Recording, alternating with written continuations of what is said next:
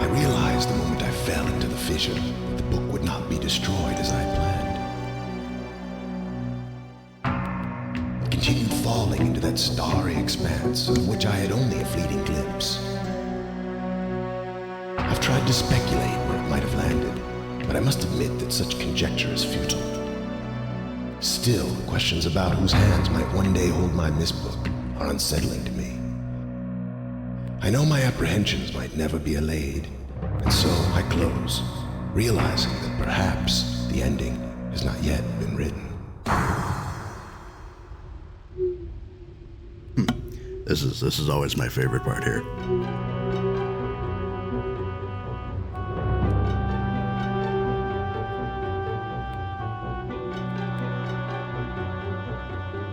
Kind of just as it pans forward on the island of Myst.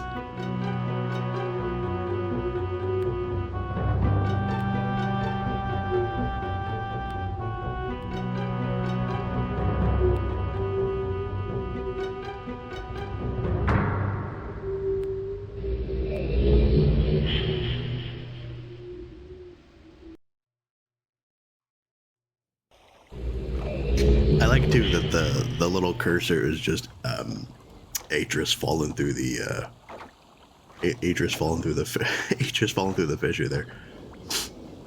So let's just save that here real quick. So good afternoon, my little helpers, and welcome back to Flashback Friday. I apologize that we're starting this an hour late, but some things cannot be helped. Or cannot be helped rather. So let's see, I'm trying to think. So originally, this was a point-and-click puzzle game. I want to say it was from '95 through Cyan Software, and you know it was mainly still images back then. This is the realMYST Masterpiece Edition. Real being the water is translucent and visible. There will be a day-night cycle. You know, if you're unfamiliar with this game, there are no jump scares. The whole point of it is just a quick puzzle adventure. If you're new to it, especially, you know, when I was a kid, it takes you hours to figure it out.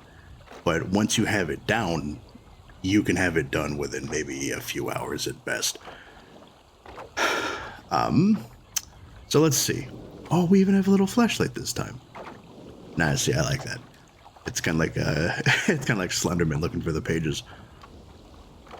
So let's see. We start out on a dock. I guess the first thing would be,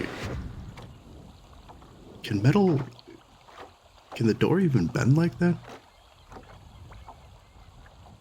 See, now I'm more interested about how he got, or they whoever, about how they got the door shaped that way.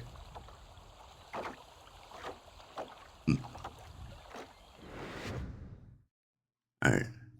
So the whole point for me, and I absolutely love this game just for this soundtrack, you really have to listen to the ambiance.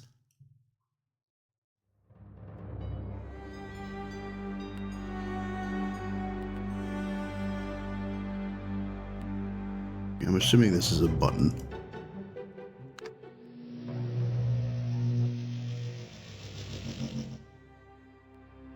Okay. Can we talk about this floor, though? You want to talk about Gilded Age. Honestly, if I had the disposable income, I'd probably put that in like a bathroom or a pool house or something. That's fine. That's fancy. There we go. So settings for the dimensional imager, which I'm assuming is this thing over here. I should probably turn that down. Go. So water turbulent pool. Oh, okay. So just judging with the setup, I'm assuming this is a projector of some sort. So let's see, let's go through the options here real quick. So marker switch diagram at 47.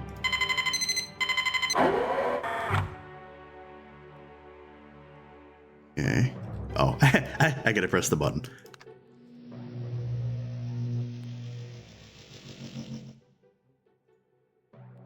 All right.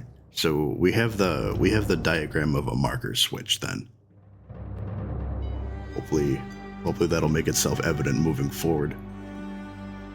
We talking about how pretty this blue, purple, like violet light is.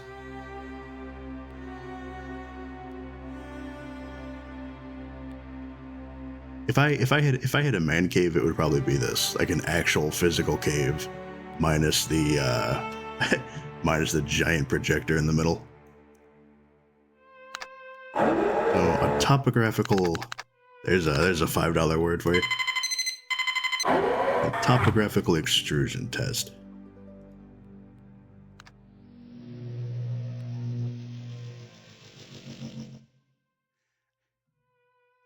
Good afternoon, Peter. How you doing? So is that the island, or is that just an extrusion of a random piece of land?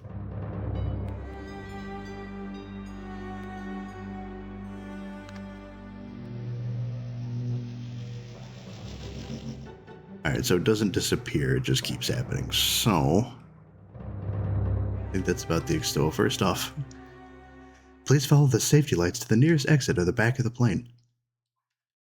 There's that door again. How do you get the metal shape like that? So let's just take a quick look at our surroundings here then. We have, okay. Alright, so first and foremost, there's that marker switch they were talking about at the extrusion pool. Or the projection pool, rather. Reflecting pool? Reflecting pool, I guess. You go, so, anything special about this? 3, 4, 5 rivets on the one side, 5 rivets on the other. 3 on top, what is that, 5, 25, 28? I don't know if that has anything to do with it, but... Tell me that water doesn't look refreshing, though. It's no Lake Michigan, but I'd go for a dip. Well, at my size, we don't skinny dip, we chunky dunk, right? Is that like, what is that? Is that Benjamin Franklin or something? I have no idea what I'm looking at. But I'm assuming that's the crow's nest, so we gotta find a way to raise the ship then. Please follow the safety lights. There's just a menacing gear up on the top of the hill. Oh, there's another marker switch, so that's 2. That's 2 of these, right? We talk about how nice this wood is? I think that's, I think these are oak or pine trees.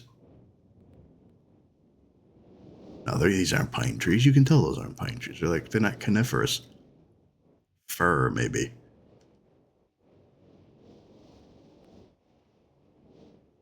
Oh,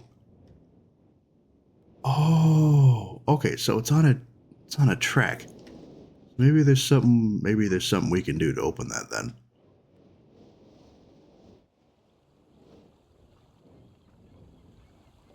I want to know who their mason is. I love that stonework. What do we... Oh. Look at the little flowers. And the grass with its textures. Clearly looks a little 2D, but you know what? It's verdant and it's lush, so you know they must be using Scott's Turf Builder or something like that. So what's this say here? Catherine, I've left for you a message of utmost importance in our forechamber beside the dock. Enter the number of marker switches on the island into the imager to retrieve the message. Yours, Atris. Okay, so are we Catherine then? Or are we just some schlub that happened to walk into a portal? I don't think it ever actually explains how we ended up here, but... Alright, so marker switches on the island. There's 2 of them. 3. Oh, hey! There's that same... What is that, King George and his whipping boy or something? Page and Squire? It's the same Ben Franklin thing that's on the crow's nest. I'm sure that has something to do... Well, let's see what's in here then. Is this just an insane asylum chair they thrifted or something? At a police auction or what? Oh, we can get into it. Oh, there's dates. My God.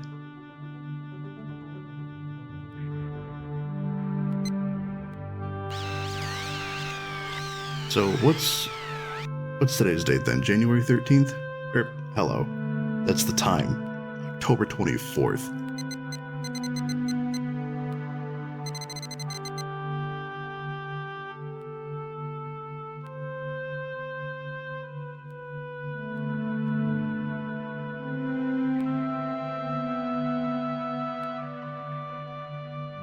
So October 24th, 2025.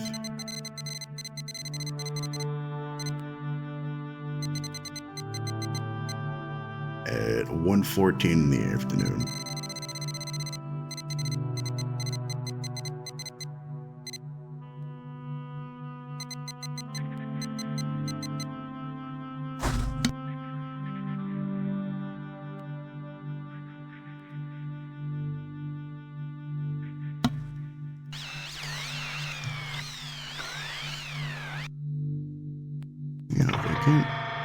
Can't really see what it is that we're looking at here. Is there a way to dim the... Oh. Ooh.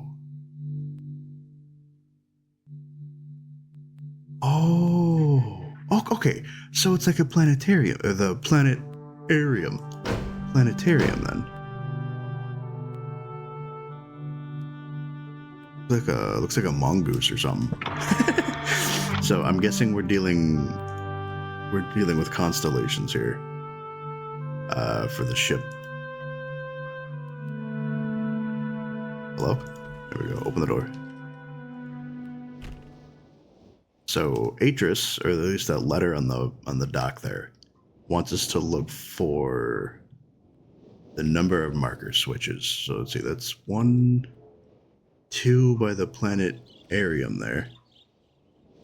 3, 4 is 1 by the gear, 1 by the ship. 5, 6, 7. Doesn't look like we have a way to access that one, but 8. So he wants us to go to the 4 chamber and throw this into the dock then. Don't mind me just cutting through the lawn, you know. Especially when you've got this well-manicured and well-manufactured pathway.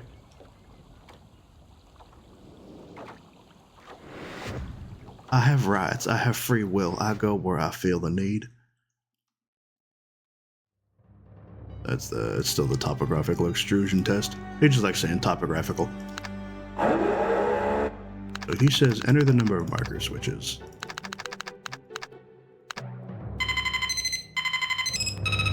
Oh. Is it going to blow up on me?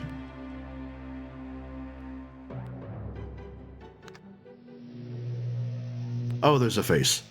Catherine, my love, I have to leave quickly. Something terrible has happened. It's hard for me to believe. Most of my books have been destroyed. Catherine is one of our sons. I suspect Agony, but I shouldn't leap to conclusions. I'll find him and Cirrus as well.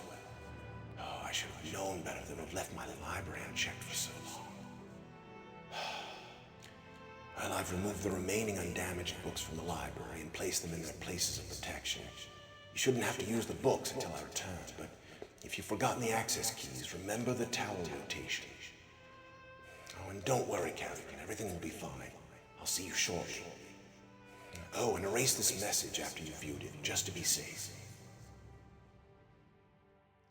You can tell that this is an updated version because I vividly remember in the original that he went through his speech just a little slower. And he had those classic 80s, or like early 90s, no, it's like late 80s aviator shades, because that was the style back then. So he says, erase the message after you've seen it.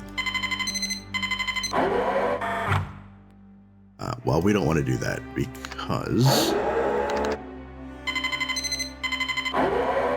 we'll leave it to the water turbulent pool in case anybody comes in after us.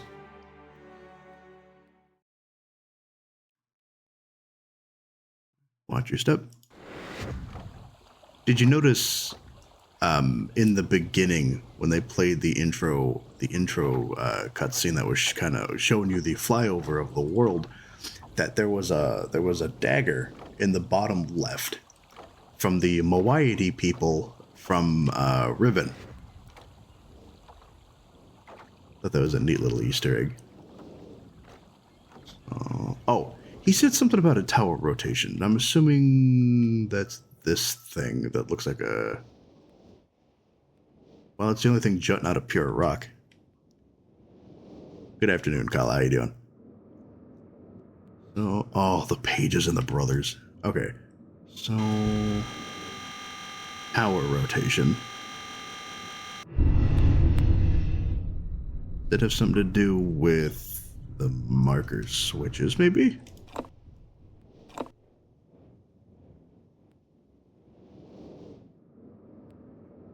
Oh, okay. So we need to go turn these on, and forgive me for just walking down the cliff. But you can't walk back up the cliff, though. We're not playing this by Bethesda rules where you can just take your horse up a 90-degree sheer cliff face.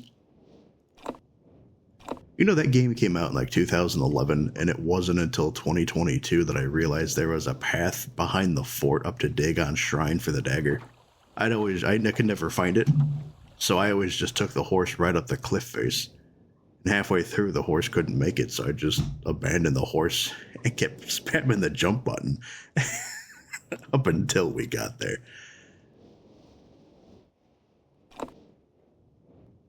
I like the color. Very Close Encounters of the Third Kind looking thing. Or Jules Verne, rather. Play the 5 tones.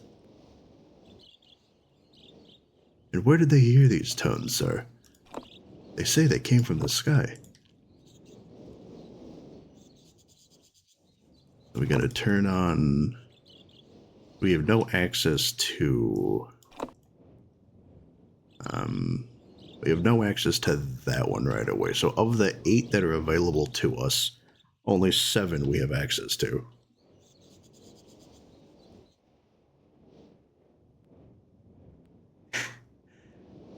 Yeah, I feel that 100%.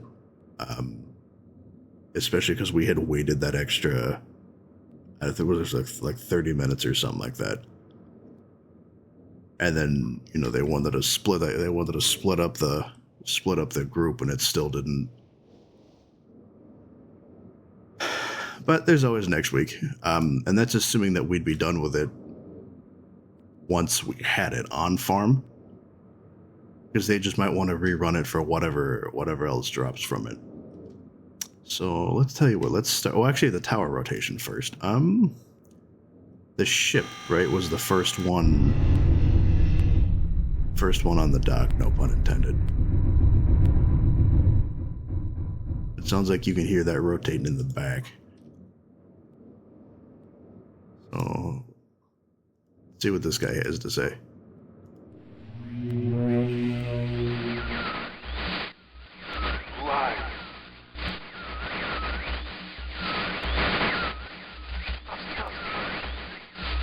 Bring me a red.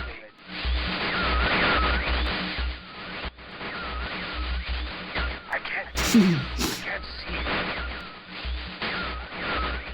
Need a red page, you must.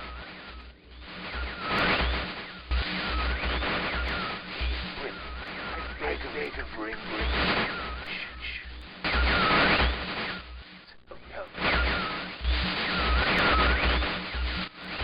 I am serious.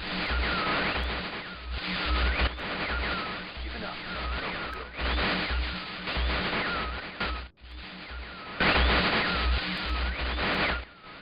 There is one thing I need to rescue.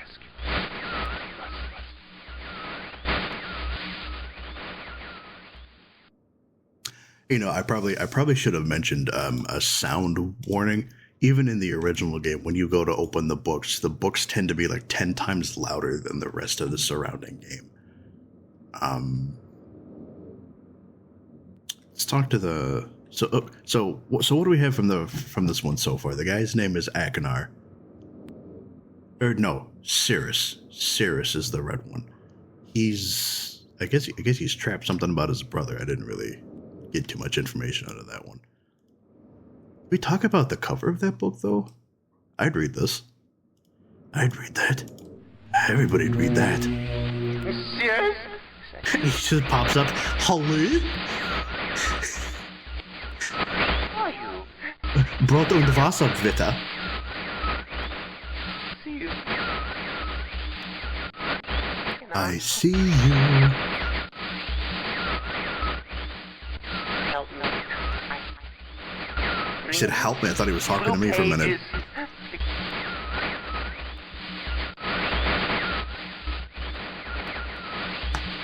Never, never. Just...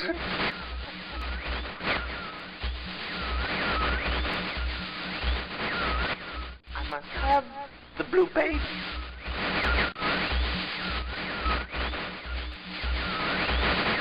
Bring them to me. I know you can't really make out what they're saying, but they have the transcript for it on the Myst wiki website. So when I get this, it's divided and put up to YouTube, I'll have that in the description or the subtitles for you. One thing I actually want to mention that I thought was a pretty neat reference, as Blizzard is known to do, is that for our World of Warcraft players, if you remember going through Korthia, you had to find in Shadowlands. You had to find these archival you had to find artifacts, and you had to bring them to the archivist on the island of Korthia. There are 2 books you can find. There's like the Tome of the Mad Sorcerer and the Tome of the Mad Witch. And there's a red version and a blue version, and it says there's a voice inside that desperately screams for azure or crimson pages, depending on which book you pick up, and this is what this is a reference to. And this game came out in 95. Shadowlands, I think, was like 25 now, 22? Something like that. So that the fact that they're making a reference to that over 30 years later, I thought was pretty neat.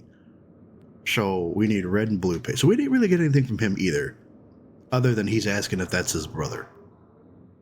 Or I guess he was asking if we're his brother. Just this fat little Holly. Looking for his sausage.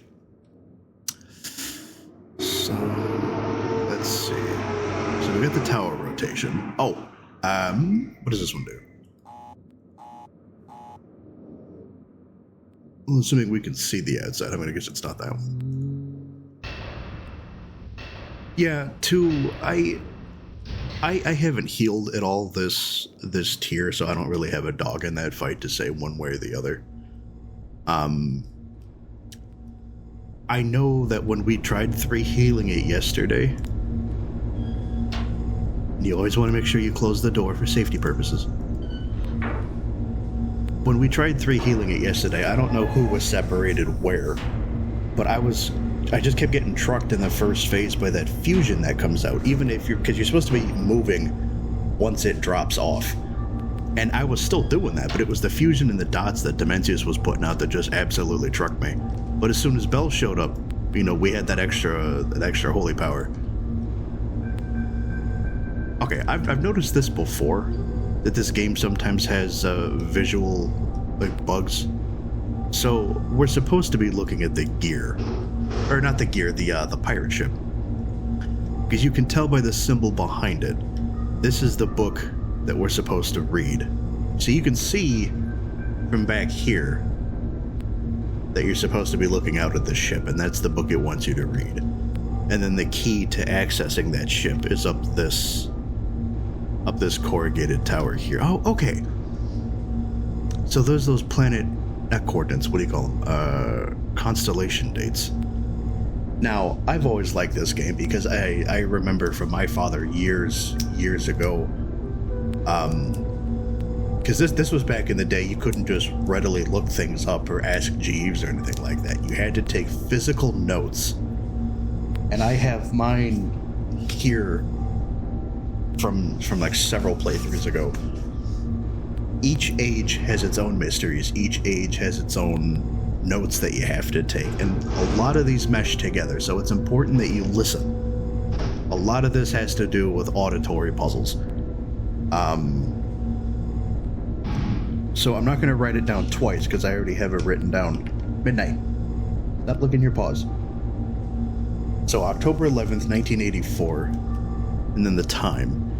January 17th, 1207, and November 23rd, 9791. So we need to go put those into the planet area.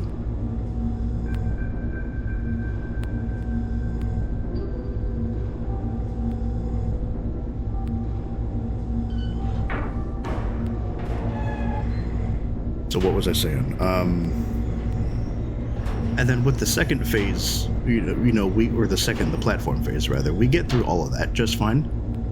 It's after the null binder, it's killing the ad that would otherwise truck us if we get pushed back into it, because that's what was killing me the first and second time. Just being pushed, because Priest has no survivability outside of Power World, Shield, and Flash Heal. I can't Flash Heal while I'm moving.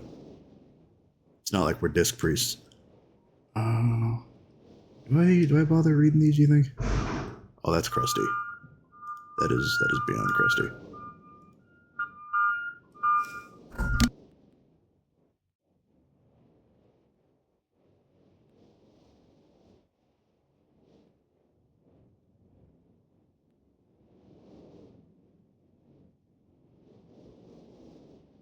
I have said this time and again. It is always when I try to do something that all of a sudden the parking lot and the world seems to wake up. I was doing something the other day and they just decided to start mowing the lawn, which is obviously picked up through the open window here. And then even though the guy usually comes for trash at 8 o'clock on a Friday, he's deciding to come through at 1:30 in the afternoon. So that's just my luck. So give me like 2 seconds here.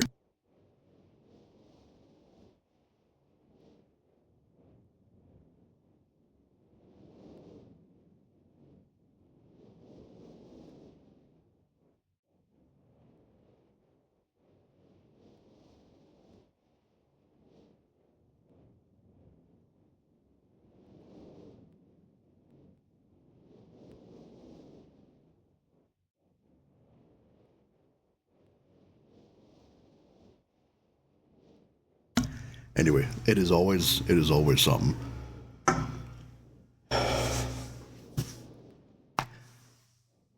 I'm not gonna my final word on that is I'm not gonna question how it is he separates you. Do what you gotta do. All I know is I need to show up, hit my buttons, make sure I'm grabbing the first orb, unless he wants to go back to doing it. As long as I show up and I take care of my spells, that's the important part. Emmett was the first to live on the rocks. He named them the rocks because that is what they were, a group of sharp rocks clustered together in the middle of a large sea. This was where Emmett lived. He enjoyed his life. Emmett would occasionally swim to nearby rocks, as it was never too far of a distance. One day, another person appeared on the rocks for no apparent reason to Emmett. Emmett named this new person Branch, because I guess they didn't have Google available for anything else. Emmett and Branch quickly became friends, swimming and hunting for fish together often. Emmett showed Branch the simple cave in which he lived on the largest rock. Soon, Branch discovered a place where he decided to live, also on the same large rock. The sun always shone brightly in their world, and the water was always dazzlingly clear, allowing them to see almost to the deep ocean floor which surrounded them. Though the sun always shone, and my flashlight is still on, there we go, it was never too hot for the boys. A light breeze always came from the north and cooled the area down. One day, while Branch was swimming and having fun in the water, he noticed another boy swimming. Branch brought the new boy to Emmett to find out whether or not to execute him. You dare impede upon my kingdom? Branch brought the new boy to Emmett to find out what to call the new boy. Emmett said the boy should be called Will. Okay, so now this is just the plot of Fable 2. We've got Will. I forget what the other two heroes were called. Strength and the finesse one. Branch, Will, and Emmett. Will was soon a part of the group, and all three of the boys swam and enjoyed their perfect world. At least that is the story I was told when I arrived today on the island. Emmett, Branch, and Will were surprised to see me at first, but even before the night ended, we were all becoming good friends. Today, the second day on this newly created age, a strange thing happened. It was not strange to me, but the three boys did not understand what was happening. While I was relaxing under a large tree on one of the smaller rock islands, it began to rain. Real quick, I want to go back to this. If this is only his second day on this newly created age, how long ago did he write it that not only are there three people, but they're of an age that they can swim and talk to each other if he's just recently put it into existence? How fast does time-space move? What is this, Stoneship? In the Stoneship Age. Although I guess I'm thinking too hard about this. It was a nice rain that lasted for about an hour in the morning. Excuse me. I explained to the boys that the rain was not harmful, yet they obviously still feared it. Before going to sleep tonight, I told the boys I would leave the following day. I told them that while I was gone, I would make a surprising change in their world. They didn't understand. Not that I expected them to. I still do not fully understand what happened today. I was experimenting with the art, testing the limits of the rules as dictated to me by Father, which sounds a little culty. I attempted to create a boat by writing it into the world. I thought everything was planned correctly, yet somehow the boat had become gripped by the rock and broken in half. Although this test did not turn out as I had hoped, I now have answers to a few of the questions my father never answered. Mainly, why did he not return with the milk? Where has he been? As for the boat, I can see the boys enjoy it anyway, and with that I am pleased. They have played on it all day. Even though the boat cannot move, I have enjoyed studying from it. It is a much sturdier platform than the jagged rocks. In the course of my observations, I have learned some very interesting things regarding the solar system of this age. The nights are absolutely beautiful here. I have made note of and named a number of constellations that pass above me. Also during the night, I catch glimmers of light from the horizon, which I have not been able to discover if it is created by some natural phenomenon or by additional people on far-off islands or rocks. I should very much like to discover which. I rather suspect it is additional people, which would explain the appearance of Branch and Will. The rain today was slightly heavier than usual. Just when the boys were getting used to the light rains, a small storm arrived. They were frightened of the heavier rain, not to mention the thunder and lightning. Very, very frightening. If rain has never fallen here until recently, as the boys tell me, I would like to discover why it is falling now. Regardless, I have decided to return home for a short while.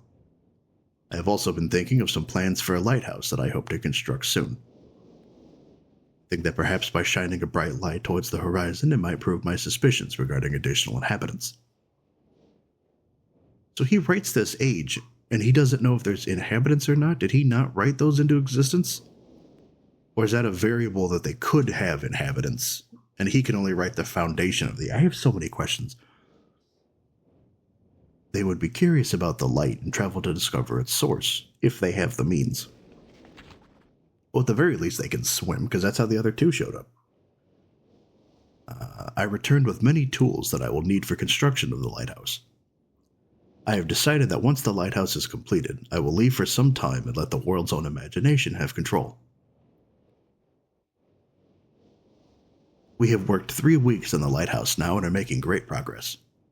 The rock that we are building on seems to not be as secure as I would like. I have had to alter my plans slightly, but those alterations pose no real problem, not for a master of the art. The boys are quite strong and have been helping me immensely. I estimate construction will be done within 2 days. The lighthouse is finished, and we are all proud of our creation. The boys are amazed at the structure wrought from rock with their own hands. That evening we powered up the generator, much to the boys' dread at first, and shined a great light to the horizon for many hours. I stayed the night in the top of the lighthouse, and in the morning awoke to observe the sunrise without my being coated with the chilly blanket of ocean dew I had become accustomed to. It was Will who first saw the girl.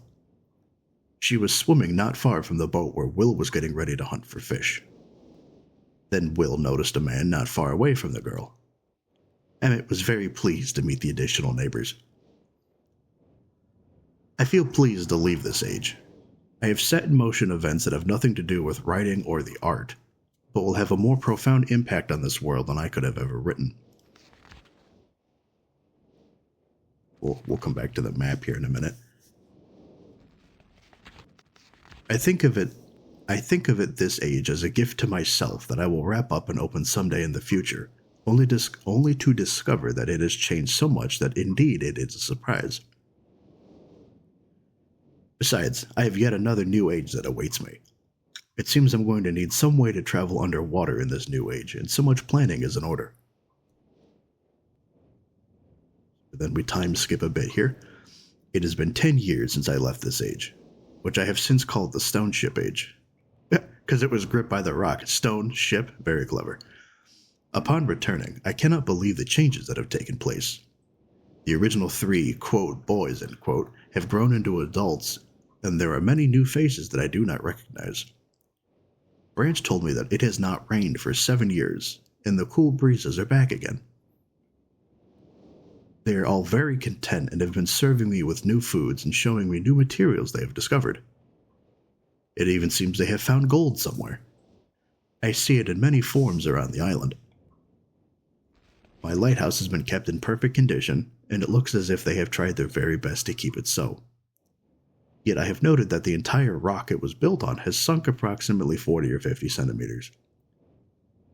After a wonderful visit with my old friends, I wonder aloud with them what things will be like here in another 10 years. And then at the back of the book here, he's got diagrams. I'm assuming these are constellations that we're going to find by inputting these dates that we have into the planetarium asylum dentist chair.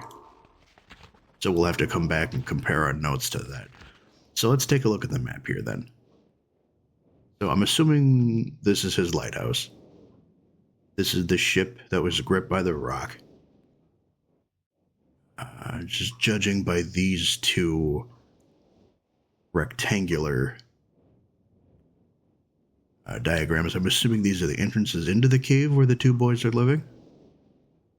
Something to do with a parasol and an umbrella corporation. And it looks like there's a platform that leads up to a telescope, it looks like. Alright, so... Ooh, the sun is setting. Sunsets on the island of Myst are absolutely gorgeous.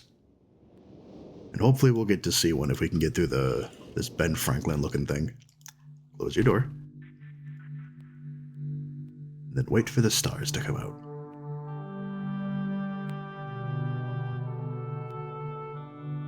This... Just speaking as a Myst fanatic myself, this whole soundtrack by Robin Miller, and that's Robin with a Y, can be found on Spotify, Apple Music, and a few other places.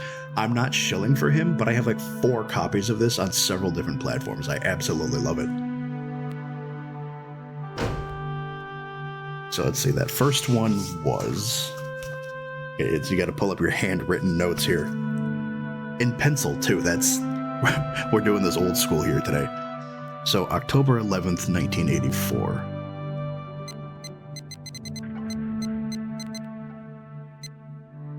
Oh, that was easy. 10:04 a.m. 10:09.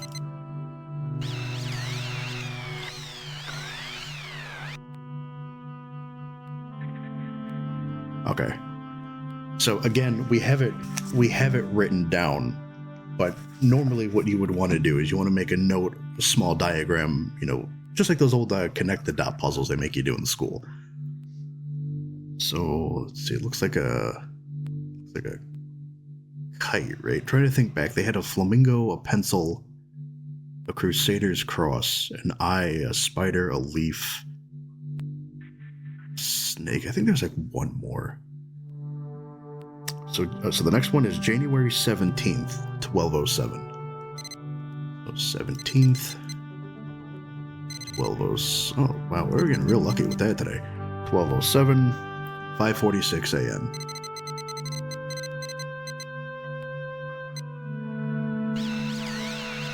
My other question is, how long was he on this age that he just recently created as of writing that book, that he's able to, like where is he pulling these dates from? You know what I mean? We're going from 1207 to 9791, and you can't tell me that he spent over 8,000 years in one book. Assuming to be dead by now. It looks like a question mark, right? But they didn't have a question mark, so that's probably a snake if I had to guess. And then November 23rd, 9791. That's just before Thanksgiving, isn't it? Isn't that usually the 25th? I mean, it's the whatever the fourth Thursday in November falls on, but 791. And this is the only one with a time in post-meridian. So 6:57.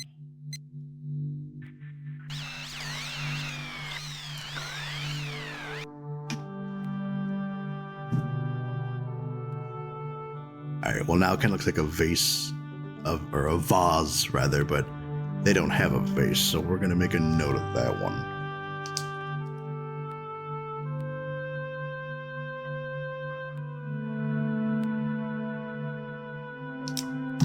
Alright.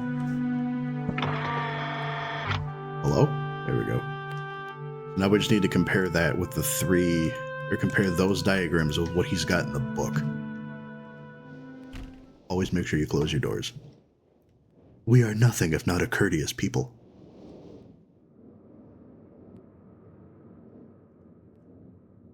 Oh, right, Stoneship. Alright, so that first one... So that first one was the kite-looking thing. Okay, so we have a leaf. I wonder if it matters what order you do these in. So the first one for October 11th, 84 was a leaf. Alright. The next one was the question mark looking one. This one. So January 17th, 1207 is a snake. And then November 23rd, 9791. Oh yeah, there's an anchor too. There we go. That's the vase looking one. So so we have a leaf, a snake, and a spider. And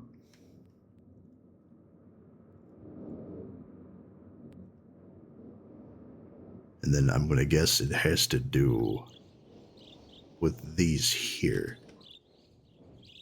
Got your leaf. Does it matter if you click the wrong one?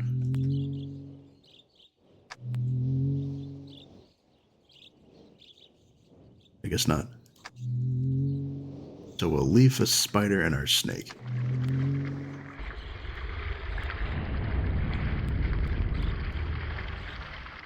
There she blows, Captain.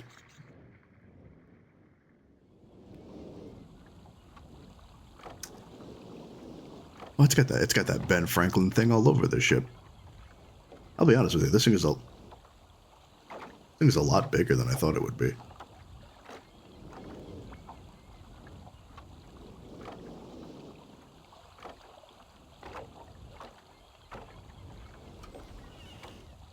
Ew. I don't know that I would have chosen that color. So how does this boat have electricity? What is that connected to that he's got a fan running in there? Then I guess if you need some sort of light source. Can we close the door or no? No, I guess not.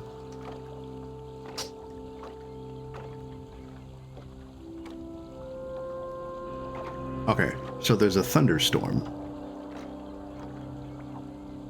that had frightened the three boys, Will, Branch, and Emmett, that Atris was, I'm assuming he's the author, that Atris was talking about. So it looks like we're not going to have any cool breezes and warm days. Which is just as well.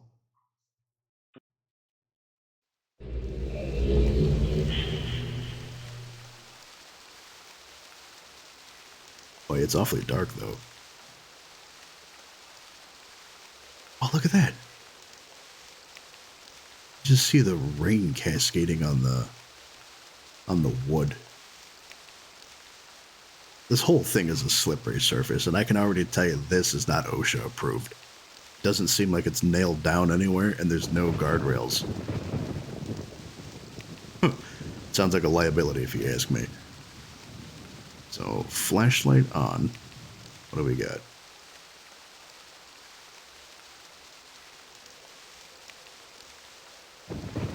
Okay, so this is the ship he was talking about, gripped by rock. Is this a doorbell or something? No. And that's flooded. This is nailed down, but there's no guard. Oh. Music just starts out of nowhere. Oh, hey, there's the Umbrella Corporation thing we were looking at before, the little parasol. Not a parasol, it's an umbrella, right?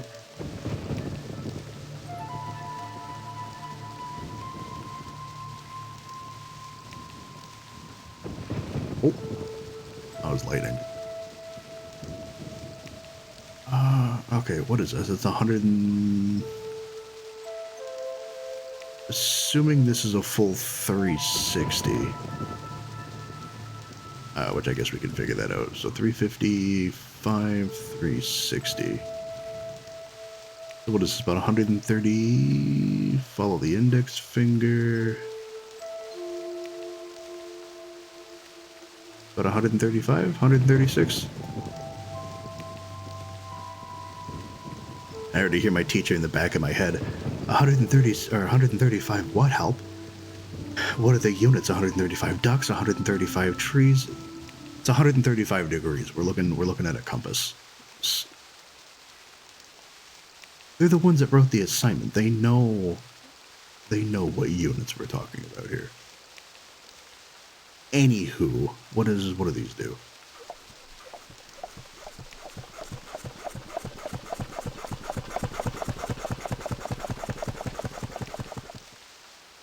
Oh, you notice that the Ben Franklin looking thing is silver in this dimension, or age rather. Yeah, that's still flooded, as is the ship. So I'm assuming that pneumatic pump went to. Yeah, there's no way that's OSHA approved. Or the broken glass. I'm gonna be writing a report when I get home. I'll tell you that.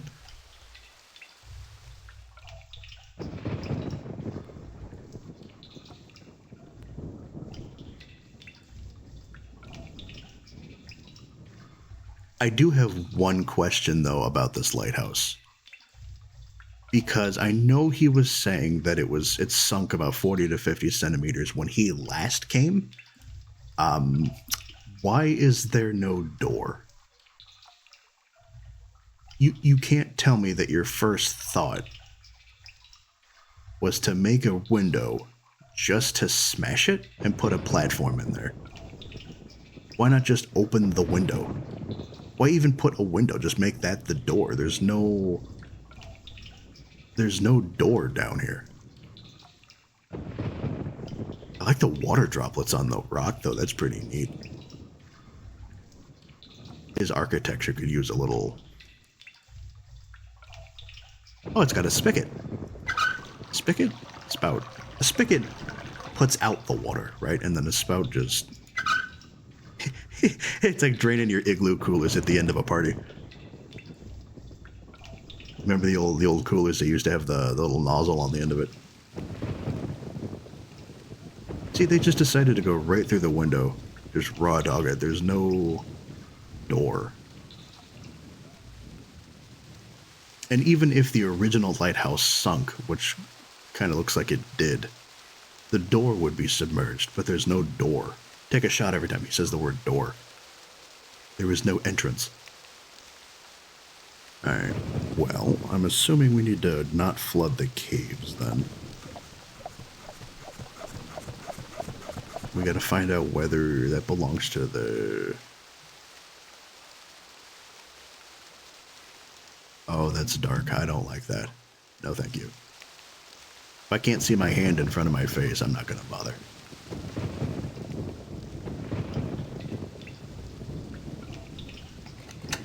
You've used key to unlock chest. You've been awarded with another key. Just a cosmic joke at this point. It's a floater.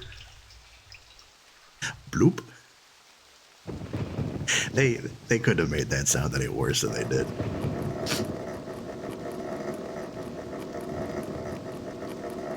Oh, what do they call this in industrial craft? A Stirling generator? Because you have to rotate it by hand.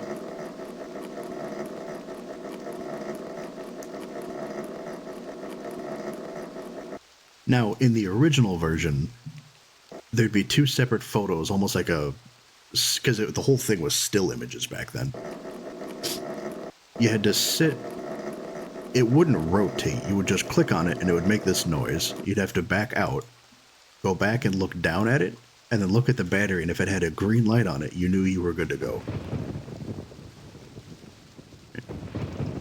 So if there are makeshift broken glass... I love that your character just lowers their head, too, as they go through the hole. As they go through the entrance there. So, I'll tell you what, let's do this one first, because it's on the other side of the island.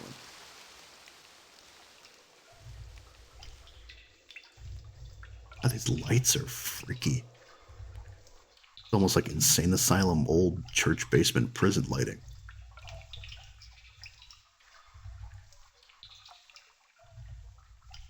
It's quiet though. That looks a little concerning. We'll come back to that. Actually, keep this in mind. I have a point I want to make about that too.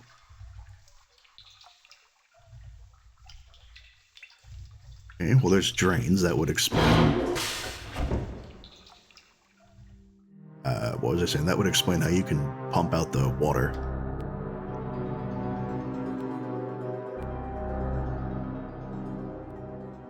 Not too sure who this guy's interior decorator is. The swinging lamps without a breeze is kind of freaky. Makes me wonder, oh. Wait, so the red one was Cirrus, so this must be Akinar's room then. I'm not gonna lie, I kind of like the sternum ribcage. Is that a candle? I like the ribcage lamp though, that's pretty neat. I don't know that if I have the balls to put that in my own place, but also the masks are kind of freaky. That's going to be a recurring theme though in a lot of his rooms, you'll see. Oh, that's pretty. It's pretty high res too. Oh god, it's 2-dimensional. Wait, is it moving? So if you look at it the right way, you don't even notice that it's moving.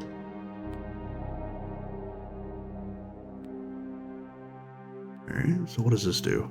Oh. Morbid.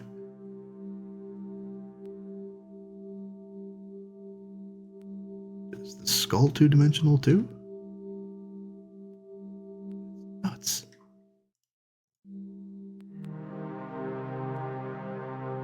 Personally, I prefer the rose, but I don't like skulls. It's freaky. So the first thing you want to do when you're a guest in somebody's home is ransack their drawers. By drawers, I mean the drawers in their chifforobe or credenza or whatever this is. So he's got like maps of the New World or something. I can't really read whatever language that is. Don't look like any continents I've ever seen.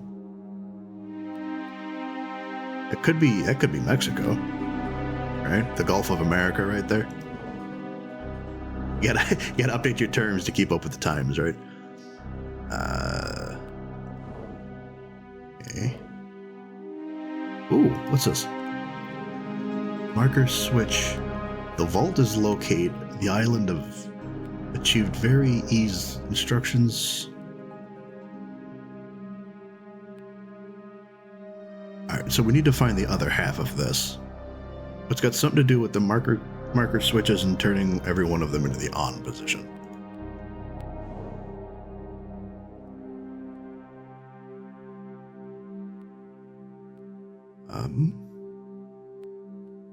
Really too sure what I'm looking at here, but map of the new world maybe?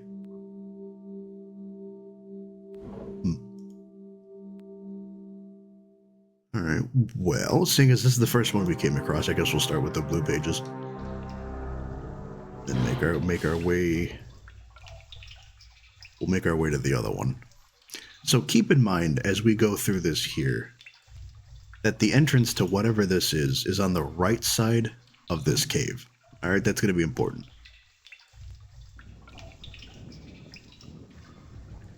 Try not to slip on these really wet stairs here.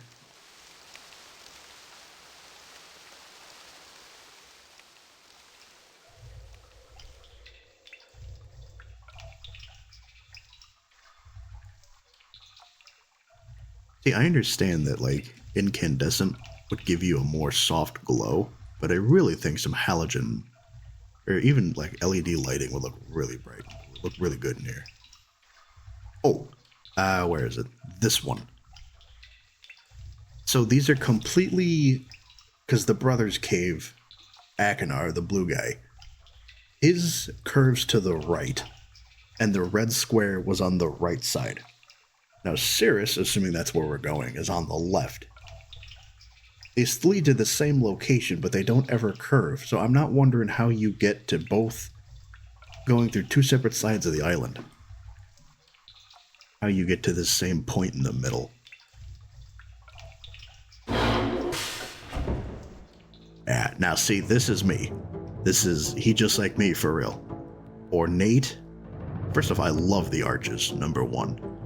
No idea where he got the wood from. Is that a cherry? Like a mahogany's a little darker, right? Like a cherry or something. He's got crests. He's got plants to liven up an otherwise dull room. It's ornate. It's gilded. It's very well done. But do you think that has to be written in, or did he have somebody build that for him? Because these are the two rooms for Branch and Will. Prior to the arrival of the brothers, and I can't imagine that he would have had them do it. Not sure I would have chosen the color for that bedspread, though. It's a little 70s avant-garde, but...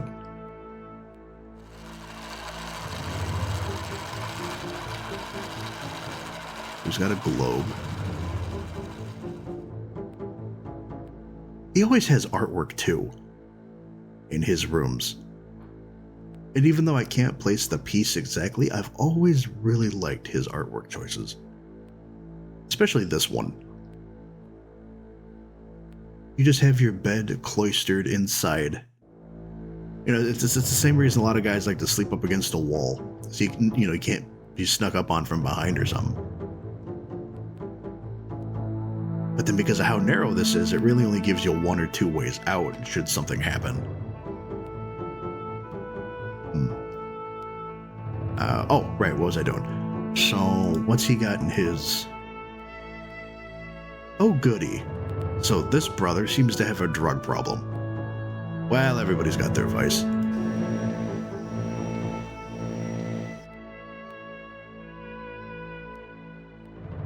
Wonder what his drug of choice is. He seems like a morphine kind type of guy. So he's got jewels in that one. It's clearly contact paper, but you can see it's supposed to be riches. Cutlery and fine tableware. Oh. Geez, Scoob, by which one of these the animators want us to take a look at? So you notice this bolt of fabric with the dagger and the moon on it. Keep that in mind. It'll be wrapping paper too, I guess. Okay, and there's his page, so we'll know to come back for that one. I really can't get over how nice this looks, though. This is one of those things that you can keep envisioned in the back of your head that you always want to like put together in Minecraft, but then I lack the skills to actually put it together. Or to make something of that ornate design, you need to make it bigger, but then it's so big that it's no longer practical. All right, so back to the lighthouse. We need to check the generator real quick. Make sure that's not going to shut down on us anytime soon. Ah, see? Just in time.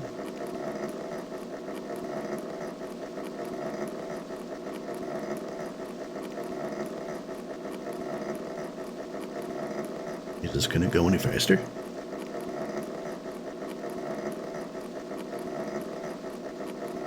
Ding! Hot Pockets. There was a prop I had bought I had downloaded from my 360 avatar way back in the day. And it was a little microwave that was advertising their Hot Pocket mini bites. And when you went to go look at the preview for the prop, of course he's going on about food, right?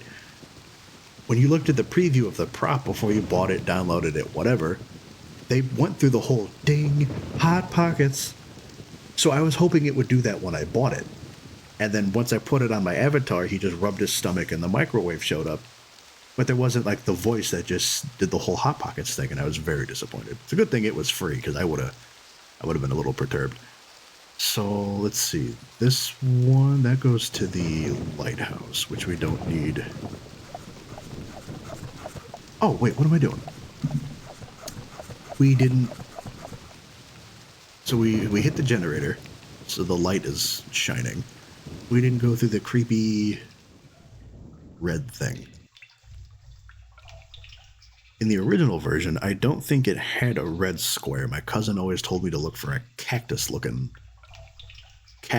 symbol, because these lights would throw off shadows and it would look like a three-forked thing.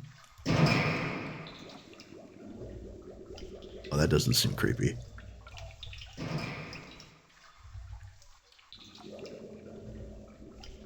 A little dark, huh? I love the ambient lighting, though.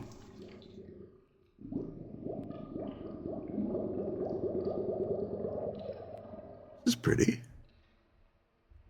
Oh god, that's hard to look at. So there's two lights? 3 lights. The whole thing is underwater.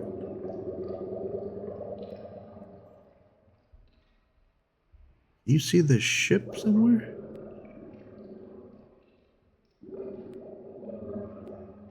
Oh, that glass makes it really hard to look at.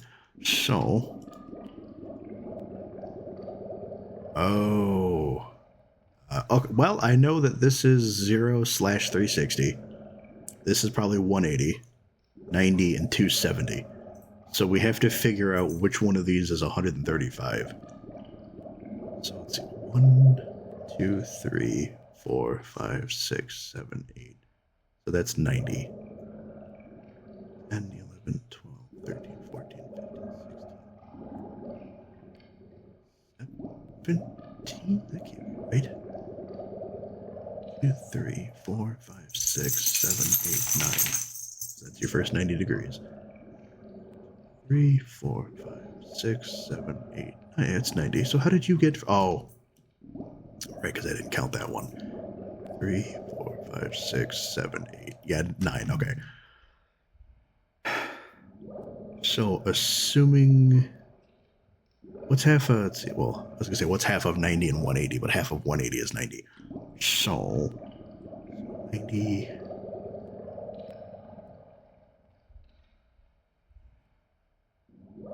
100, 10, 20, 30, 40, 50, 60, 70.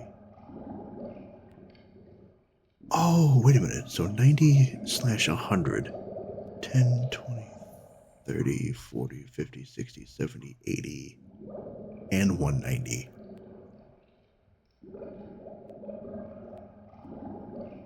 $210, 20, 30, 40, 50, 60, 70, 80, 93, 20, 30, 40, 50, 60, 0. Okay, hold up. So that's 90/100. 110, 120. Oh, well, that wasn't it. There's noises. There's noises. There's blue lights. The red mist is coming. Oh, that's the wrong way. And it just immediately shuts down the power on you. Can I say how very unhappy I am about that? If I'm in the middle of something and all of a sudden it just goes dark, I am 100% soiling myself. Just real talk.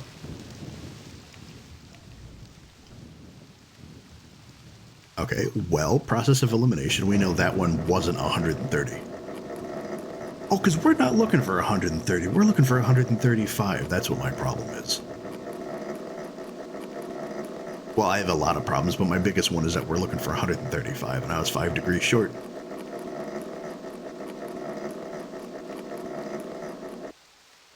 Alright, so we'll give this another try, because what's supposed to happen? Once we find the same direction on the internal compass, that is according to the lighthouse and the telescope. Where's the, there it is. Back into the creepy hole. It's like you're walking a death row. Alright, so let's take another look at this. So, 90/100. 10, 20, 30. So it's not this one. It would be like in between. Okay, I guess it's 140? 50, 60, 70, 80.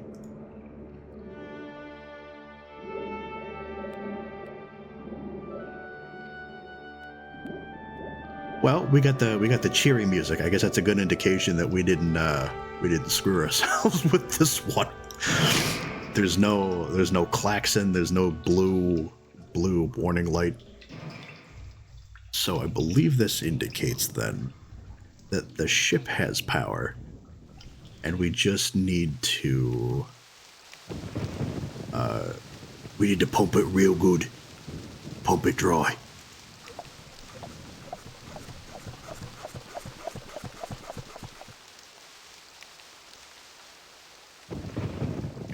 So far, so good.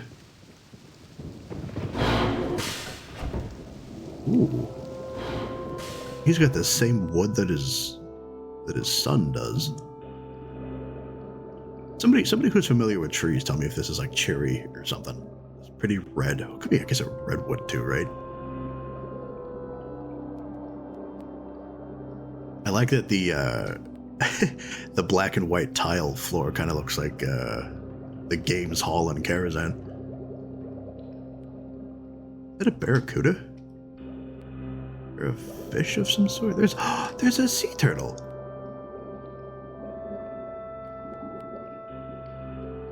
Interesting. Okay.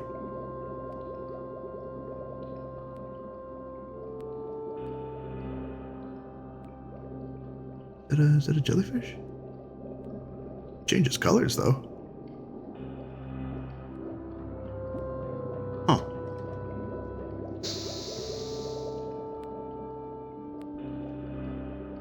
And then back to the island.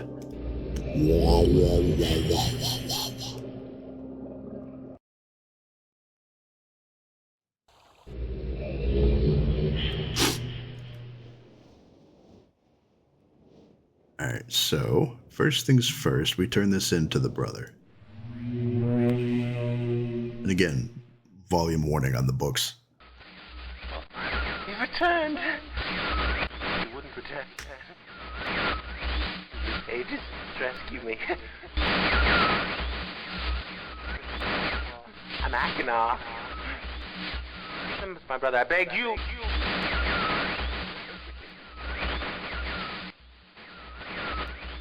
To be complete. Always blue pages.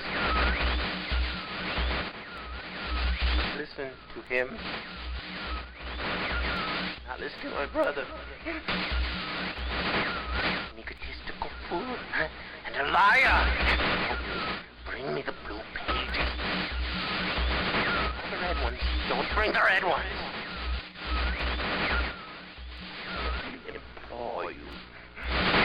I implore you, don't bring the red pages.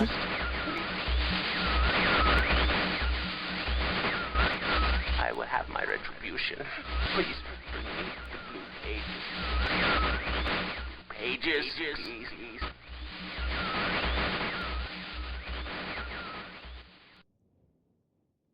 So, I don't know about you, but he seems a little unhinged, if you ask me.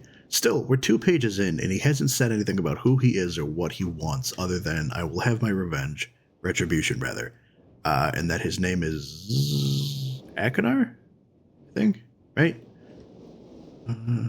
So we need to go back to the ship and get the red one. Also, nighttime on the island of Myst is dark. Where's that light coming from? Oh, we got a full moon, too. Look at that. Or at least, what is that, a waning... Did a waxing give us? Pretty high def for a... But I guarantee you, if I had a camera and I go to take a photo of it, it's going to show up as like the head of a pin. Never understood why that does that. We can see it with our naked eye. It's as big as a Kennedy $50. Well, I guess which isn't really all that, but you know what I mean. But then you go to take a photo of it, and it's just no-go. Alright, so we need to drain the cave real quick. I think it's this one. Yeah, okay. So then we grab the Brother Cirrus red page. And then we can head back to the surface. But we don't have to go through the compass again because it's already been done. So we just need to grab the page and then head back to the ship. And I cannot get over how beautiful this room is.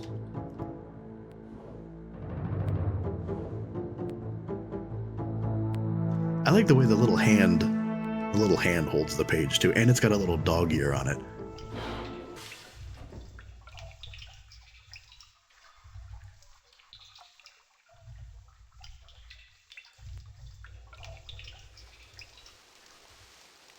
Oh, right, we gotta drain the ship again.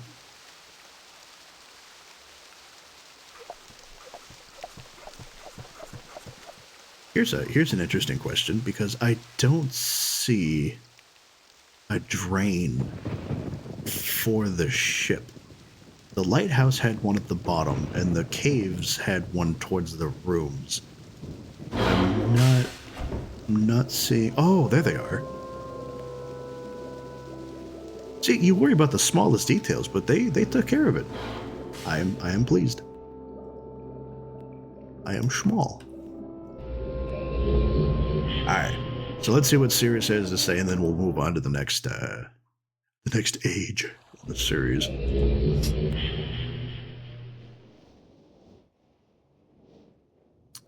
Oh, the red one. Here you go. You've returned. Thank you for bringing the red page. You must continue to help. My name is Sirius.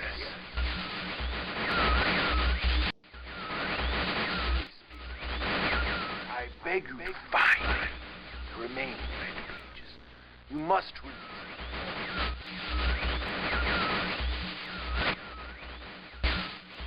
release me from this book which has become. I like his goatee. It's very Vladimir Lenin. I need more red pages. Very plight of the proletariat he's got going on. Don't waste time. Look.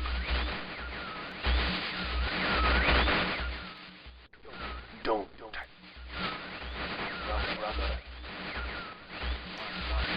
My brother is guilty.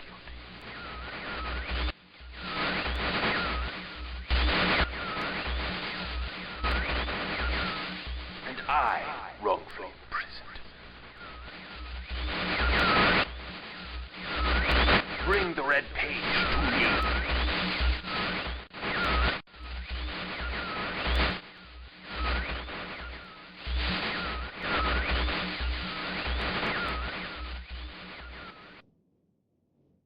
So he seems to be a little more forthcoming The only thing we have from him is that his brother is guilty of something. Don't bring the blue pages. So neither one of them has offered up any concrete evidence other than this book is a prison. This world is a prison, and I will set us all free. So, right after the ship, the stone ship rather, you can see, because we started here, so further up the dock past the safety lights for Southwest is the gear. So,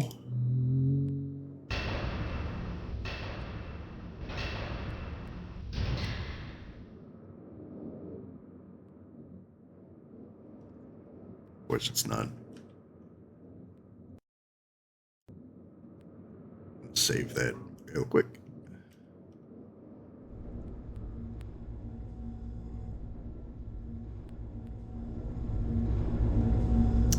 I forgot to close the door last time I was here. That is a shame. Second floor, Jeeves.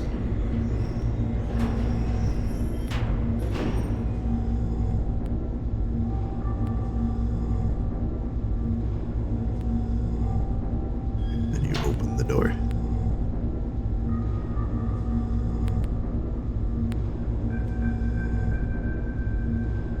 Alright, so this time you can see the gear. It's just really dark outside. Although I guess it was self-explanatory, we would have been looking at the gear. Oh, you didn't close the door. Because that is where we rotated the tower. But it's always nice to have confirmation. So 240. Doesn't say if it's ante or post-meridian, I guess that doesn't matter. You can see a reflection of the ladder in the background. Which is interesting, because there is no ladder behind us. I mean, there's that one, but it's not high enough that it would reflect. Alright, and then wait.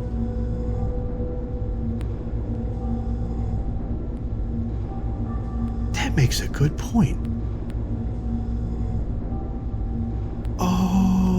Okay, because I'm sitting here, it's like, well, this is the second brass plate we've come across. Why can't we see the others? There's a cutout right here. So it's on the interior wall, which you can only see it once you rotate the tower. I guess that makes sense. So 240, and then 221 is the order. Open your door. Oh, hey, it's daylight. First floor, Jeeves.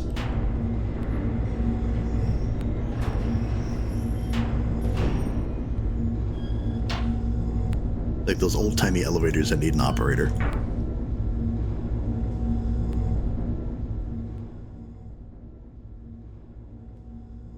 Alright.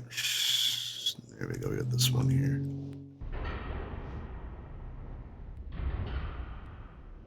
I guess it's not daylight. It just fooled me. It looked like daylight though, right? You all saw that. That moon is gorgeous. So being a gentleman of the world, I'm going to assume that 240 has to do with the clock.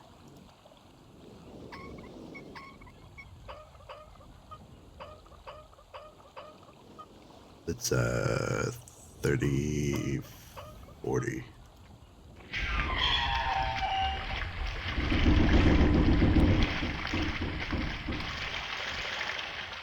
Oh, look at that. Even the pathway is made out of gears. Look at that reflection, too, huh? Jesus, that's gorgeous. So now we can finally lift up our 8th and final marker switch.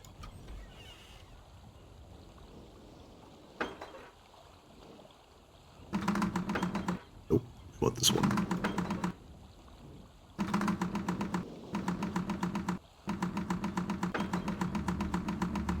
Oh, that was easy.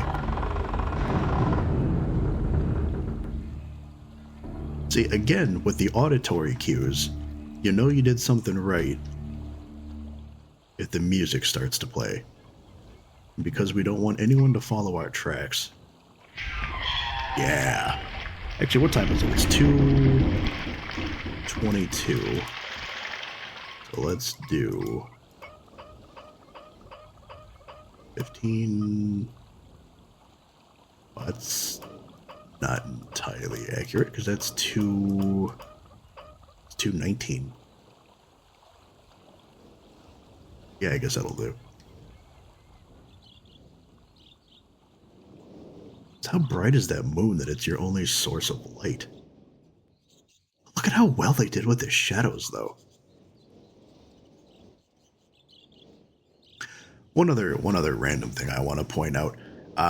If you've been following some of my other Minecraft videos, or the ones we've been doing so far, in 1.12.2, there was a, oddly enough, related to the game, XComp Wiz has come out with not come out with, because it's, I think you said it was like 20 years old at this point, right? When you play Mystcraft, the mod for 1.12.2, at least that's the version that I'm on, when you create different ages, if it doesn't have a starfisher, which leads you back to the overworld, you can, throughout the ages, it'll be dotted with little libraries like this. They won't be nearly as big, but you'll have like a section of books. And if you remove the bottom layers of books, there are chests that have pages in them, which you can cobble a book together and get yourself back to the overworld, again, if it doesn't have a starfisher. But if you travel to an age that you've written without a linking book, well, that's your first mistake. that is a rookie mistake. Oh, I am a fool and a half. We didn't read the book. The whole point of a library is to read the books. We saw the book, we read the key, we didn't read the book.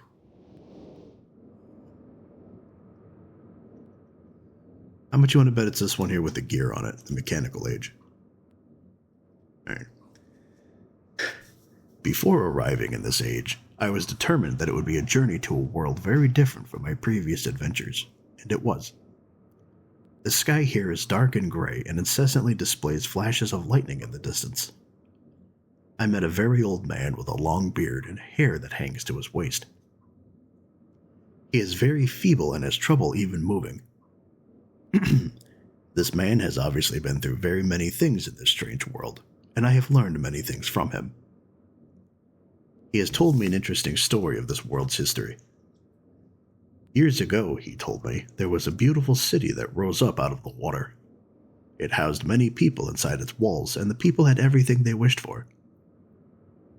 The city was surrounded by 3 high hills which rose higher than the city. On the east hill of the city rested a large lookout post. The people of the city had constructed the post expecting visitors to arrive from the east.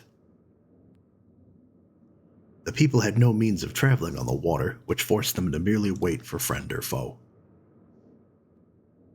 As time passed, friendly visitors brought rumors of an enemy that existed beyond the horizon. The people grew fearful, yet nothing happened. One day, the usually sunny sky became as dark as night, and black ships appeared on the horizon. The lookout post's attempts at peace were turned away, and the sentries there were easily overwhelmed. The ships continued to wreak havoc on the city, apparently destroying everyone and everything. After the foundations of the city were destroyed, the city sunk deep into the ocean and only the lookout post remained. The black ships sailed away.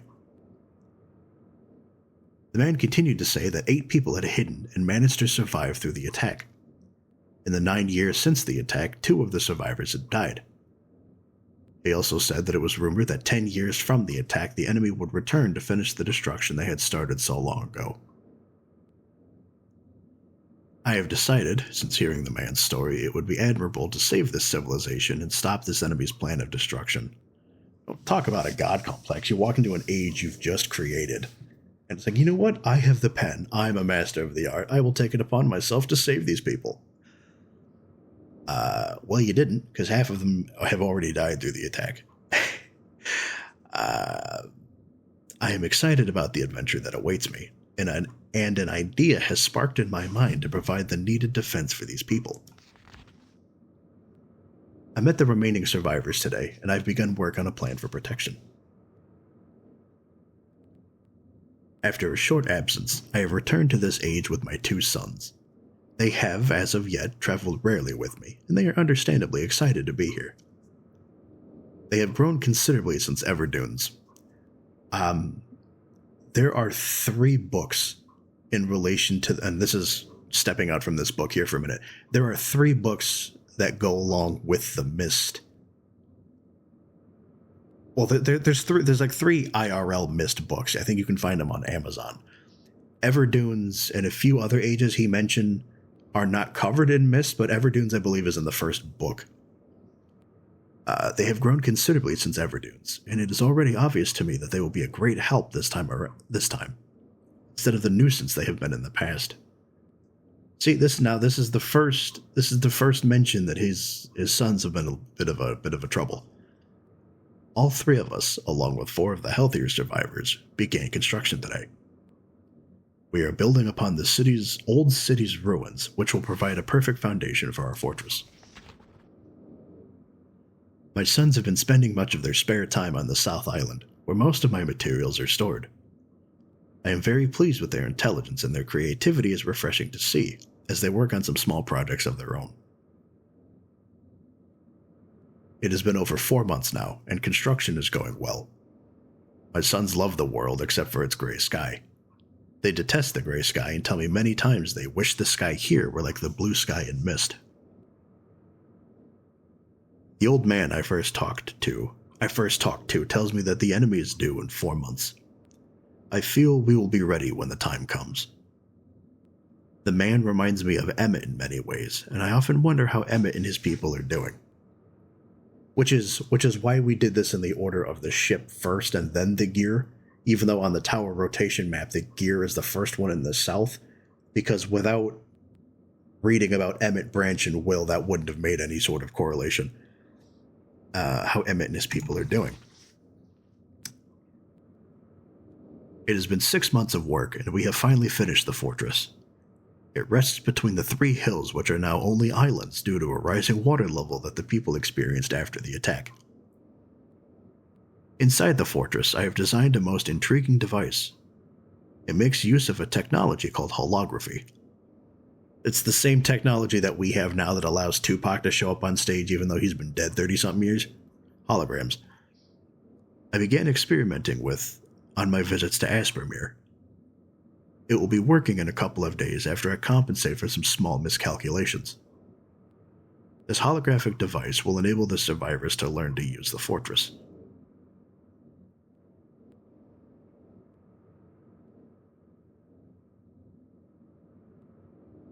Oh.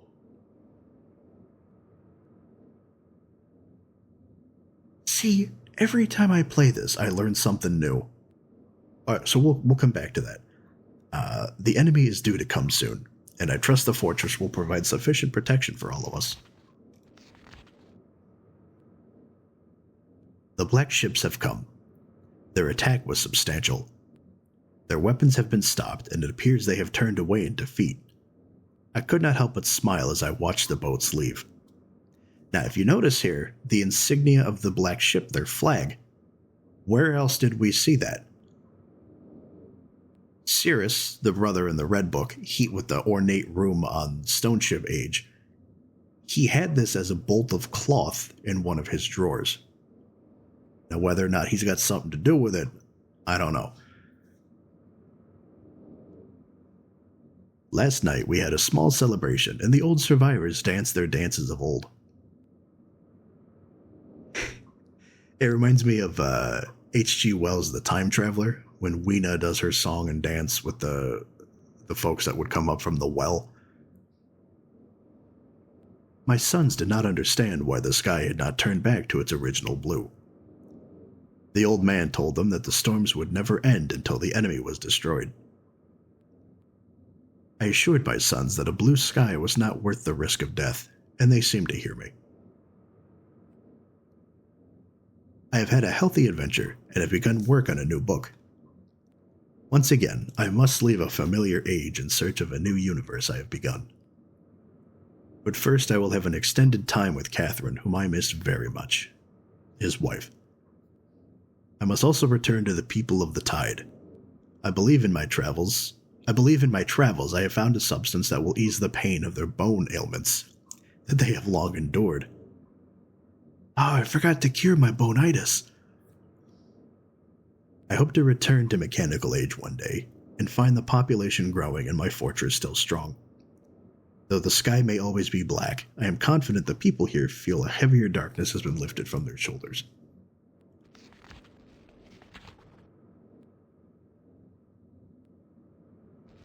So looking at this here, he was talking about holography, and there's clearly two switches. The one on the left on the graph is the power, and the one on the right with the 4 cardinal directions, west, north, east, and south, indicates where, I'm assuming where on the island you're rotating the fortress. Now, it looks like there's still 4 cardinal directions, but it looks like there's only 3 islands, or at the observation post he was talking about. I wonder why the brother has that as a bolt of fabric, though. That's interesting. Alright, so now we've read the book. Now we can go to the gear.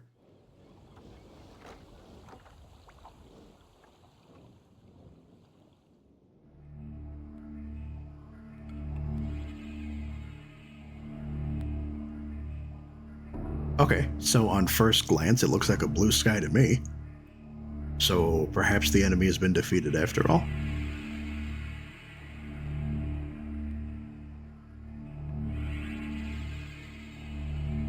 How clear that water is, though.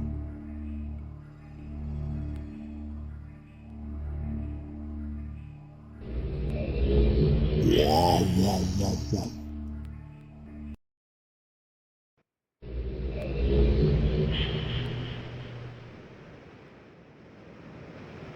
Oh, it's nighttime here on the island, too? And you can barely see the moon. It's a real shame. So what do we got? We have a gear.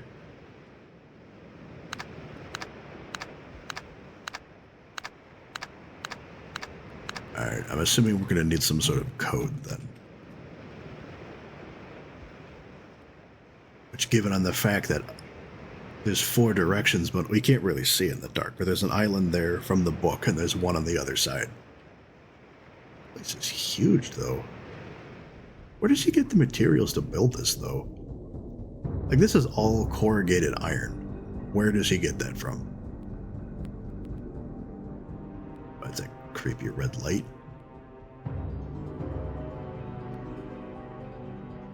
Weird looking... an animal skin or a drape or something?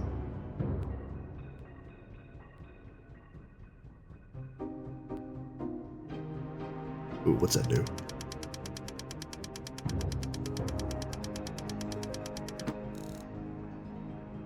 What's a Cobra?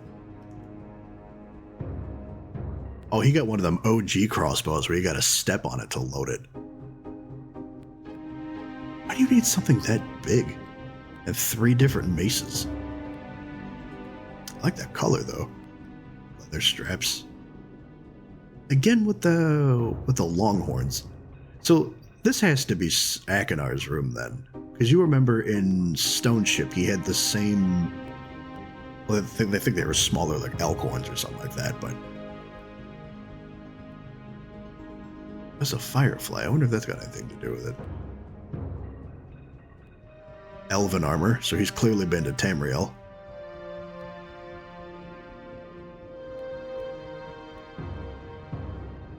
He can just sit in our throne room.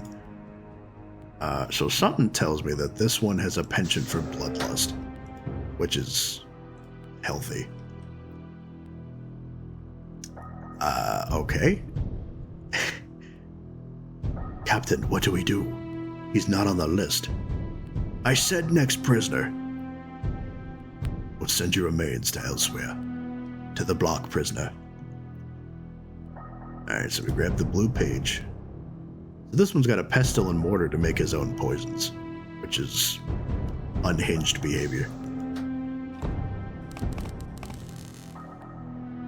Oh, good. An electrocution cage.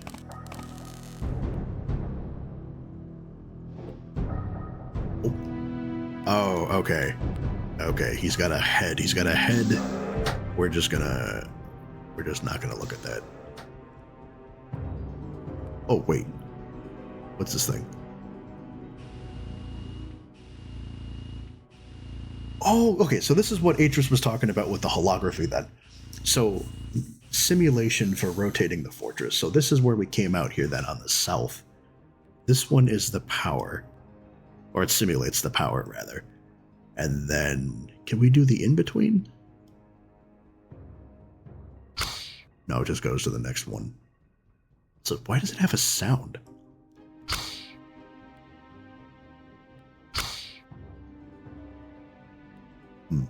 Alright, what about the other one?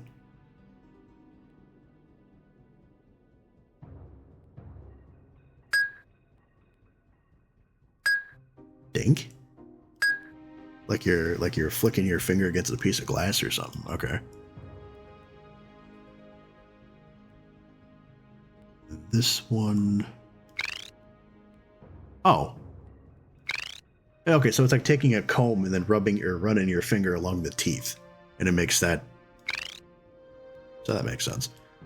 So that's west. And then what do we have to the south?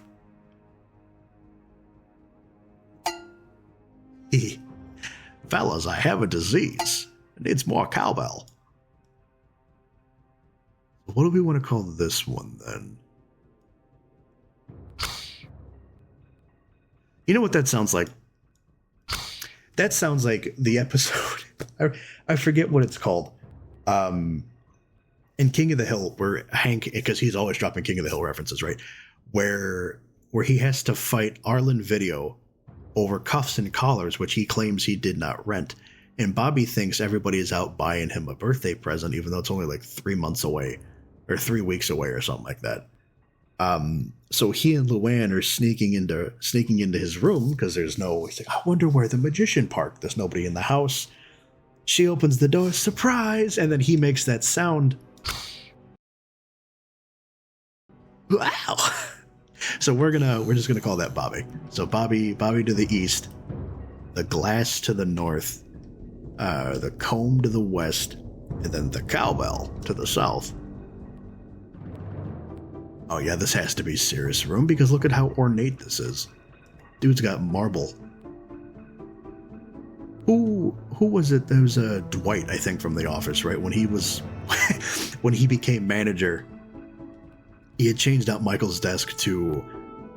Oh, it's the same one that Uday Hussein had Saddam's son, I think is what Dwight said. Ooh, you can see the stars, but there's nothing in this telescope. And what time is that? He's got 3:35 on his clock. What do these do? Nothing in particular? He's even got a fancy spittoon. I think the floor is a little garish, though. I'd question his judgment on that. And he's got chess, which is a gentleman's sport, as one does. Oh, he's got a door, too. What is that one? He at least has the decency to hide it behind a tapestry. Okay. There's the red page, gold bars. He's a drunk. Well, let me rephrase that. He's a sommelier, connoisseur. You don't have to be a drunk to have a wine cellar. But it helps. So what we've determined so far is that the other one has a penchant for bloodlust, and this one's got a lust for riches. This looks absolutely biblical. No idea what it is, though. I'm a little concerned about how hyper-realistic the eyes are on that bird. Can we talk about this? Look at it. And it's painted with such bright colors.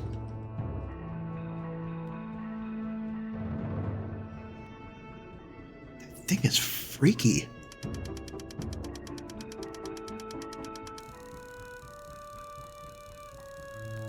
No, I don't like that thing looking at me. So he's got a model of the rocket ship. The cockpit? It's only a it's not a cockpit, it's a command capsule or something like that. got a pirate ship, but it looks more covered in gold than it is wood.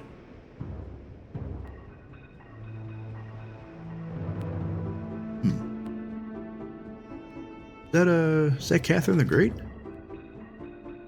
Oh, they even painted the reflection behind her. That's neat.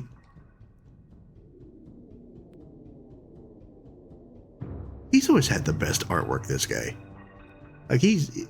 Not that I'm choosing sides, but I'm definitely choosing sides. He's the favorite of my two brothers so far. Or of the two brothers.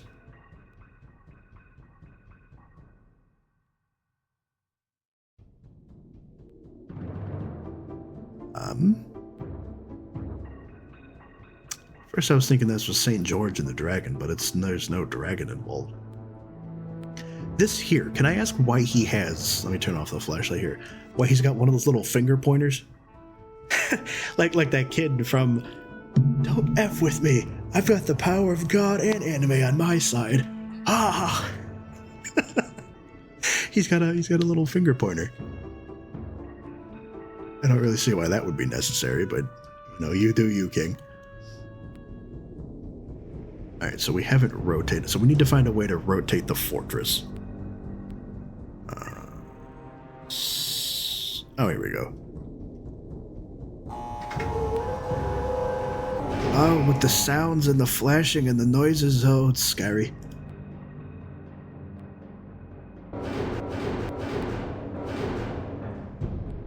Okay, well, let's assume you gotta match up the horseshoe then.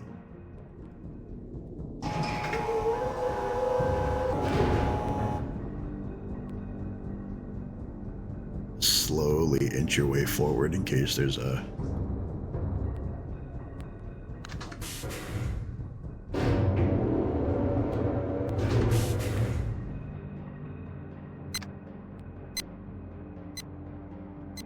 Tiles look a little bent and disheveled.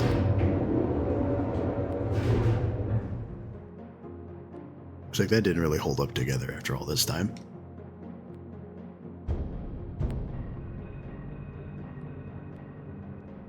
Weird that you can't see the walls, but you can see the ceiling.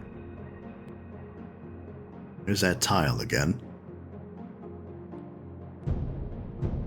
Alright, so where are we then? On the cowbell. So we need to go... Never eat soggy. So we're south, we need to go east, which is the Bobby. Bobby. Thing is, it's... There we go. Seeing as it's Mother's Day, we should talk about the mothers who own slaves. We've seen the previews, let's get to the feature.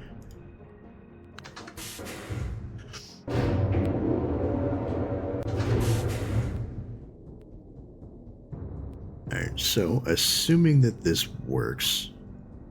Is it daylight yet? We need to go look through the telescope. Oh, that's creepy. Yep, there it is. Okay, there's nothing there. I hope it turns to daylight soon, because that's really the whole... You're not really seeing the island for what it is in the dark. I guess there's nothing I can do about that.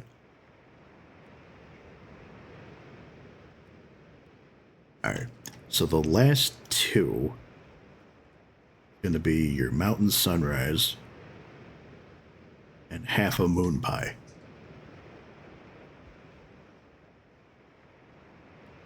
A mountain sunrise and half a moon pie. So we're facing east. We need to go north.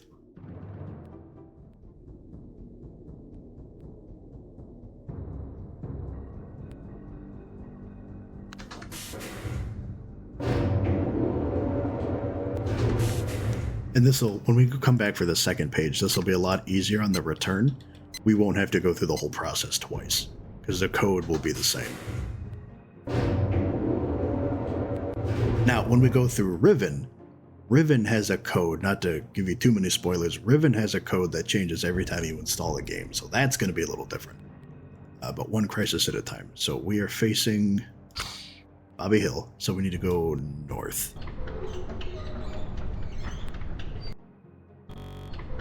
And there's the glass dink. So maybe we don't say dink, we just call it glass, right?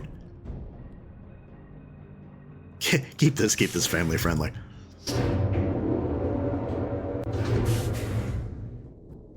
Oh, right, we need to go left, because that's where the brother with the telescope. So, keep facing. Still nothing, huh?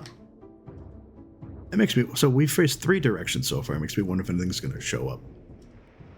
So just to recap, because I'm assuming this is the other half of their code, we have a mountain sunrise, what sounds like a drink, and half a moon pie.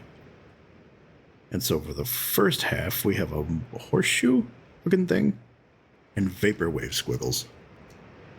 You know, like when you used to go to old Taco Bell before they changed everything in like the mid-2000s, everything was plastic and brightly colored and fun and full of life, and now it's all corporate and millennial gray. So, normally I would suggest you write that down, but I think we can remember 4 symbols, right, Jet? So just out of curiosity, we're going to go turn the tower west, even though there is no island? Surely you'll have something to do with the telescope.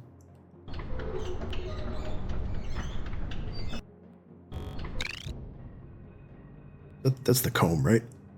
Yeah, you run your finger along the comb.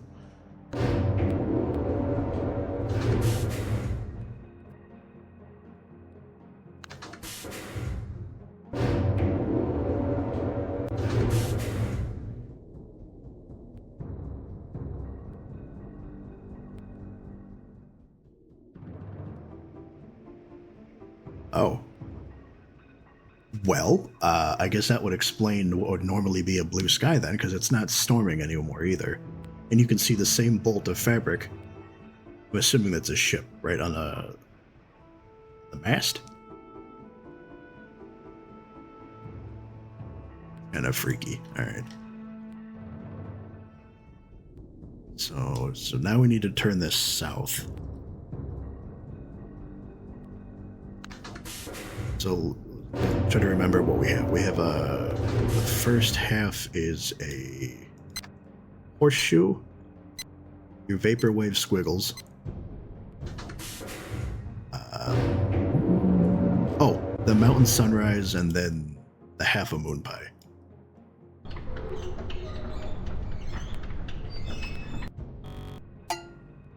Well, cowbell. Now we're facing south.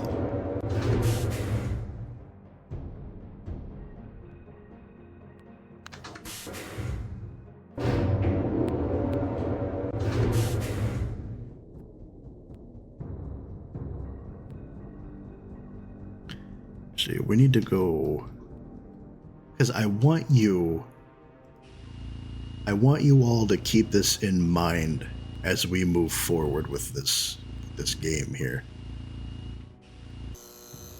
Because you remember from the beginning of this, I told you that a lot of this is auditory puzzles.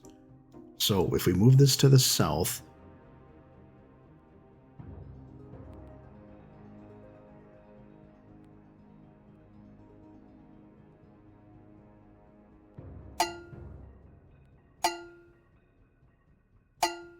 so south is cowbell. Cowbell. Then east.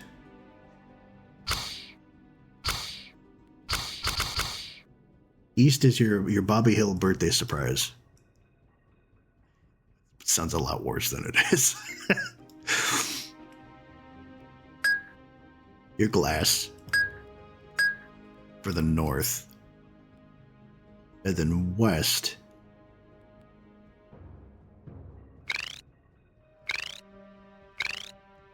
West is at the sound of you running your finger across a comb. So let's take that and our code and head back to the island. Or rather, the South Island. You tell me we've been here this whole time and it still isn't daylight yet?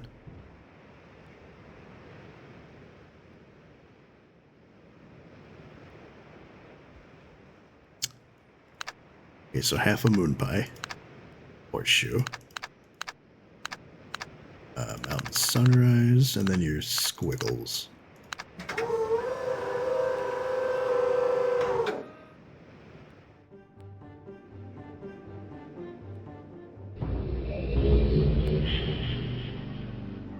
Excellent.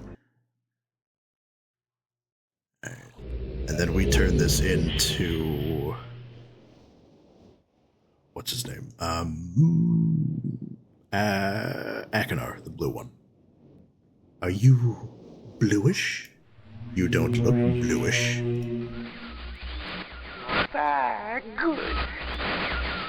He sounds like him from the Powerpuff Girls. Pages you find. Bring more. I must have some more. That's all I ask of you. It's been so long since my brother, Sirius, wrongfully imprisoned me within this book. Stupid schemes. Pretty speech has been greed, which is endless. It should be perfectly obvious to you. He's done evil and he has destroyed all but four. Do not bring the red pages to him. You must not let him trick you. He believed you. He tricked our father. Hideously murdered our father. He'll trick you. He'll murder you. Don't touch the red pages. I beg you to bring the blue pages. To me. Listen, you must obey me. Blue pages are my only hope. You must help me. You must help me.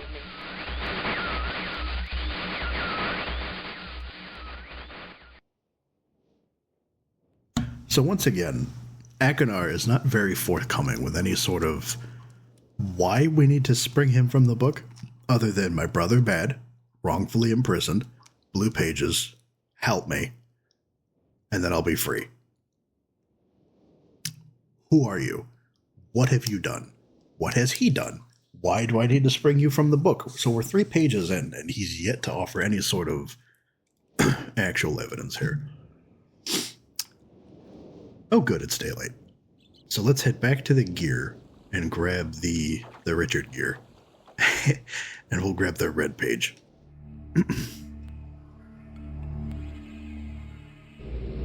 Now, this one should be quick. We've already entered the code, so we just need to grab the page.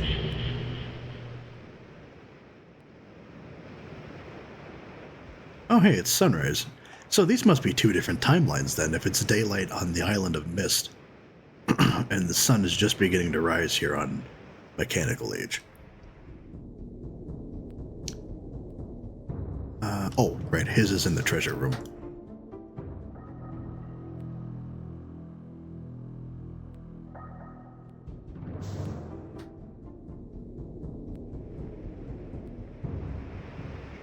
Again, if you like the music, when he on the soundtrack, they have one for Akinar's room, Sirius' room, depending on which one you're in.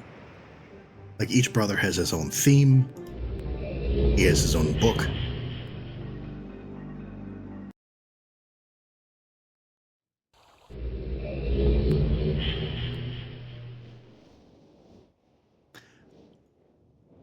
I always thought that was a compass. It never even occurred to me that was a chandelier. I guess that didn't make more sense.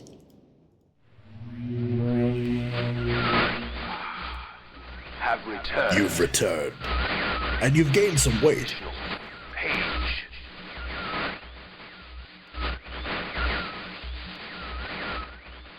Free from my prison on this forgotten island of Myst. I see that you are. I am called Sirius. I need all the red pages. I know.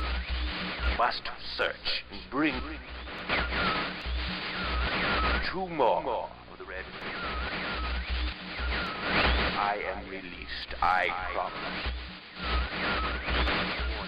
Don't touch the blue pages. That is where my blood for my wicked brother, Achenar. He is a man of distorted mind and senses. He disgusts me. Do not release Achenar. Thirst for destruction is not never ending. Bring the red paper. Beg you please release me from this prison. Promise you will be greatly rewarded. Must help me. Help me.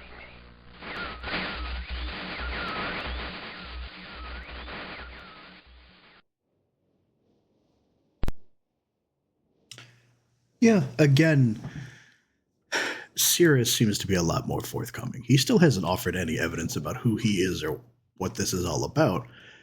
But of the 2 of them, he's the only one that's offered to reward me so far. I guarantee it's a trap, but seeing all the riches he's had in his other rooms. Alright. So then let's look at the tower rotation for this one.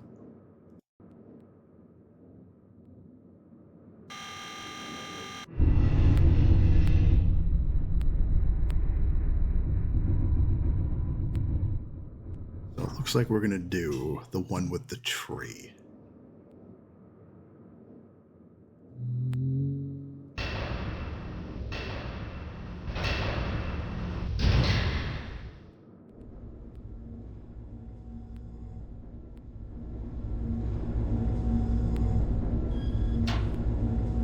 Second floor, Jeeves. Oh, I gotta press the button.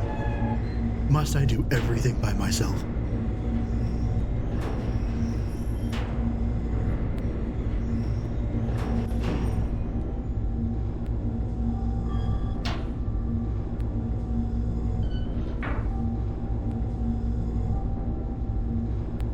Alright, so again, this just tells you which book.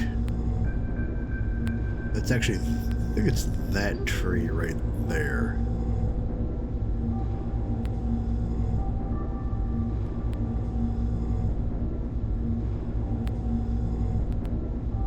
I always try to stick with sub versus dub anyway, because sub is usually a lot better because, oh, hello, blinding myself. So the code for the tree then is 724, because sub usually sticks better to the original than the dub does.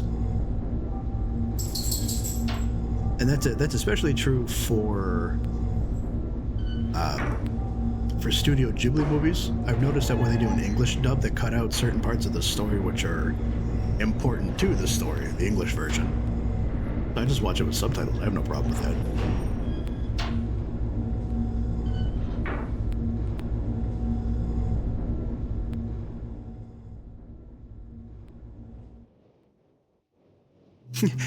Sometimes that backfires though, because we were watching K-On! On Netflix about a year or so ago, and when they're taking their trip to London, the first thing out of, I think her name was Rin, whoever the drummer was, I forget what her name is. The first thing out of her mouth when they got onto the plane was, "Okay, English only, no more Japanese." But because it had been in dub, it was in English the entire time, which kind of threw me. It's like, well, you haven't been speaking in Japanese? What's going on here? So, Selenetic Age, the Channelwood. I love the intricate design on the cover here.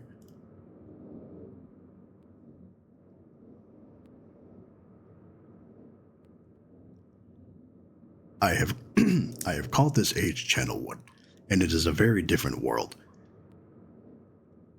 Though it is exactly how I imagined it, it is still amazing to see it with my own eyes.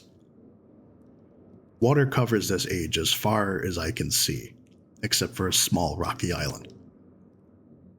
Elsewhere, there are only trees which grow directly out of the water. A myriad of thin wooden passageways are built just above the water and disappear into the forest. I assume they were built some time ago, for they appear aged. I am eager to discover more about this land and its people, but I have arrived here late and I must rest.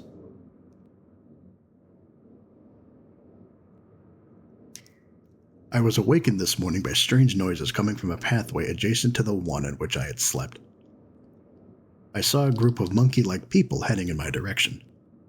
They had not seen me yet. I did not feel threatened by their presence. Their response to me was one that I would have never expected. After staring at me for a short time, they fell to their knees and began what appeared to be some sort of ceremonial worship. I tried to speak to them, but they did not understand my language. Instead, they indicated through enthusiastic hand motions that I was to follow them. As we walked, I began to notice that the waters below us were changing colors. Slowly, subtly, they would change from deep blue to muddy orange, then from muddy orange to beautifully clear. I was so intrigued by the water, I hardly noticed that we had arrived at a ladder. Climbing the ladder led us to their village, which is about 10 meters above the water and can only be reached by rope ladders that stretch from the lower paths to the village level, approximately halfway up the grand trees. It is very interesting watching these people carry out their daily tasks. Even after watching them for hours, I did not understand exactly what they were doing. At sunset, they motioned for me to follow them. I followed the creatures to the doorway of an enormous hut.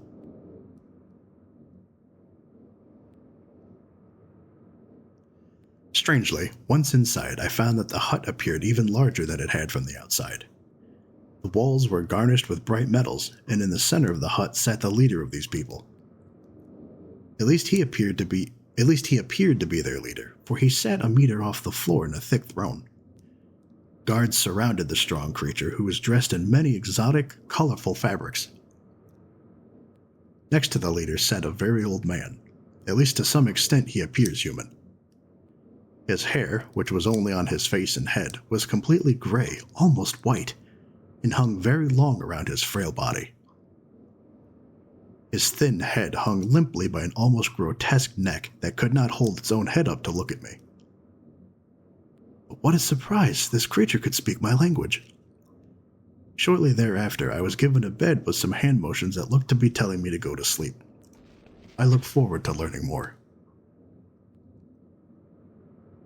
As I suspected, the ancient creature is a human, but he is old beyond his own reckoning, and he seems almost insane.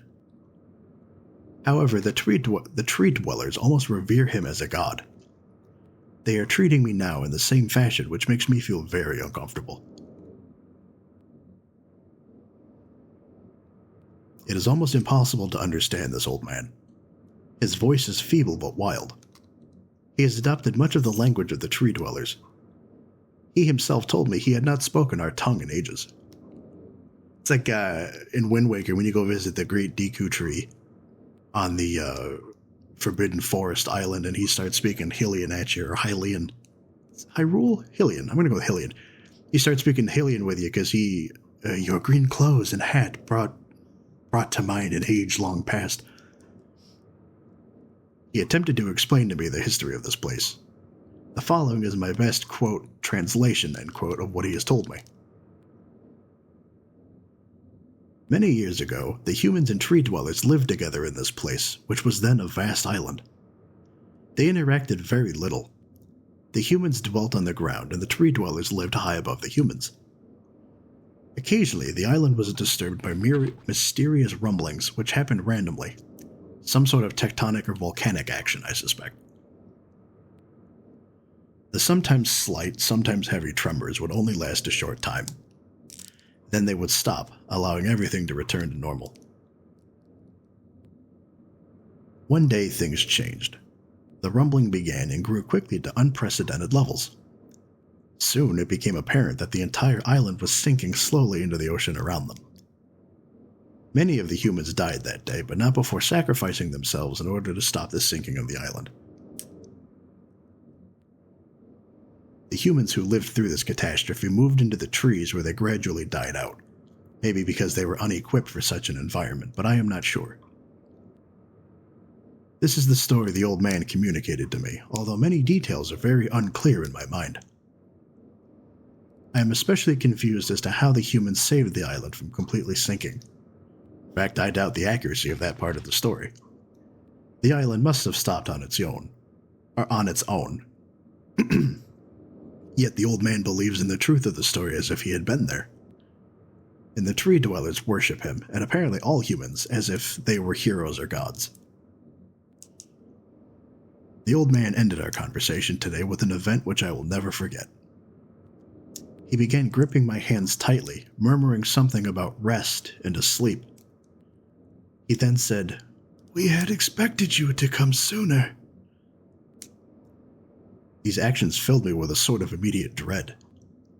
With much effort, he stood to his feet. I tried to help, but he pushed me away with more force than I imagined his frail body contained. The tree dwellers quietly surrounded him with very solemn faces. They then kneeled before him. He walked to each and placed his hand on their heads. All the while he murmured words which I did not understand. Finally, he turned to me and smiled. He closed his eyes, walked out the door and off of the narrow path high in the trees. The tree dwellers were silent. They began a procession down the nearest rope ladder. As I was descending, I saw several of them pick up the body. He had fallen onto a lower level of walkway and carry it away. He was laying down at the dead end of a short pier-like structure. With the use of some potion, one of the tree creatures lit the pier on fire, and I watched as the flames engulfed him. As this strange, quote, funeral, end quote, proceeded, the waters around the pier changed to dull green. This morning I awoke, finding it hard to even believe the previous evening's events. The water is a dull green for as far as I can see now. For some reason, the water no longer shifts color. As I wander throughout the pathways, the creatures watch me, curious to see what I will do next. They are constantly offering me strange objects of affection. I even found food outside the doorway to the room in which I had slept. This is a unique race of beings. I hope to learn their language soon so that I may learn more from them. I have lived on this world for 3 months off and on, and the tree dwellers have shown great hospitality. I'm even beginning to learn bits of their language. I have decided to return home for an extended stay with my loving wife and sons, and hopefully return with them. However, I am sure Catherine will once again refuse. I think this age would be a wonderful experience for them all, and I at least look forward to how Sirius and Akinar will react to its curious inhabitants. Catherine is staying behind, as expected. My sons have returned with me, and they enjoy this age very much. They get along very well with the tree dwellers, and are picking up their language surprisingly fast. I have no doubt that it will not be too long until they can speak with the tree dwellers much better than myself. I'm leaving tomorrow to check on Selenetic Age. Sirius has suggested that I allow him and his brother to stay. Though the idea unsettles me, I know the boys are growing up rapidly. The hospitality of these creatures is such that I could think of no better place to leave them alone for a short while, so I will consent to their request. I warn the boys not to take advantage of the respect the tree dwellers have for their ideas. They seem to understand my warning, and I have faith they will follow it. Much to my dismay, upon arriving in Everdunes, I learned that Pran and her people are continuing to be menaced by the Choctic. I fear for their survival and plan on returning to her shortly after checking on Sirius and Akinar here. See Everdunes Journal for more information. After watching Cirrus and Akanar, I see they're handling things very well, and I think I can put to rest any fears about leaving them in Channelwood again, and for a little longer time.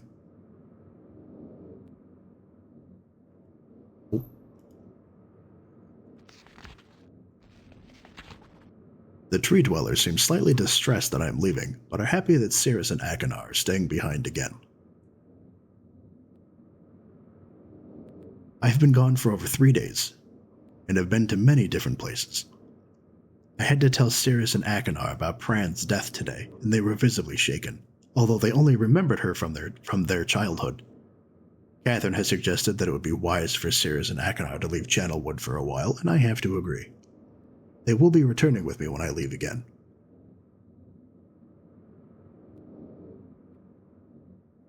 I have told my sons that they will be returning with me in 2 days.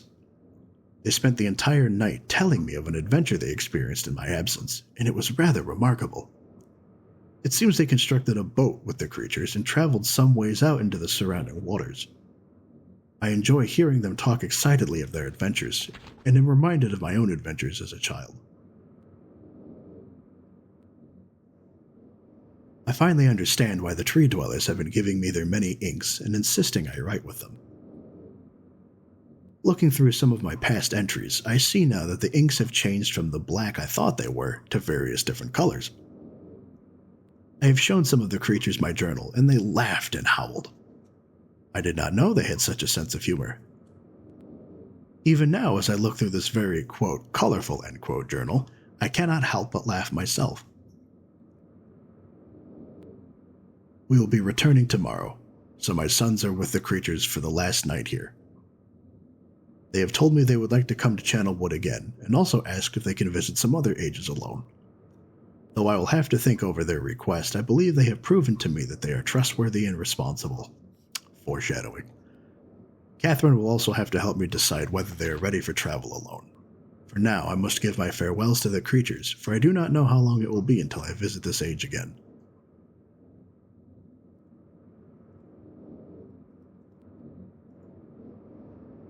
Then let's see, what was the code for the tree? 724, right?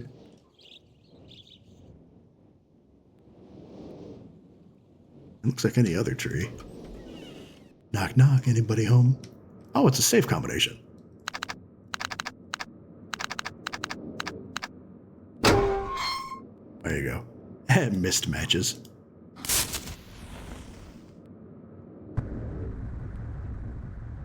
Oh, it's a pressure system. Okay.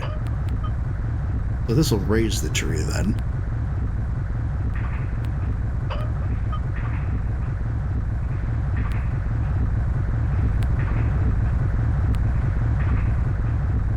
And what is PSI, pounds per square inch?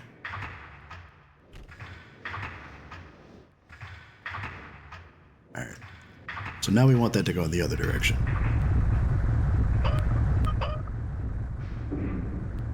Hello? I'm stuck. Oh, there's a butterfly.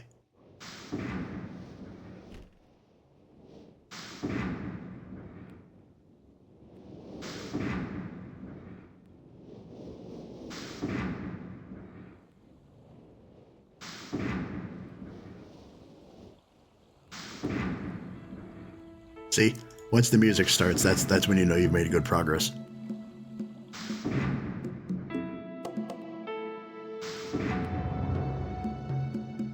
If we needed to go back up, we could just increase the pressure of the boiler from down here.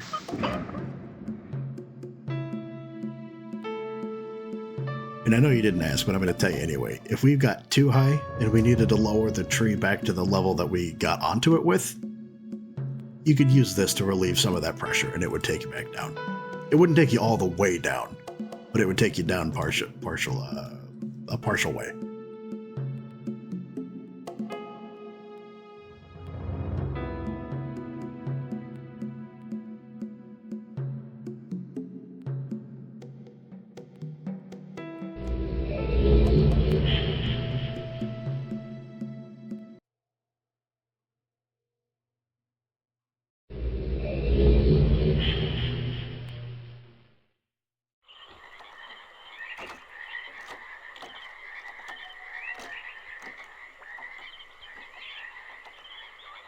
These trees are huge.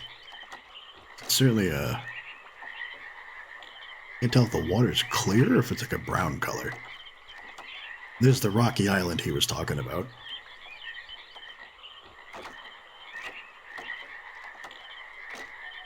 Seems like we'll have to do something with diverting the flow of water, just given what we're looking at.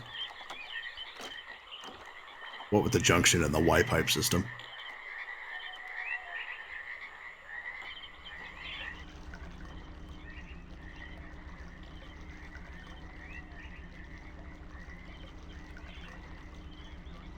Okay, so looks like the windmill is pumping water from the ocean, or the surrounding sea, rather. I don't know what that does, but...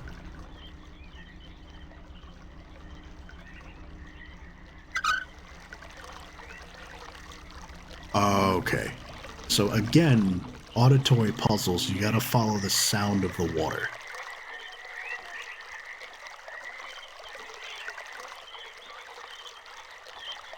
Because that's going to be your biggest hint here. Your biggest clue, rather. So, looks like it goes left.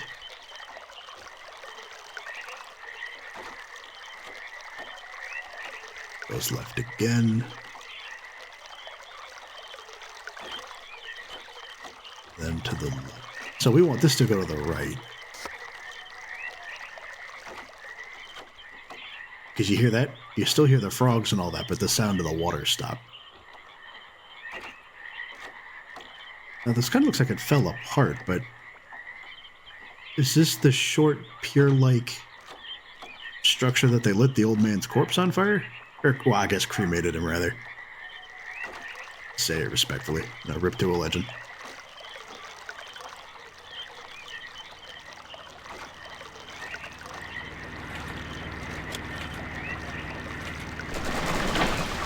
Jesus.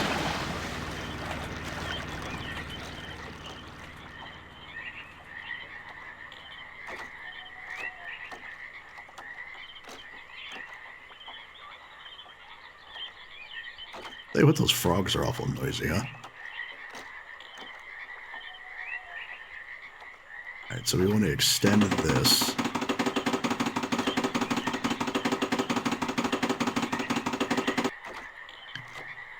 And I believe this leads us to the book, so we don't want to divert the water to that just yet. I like the lily pads, though. It's a nice environment. You can already see their structures up in the trees there. So we gotta follow this back. And then you want the water to divert to the right. It goes to a tree, it looks like. So that's the pipe, which we don't want. So this way.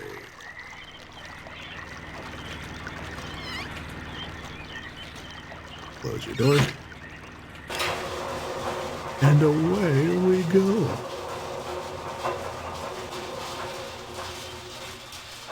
Oh, look at the sun shafts filtering through the trees. That's gorgeous. Ooh.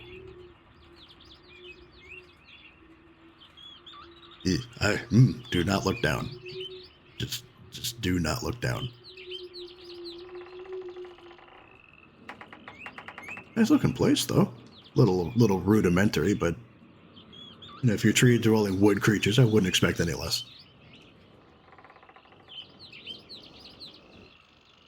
Not that tree dwelling creatures can't make civilized structures. Heck, there are some apes that made a whole planet, right? Or it was a planet of apes or something like that. Is wicker? Just a bunch of wood tied together? It never really explains in any of the books what happens to the inhabitants, and I don't wonder if maybe the one brother with the penchant for bloodlust maybe did something with them. Because there were supposed to be survivors in Mechanical Age, and there weren't. There were no signs of Branch, Will, or Emmett in Stoneship, and Channelwood doesn't seem to have any tree dwellers left. Going the wrong way. Is there an extra... Like, is there a third layer to... Oh, hello, no handholds. Eesh. Just gonna scram across this here. Is there another layer to this, or is it just... Oh, yeah. Okay, so we have to find a way up, then. I think we have to go to the middle one.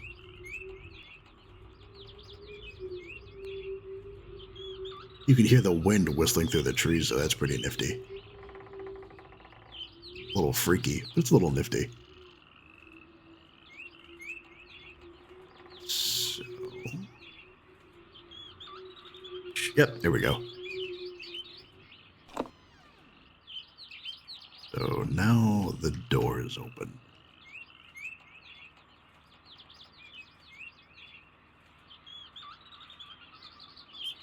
I don't know if that's a sunrise or a sunset, to be honest with you.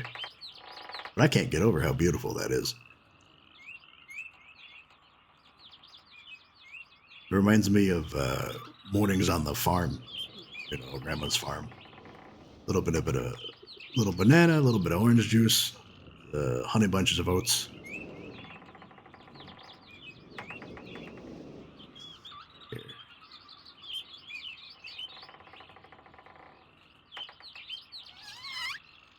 Alright, now I'm assuming for this to go up, we need to divert water flow to the base of the tree.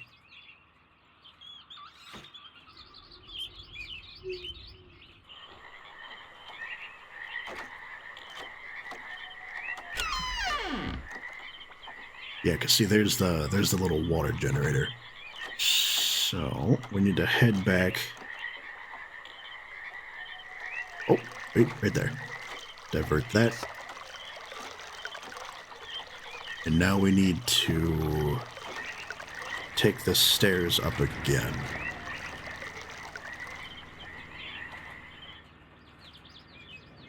I personally try not to look at it when you're taking the stairs at that speed. Kinda makes me nauseous. Alright, so into the tree. Jesus, I thought that was a silhouette of a person. It's a leaf.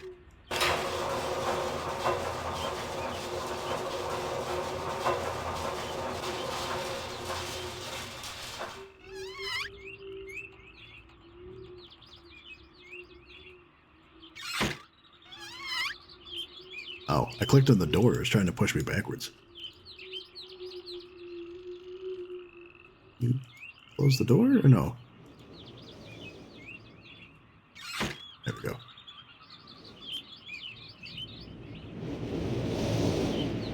Oh, yeah, you can really hear the wind whipping through the trees now.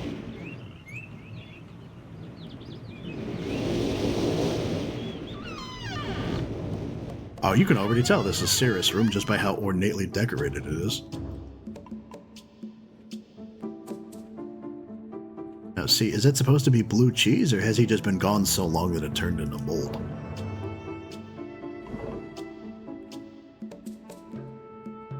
They even have plumbing. Look at that. He's got a not a spittoon. He's got a basin. I don't know what that is. Toothpaste, maybe? A toothbrush. Broken furniture. A pen and quill, as you do. A man of substance. Red pages.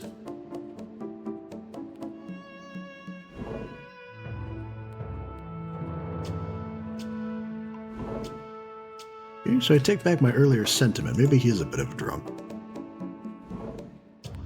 Ooh.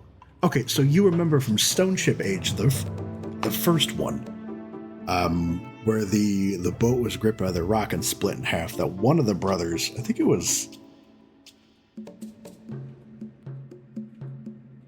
I think Cirrus had this one in the bottom of his drawer as well, but he had the first half of this, and I'll have it put together here in the final edit.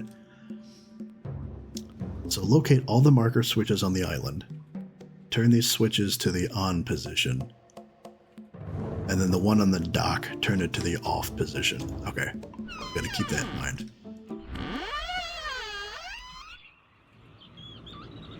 Now, before we do that, though, there's still one more age we need to go through.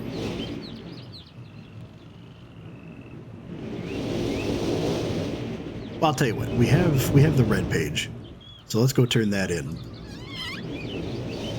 and then we'll come back for the blue one.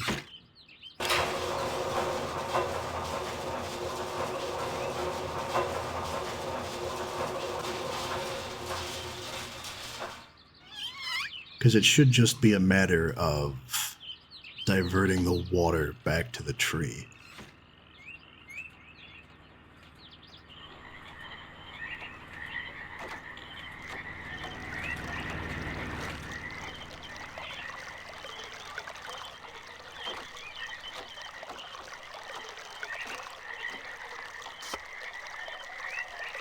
Alright, so then we follow this down.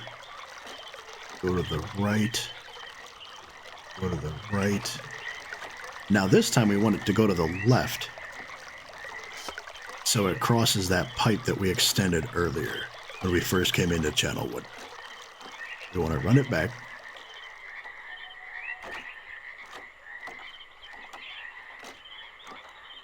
But it's so quiet without the water.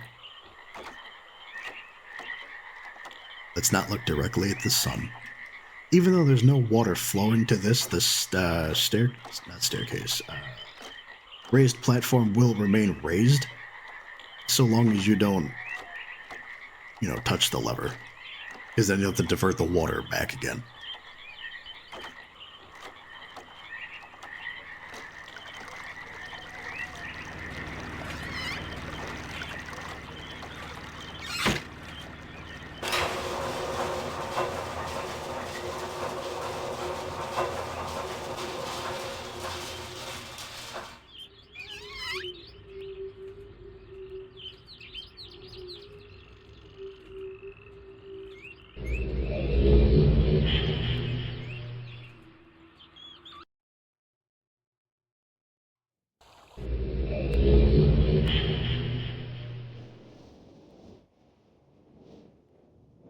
Alright, here we go.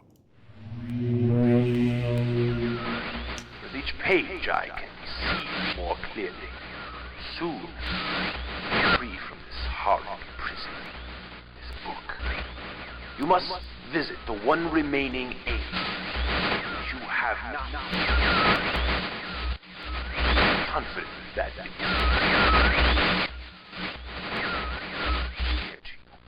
my brother is demented. He is guilty. He took advantage of the freedom our father had given us. Akhenaten began to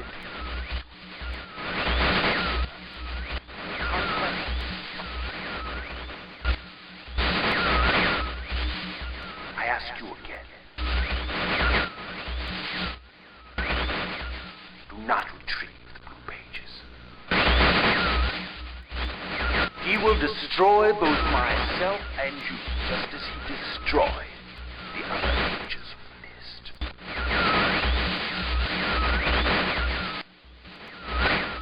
Never will escape. You must simply bring the red page. Tell them the story that I, your wisdom, will see that I am innocent and he is guilty.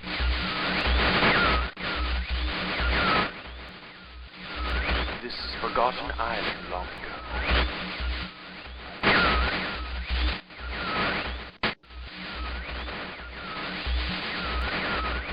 I will owe you my life, and you will be greatly rewarded.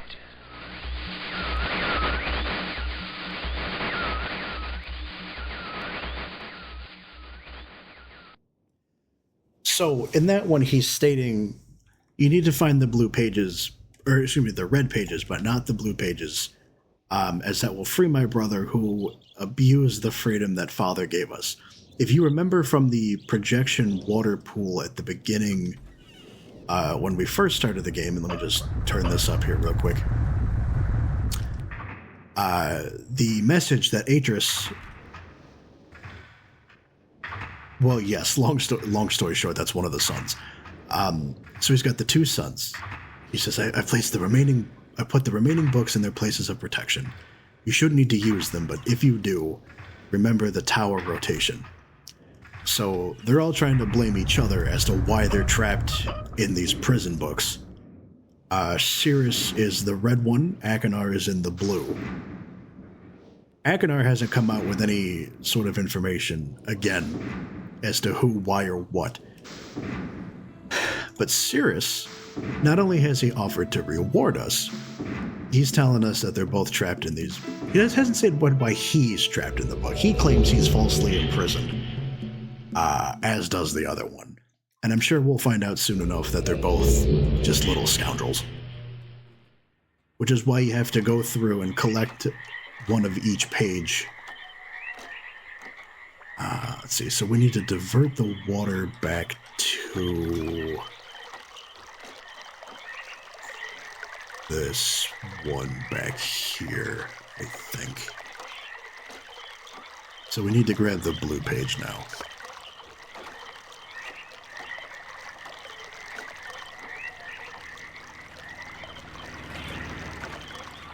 And try not to, if you get motion sick, try not to look at the staircase as we kind of zip through it here.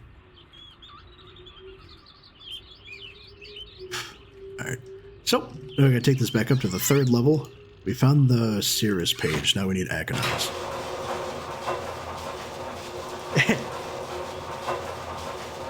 Well, right, because nobody who, well, I don't say nobody who's in prison is ever wrongfully imprisoned, but in this case, there's a reason they're in the books. Just judging on their bedrooms in each of the ages that we visited, the one brother, Akinar, the blue, has a penchant for bloodlust, and that's probably why we don't have any of the inhabitants. I'm sure he's killed them all. And the other one's been looting and plundering them for riches. Like, this is his room here, which is why we've got the blue page now. I'm not even sure what half of these weapons are, but why do you need harpoons?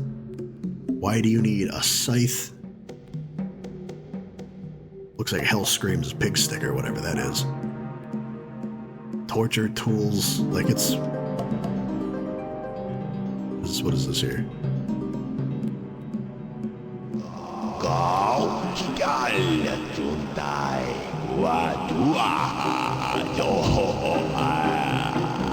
What's funny too is because that's Akinar there, what with this being his room, but the Akinar that's in this projector looks a lot different than the kid who's in the book.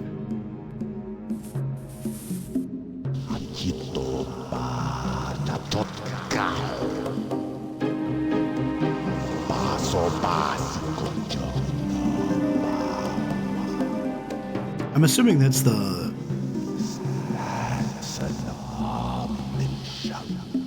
like a satanic curse or something, or what? I'm assuming that's the language of the tree dwellers, which is why we can't understand it.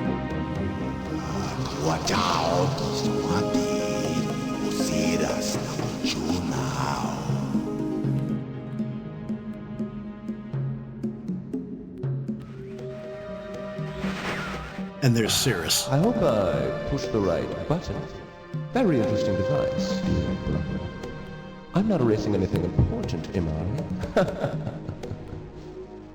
He is preparing. Remember, take only one page. I'm assuming he means his father, or their father, rather. So it seems like whatever they were doing, clearly they knew they shouldn't have been doing it. Oh, father is preparing his journeys. And when you walk into this for the first time...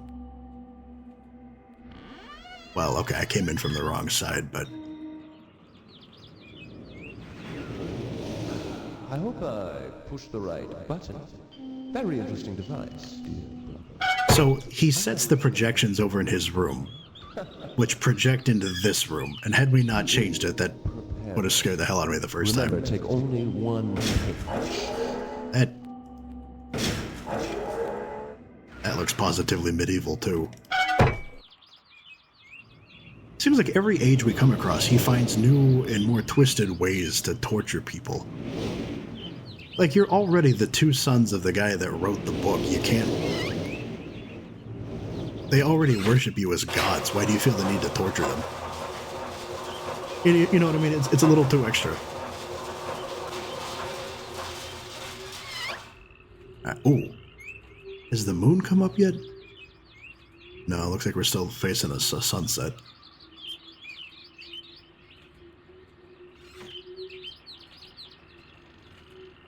Might be zipping through Channelwood a little too fast here.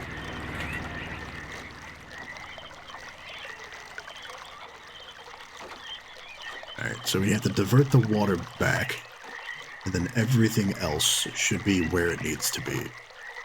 So you follow this, you follow that to the right, make sure that still goes left, okay, then back to the book.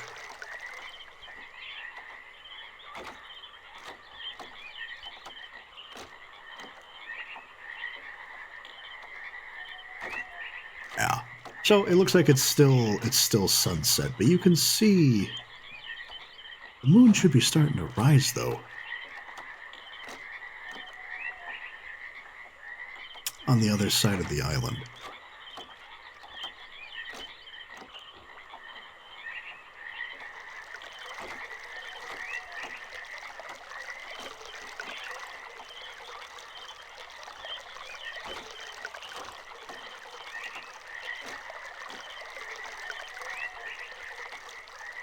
As you can see, the stars are starting to come out.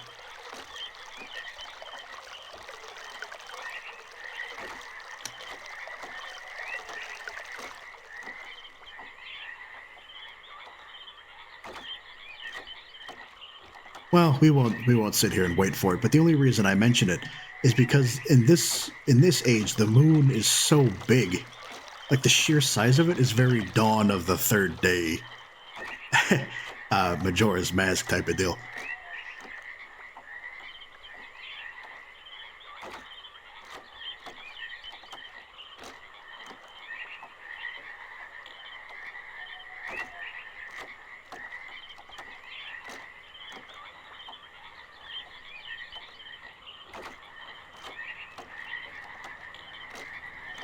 See, and there's the water again, so this will take us right back to...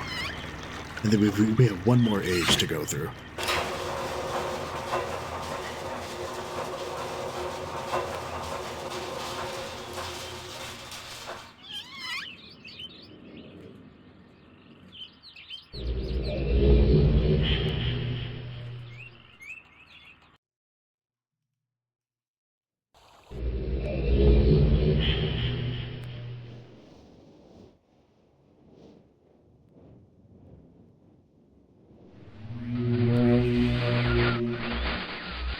My friend.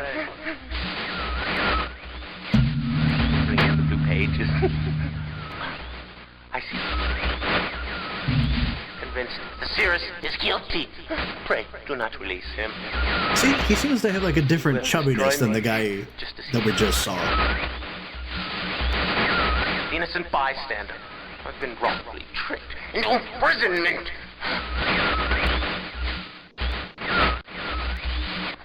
You have observed his unbridled lust for riches! In the 4 remaining worlds. Gruesome plot. It was almost perfect! Final blow to father. You tricked him into believing that it was I who was the murderer. I didn't murder father. Bring me the remaining. Please. A liar. All in a liar. Must not be free.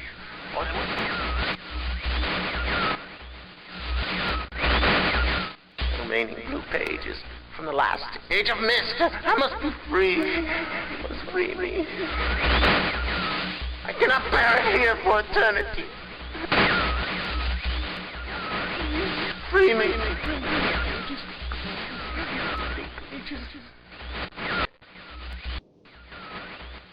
Well, first and foremost, he already looks like he's in his 40s, and assuming that he's human like the others, or like his brother, rather, it wouldn't be for an eternity. With his weight and everything else, it might be another 50 years at best.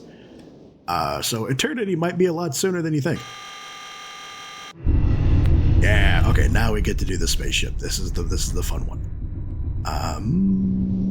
We go into the library. But you notice he said, bring me the remaining blue pages, plural. But of all the ages we've gone through, there's only one left. And then he said something about 4 remaining worlds, as if we had given him the first page. But that was the... If you don't include the one that's beside the book at the beginning of the game, that they just give you, we've only given him 3. Hold on, there's Channelwood, there's the ship, this gear, that's 3. Tree, the gear, the ship, and the rocket ship, that's 4. So I guess there's 4 total. Right? That sounds about right. Yep, and then there's the spaceship.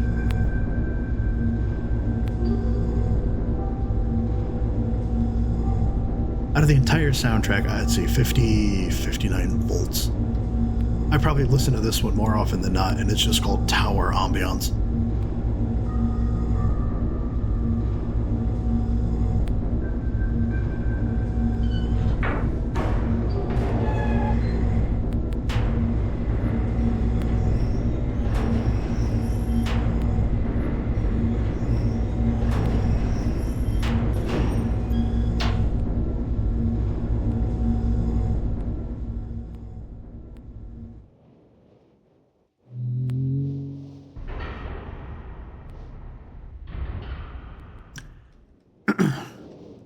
Alright, now, once again, we almost forgot to read the book.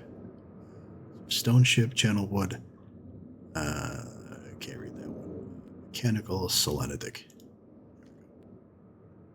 This one nearly as long. Doesn't seem that way. It has been a while since I have heard only silence, and I enjoy it greatly. I think. For some reason, I do not feel altogether welcome in this new world in which I have arrived. But how could I be unwelcome in an age with no inhabitants? It is, of course, only in my head. This world is very beautiful, but I think I have yet to ever write in a journal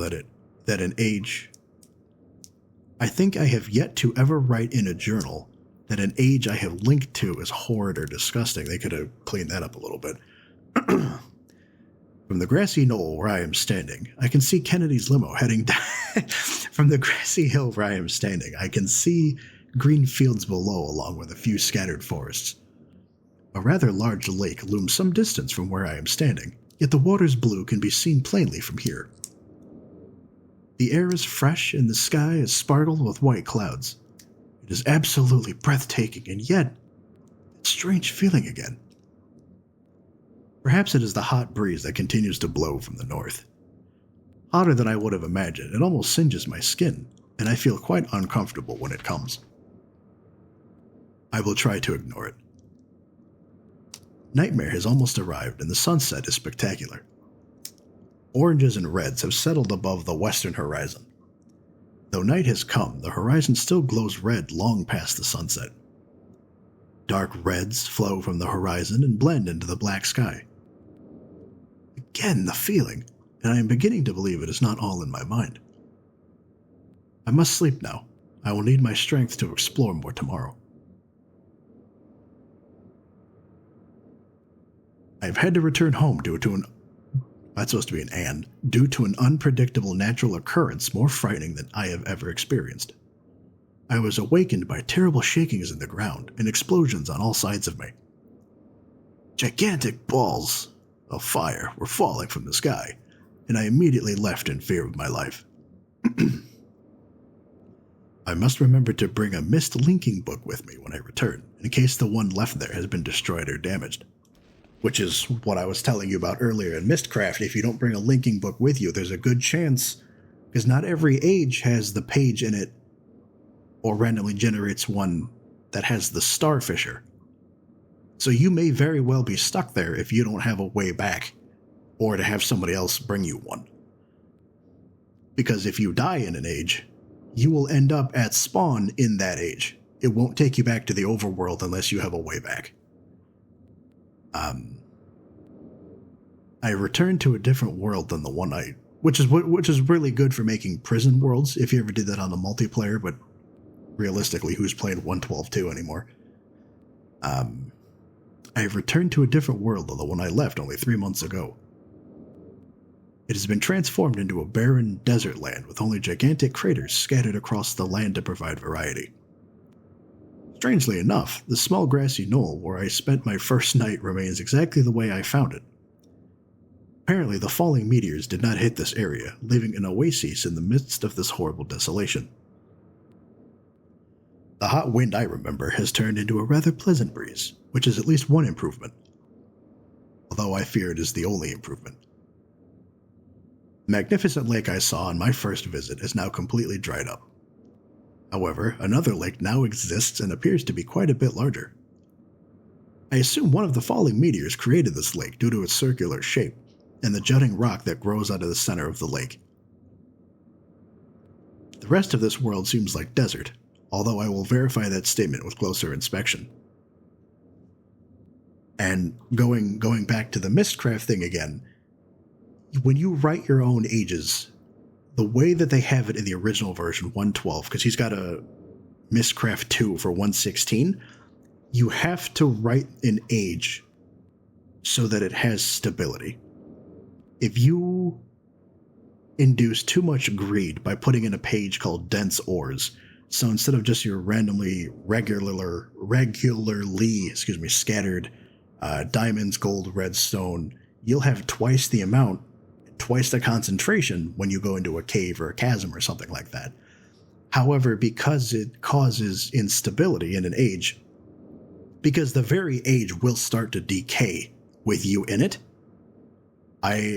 not to go off on a tangent, I was messing about with a few nuclear things from Industrial Craft in an age once. This was on my old computer, and the lag got so bad because I set off one nuke, but it was enough to decay the age entirely. Quite literally, the very ground I stood on turned blue and just started falling apart like putting a torch under sand. I couldn't even make it back to the book I came through because of how bad the lag was. But I only mention this because you have to balance out, if you use dense ores as an example, you have to balance out the greed. You have to balance out the good with something bad. And falling meteors is a page that you can add to it, environmental variables. There can be fires, random explosions, double rainbows. Random explosions are fun because they're random. You could just be milking a cow or a mushroom, and all of a sudden there's no more mushroom. It just bada boom. That's it.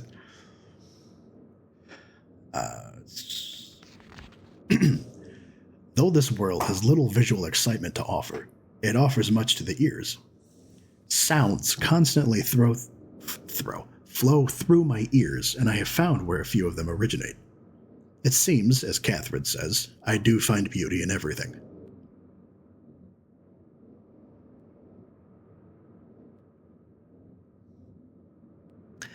Last night I was awakened by a horrible hissing.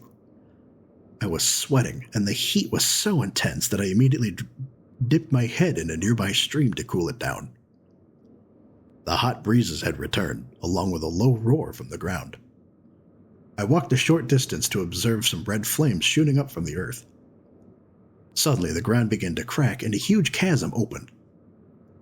The chasm continued to grow until it was far too wide to cross. Then the tumult subsided, leaving only a dull roar. I have decided, however, I can use the chasm to my advantage. Perhaps the heat from the chasm can be harnessed. Even as the chasm has ripped into the surface of this world, it has opened up a whole new world to explore. Although uncomfortably hot, I found it possible to reach a cave in the chasm that had been created, and have now explored deep into the crust of this planet. I have found a vast underground cave system that will take many years to map and explore. I will also look for a safer way to reach the underground than through the chasm wall. Sage seems to change on its own, so I feel I should leave again and see if things are different when I return. It is also important that I check on Cirrus and Akinar and make sure everything is going along well. When I return, I also hope to bring back some tools I will need for my plans to explore the underground. The abundance of raw materials here is beginning to amaze me. I have returned with some of the complex tools I knew I would be needing. I assumed I would have to return for more basic materials, however it seems as though I will be able to find everything I need here. Of course iron is abundant, but I have also found titanium occurring naturally, like it does in Wintergrasp. I am all the more excited to begin work. Everything is set, and I look forward to tomorrow. My raw materials are all here. I think I will be able to have most of my additions to this age completed within 1 year. I so love working with my hands, whether writing or building. And then you can see glimpses of what it is he's trying to say, but it fades through the pages. I am leaving today in order to bring back Cirrus and Akinar, his sons. I have left them alone in Channelwood, the age we were just in, the tree. I believe they will enjoy all there is to see here. The age seems to have stabilized. I believe the meteors set off a period of volcanic activity by piercing into the shallow crust, but the tremors have become few. I have just noticed that a large amount of this journal has curiously vanished from the very pages on which I wrote over the last 18 months. Fortunately, I have copied many of my construction notes in another journal. I do not understand the many mysteries of this world, but I trust I will discover logical answers to my questions. I have a feeling that many of my questions can be answered in another age, to which I hope to travel soon. But for now, I must simply accept this world's mysteries and take pride in my accomplishments. Okay, so this is an overview, I guess a bird's eye map of the island, I guess, or planet he was on. And we can see the different craters. I'm going to take a photo of that, though, because I feel that's going to be necessary moving forward. And I don't want to have to run back to the library every time I need to take a look at it. So the only key that we have from the tower rotation so far is 59 volts. And I'd be interested to see what the keyboard has to do. Oh, hello. I guess we'll save it, too, because we haven't saved it in 3 ages. Be interested to see what the keyboard has to do with it. But he did mention sounds, and a lot of this has been auditory puzzles so far.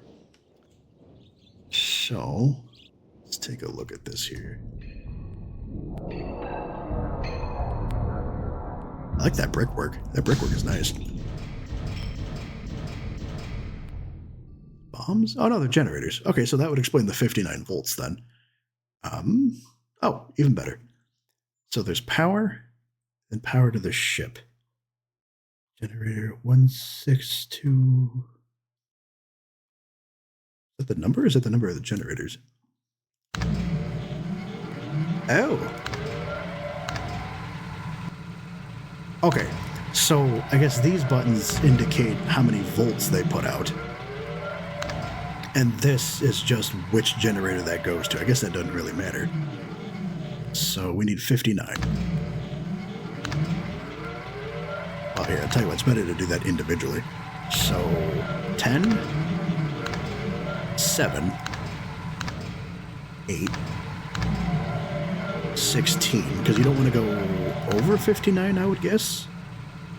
Yeah, that's 5. But what happens if you do? That's 6, 2, 22, that's the highest one so far. 19. So what happens if we go over 59?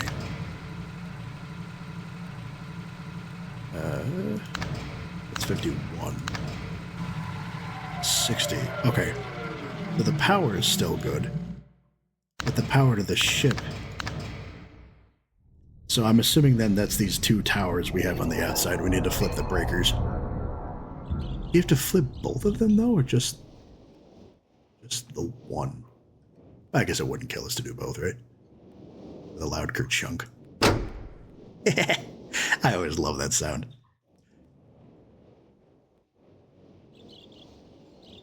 We're going to run more electricity. We're going to run enough electricity through you to light up Birmingham. Just a dainty click. I think one resets the breaker, the other resets the ship. if I remember correctly. So, we need this to add up to 59. 59 is the number of counting. 59 shall be no more, no less. The holy hand generator.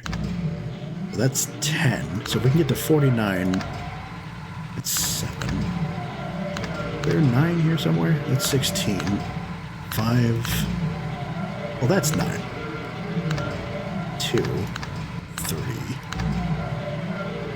So let's see. 20. Let's do this. 7. 29. Hold on. That's 16. What's 16 and 22? 38?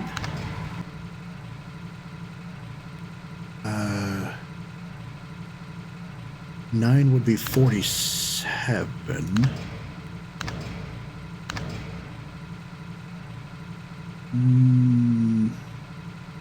Hold on. 47. 10 is 57. I think this one? Yeah, there you go. That's number 2. Alright, so now run through this creepy thing. I'm gonna run back to the ship. Very Planet Express looking type of deal.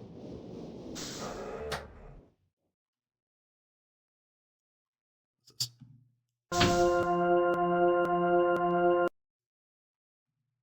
Oh, well, that would explain the keyboard.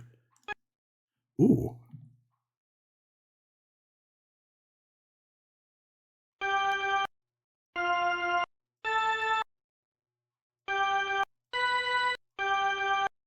Is that right? That's not right.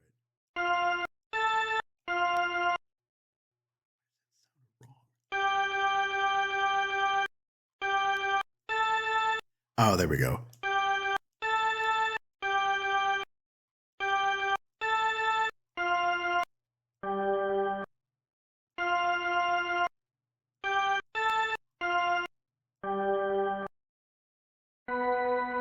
Yeah, something like that. Play the 5 tones.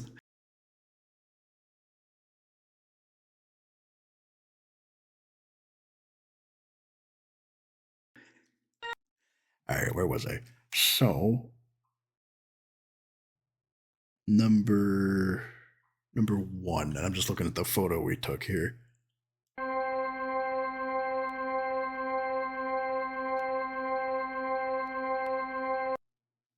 You have to play it long enough, and then the way I associate it with a word that kind of sounds the same, because you're trying to match the pitch in your head.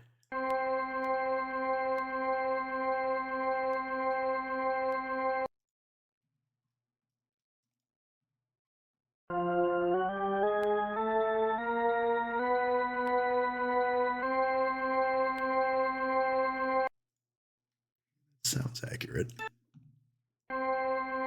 Alright, so that's number 1. Number 2.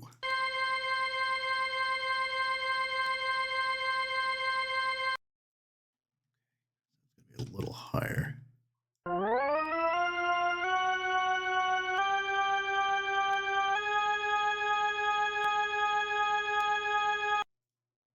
think it's that high. Oh, I lied. It's even higher than that.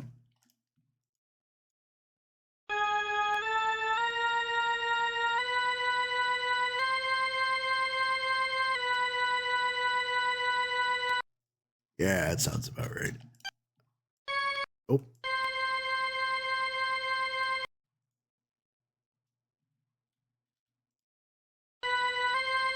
There we go. I was 1 short. All right, so then it's number 3. Number 3 shouldn't be too hard because that's just a few notes and... There we go. And then number 4.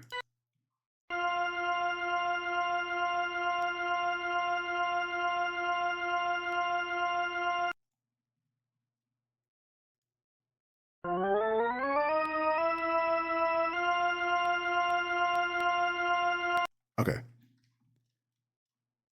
I love doing these sort of puzzles. These are always fun.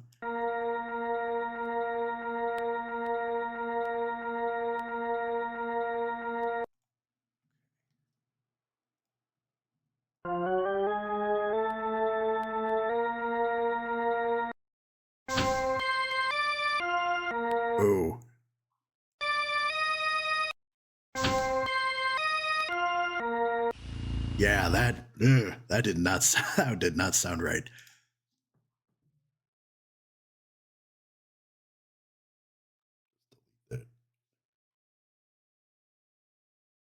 They gave me a keyboard again?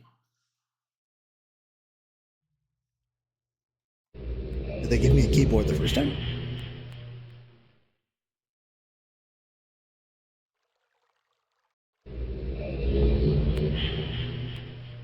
Oh, God, that's a little avant-garde, isn't it? And then it was meant to be played in the round. Oh, God, I hated that thing. I need to redo that too at one point, but maybe we'll do like 1 or 2 robots a session, because I don't know if I have the patience to sit through all 25 of those again all at once. That might be something I'd have to record on my own time and then just post it as is, because I don't know that I have the patience to do that live. So...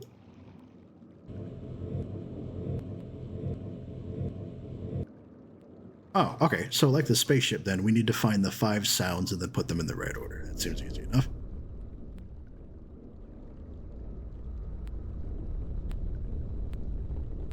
I love these trees, though. You want to talk about your fall foliage? That's gorgeous.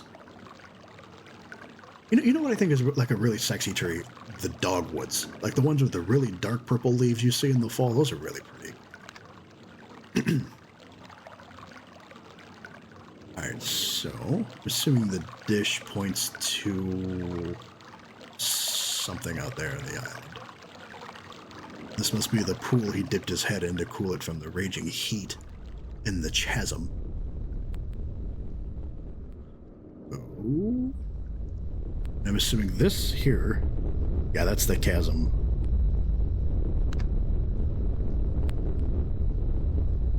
You can't really see it in the realMYST version, but when you turn these on in the original, the little speaker here turns red.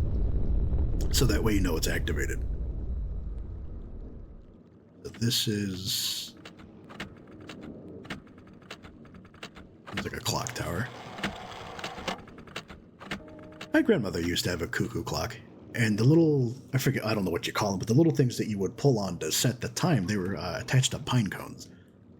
And I thought that was the cutest little... I don't know who ended up with that clock anyway. I'd have to ask somebody about that. I got her Autobahn Society clock, the one that has the little birds for every hour. Her cuckoo clock was always fun, though. It scares the hell out of you if you don't remember.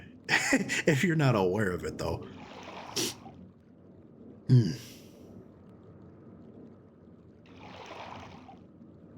One of the... I feel like we're missing one.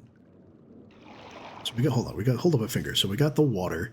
We have the chasm, the clock, whatever that crystal blowy thing was. And there's 5 total, so it's this one. Oh, hello? There's bats in the belfry there. And then the windy cave.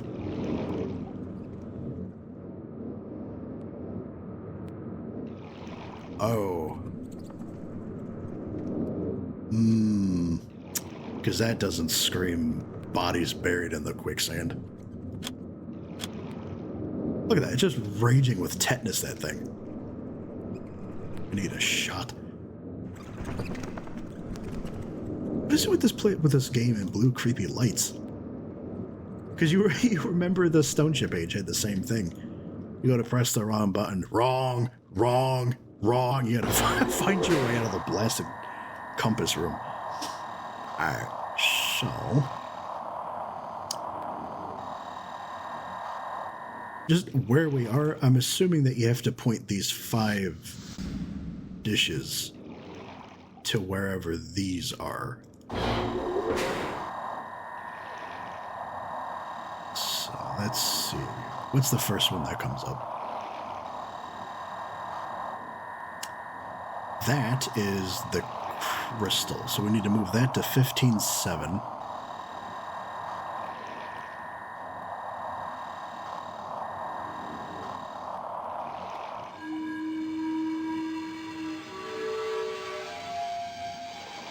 Beautiful. Moving on. So the clock tower should be next to that, which is going to be 50 to 4. Oh, 50, 50 to 1. There we go.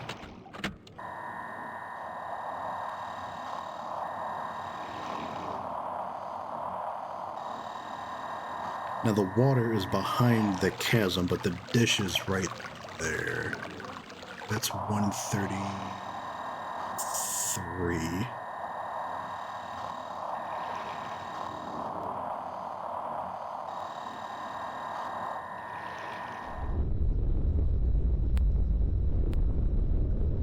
Okay. Just out of curiosity, does it actually move the dishes up top? It does! Oh, it doesn't do that in the original. That's neat. Okay. So now we need to find this one.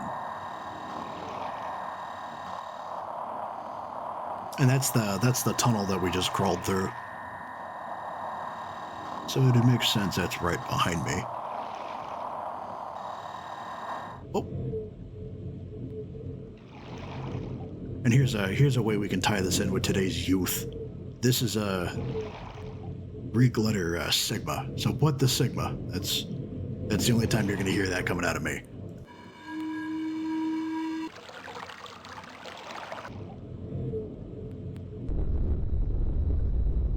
Oh, okay. So this is... I probably should have written that down, actually.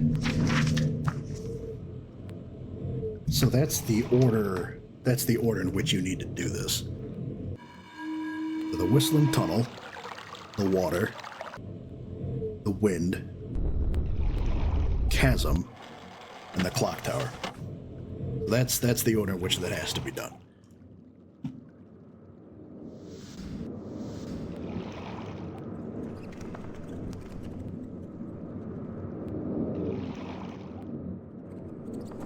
Alright, now as we get further into this, you'll remember I asked you to keep in mind the 4 sounds that we picked up when we went to the mechanical age.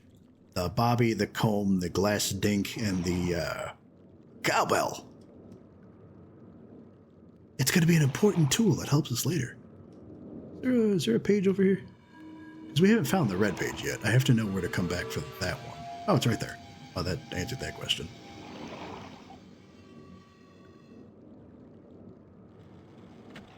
So that's the clock tower. Alright, and I have this written down in my notes here. So this is the... Whoa. That's the wind. That's the third one. So water. Clock tower. Oh, hold on.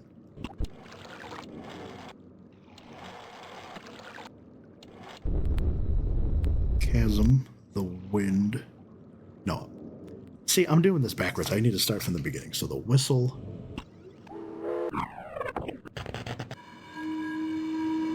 Okay. Water. Wind. Earth. Wind. Fire. Air.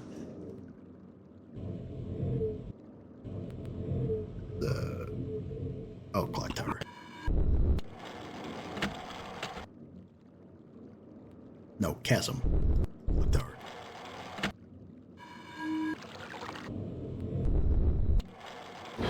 Beautiful. I'm a hex girl. I'm gonna put a spell on you.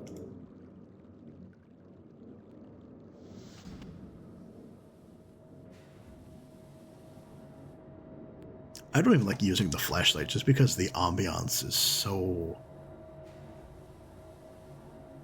dark.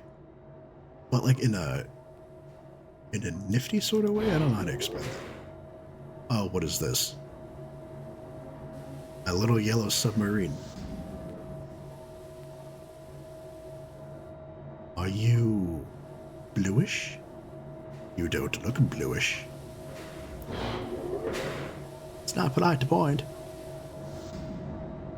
Alright, moving forward.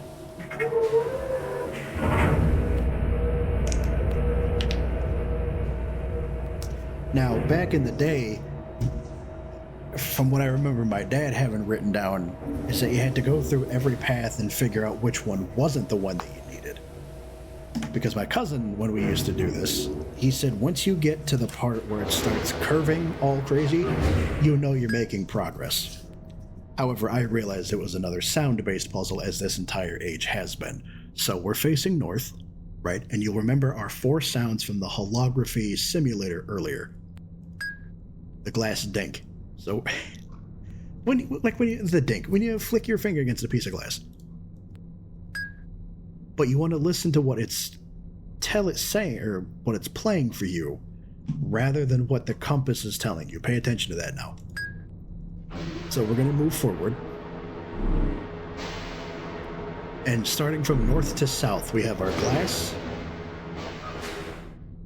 We have our glass to the north, our bobby to the east, the cowbell to the south, and the comb to the west. Because you're still facing north, but that's the comb. So you want to go west.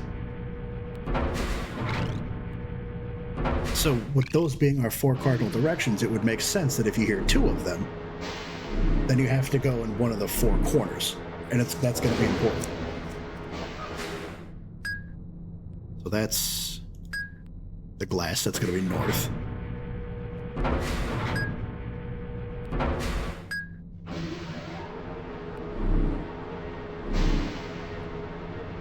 See, once the track starts getting crazy like that, now you know you're making progress.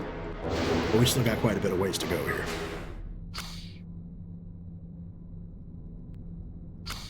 It's the Bobby Hill birthday surprise, so we're going east.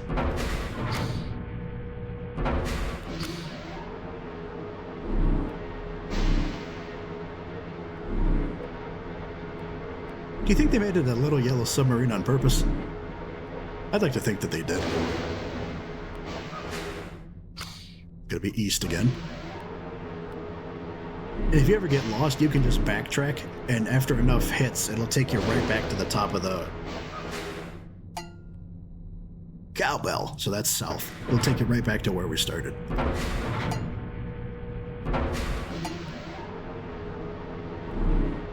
In the original version, obviously, the graphics aren't nearly as high def. South. So when you see these red lights, you don't see the stop behind it. You just see this glowing red, like Jody from South. Jody from Amityville Horror, the original, not the remake. The remake is garbage. To this day, that movie still scares the hell out of me. No, not a fan.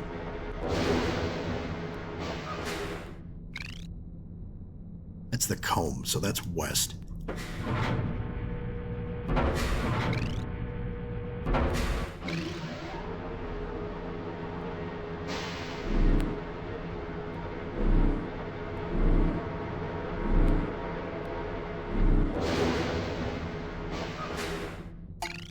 Good. So this is our first interdirection. Listen to that.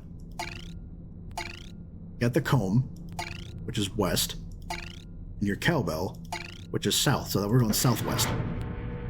Because you get both of them at once. Now, unfortunately, because of how long this passage is, we'll have to do this again when we bring the red page. Comb, so that's west. But like all good gamers, I have it written down on a notepad, so we're all set.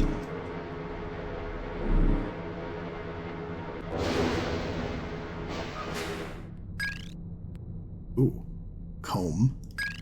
That's west. And then your glass, which is north, so northwest.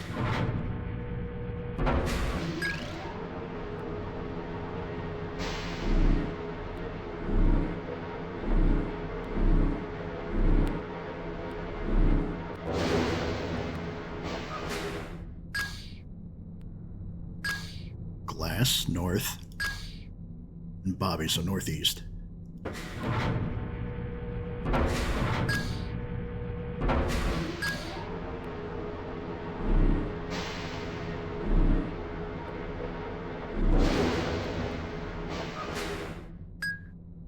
North.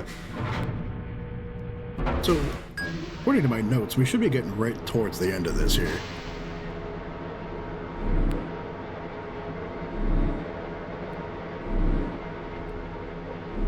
Makes me wonder how he built all this by himself.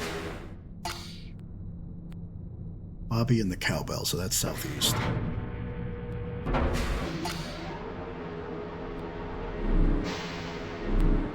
And there you go. Now we just have to bring the red page and do it all again. Every single twist and turn.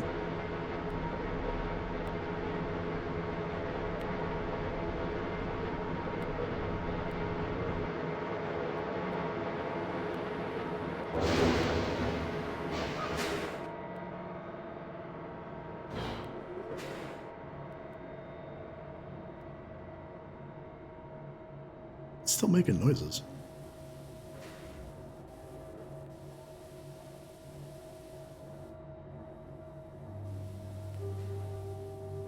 See? What'd I tell you? Once you hear the music, you know you're making progress.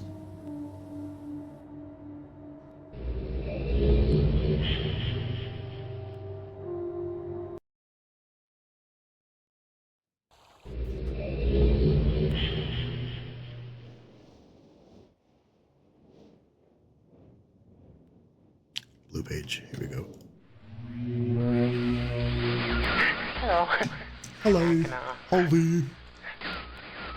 I'm glad to see that you've returned to help me escape from my wrongful imprisonment. It was Cirrus who did this to me. Cirrus, my wicked brother. Do not listen to him. I warn you. He's a liar. Do not be persuaded by his evil lies. Do not release him. I think you're evil. He will kill you. Began when my brother Cirrus began to lust for riches. Can I boop his snoot? He stole from the ages of Myst. He hoarded riches for himself. My father slept away his watchfulness. My sick brother secretly pronounced himself king. King of the ages of Myst, he said. He began to look upon me in disgust. His lowly brother. Why do you feel constipated? Hated him.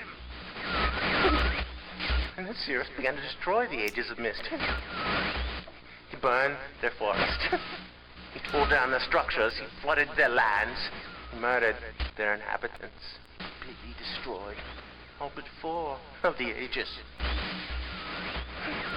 Of course, I had to warn Father. When I finally found him, there was Cirrus also, talking cleverly. The lying tongue of a serpent.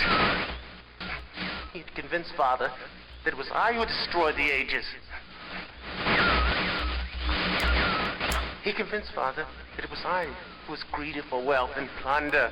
And as Cirrus dealt the final blow, he tricked Father into believing that I was the murderer. But Cirrus did not deal as fast a blow as he planned. And his father died a slow death. He at last doubted my brother's clever lies, and so in dying, Father imprisoned us both. Unsure from which of us the blow had come. I swear to you what I say is true. Release me. You must release me. My brother is a deceitful liar and deserves punishment. I only wish vengeance for my dear father. His murder.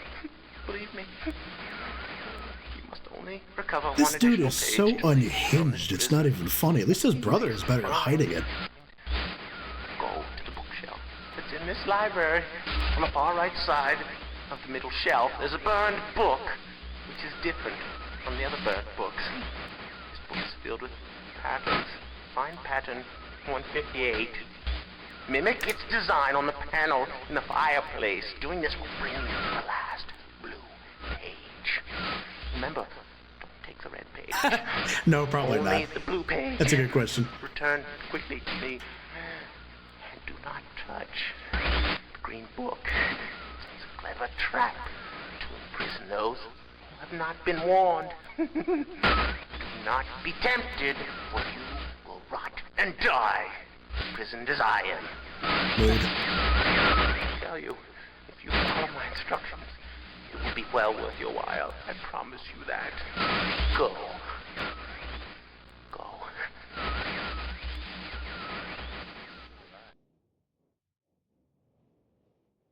Yeah, I'm gonna be dead honest with you. That dude's freaking me out a little bit.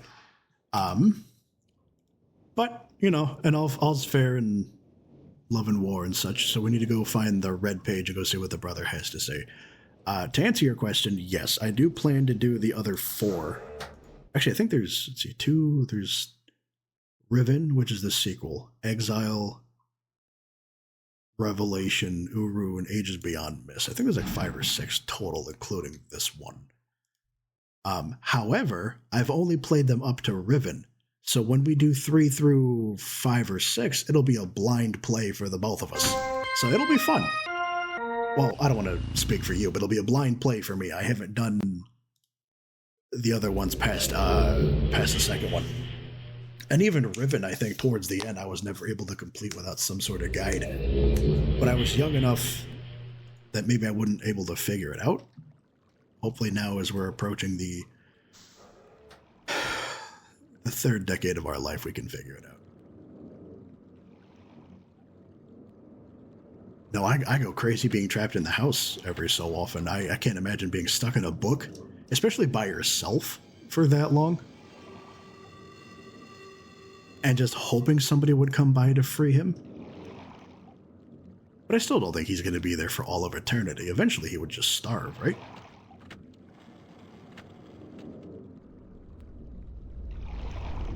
What makes me wonder, though, is how the father got trapped if the 2 sons are also trapped. So I don't know if Catherine just needed some away time and said, look, Atris, honey, I love you, but you're being a little extra. Let me take this page, and when I come back from my siesta, you know, I'll rescue you from the book. And then she got trapped on... Well, I don't know what happened there. We've yet to see her, actually.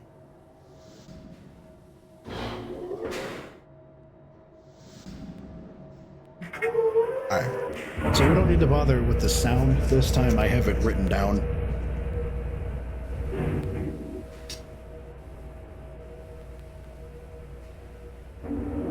But I like games like this where all of the puzzles in one way or another connect with each other, or you have to visit previous ages to figure out the new one.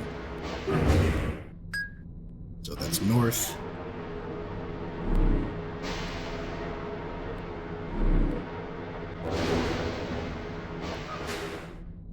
West.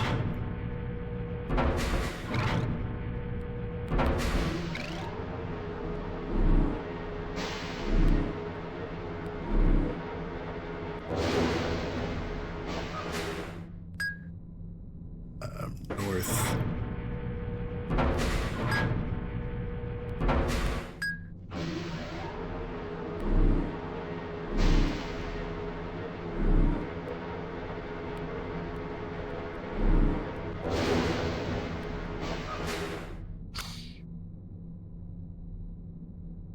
East. That's the Bobby Hill.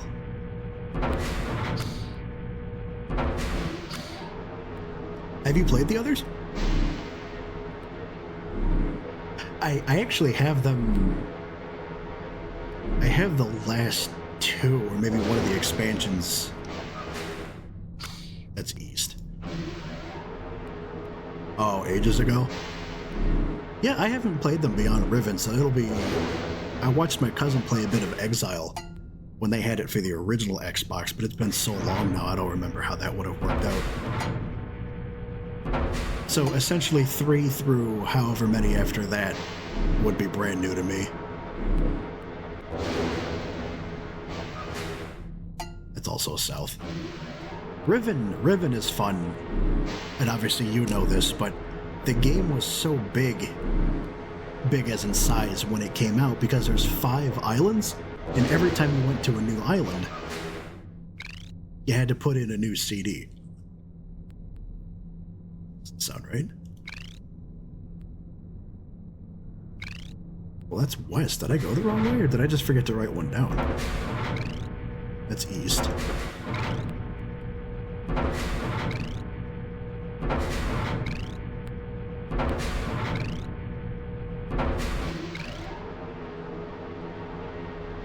Oh, yeah, I should probably open Discord, huh?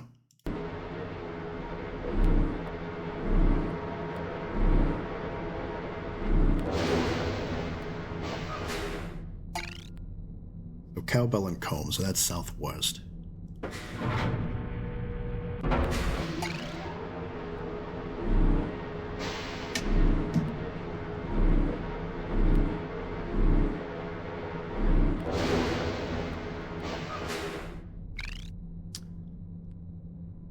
It's west.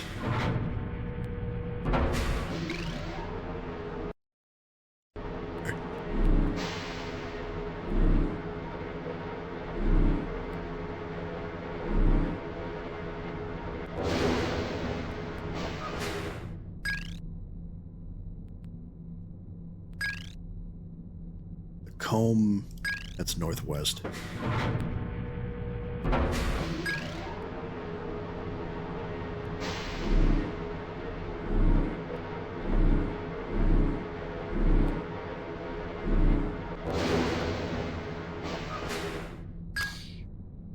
I didn't realize they kept that going up until 2010. That's nuts.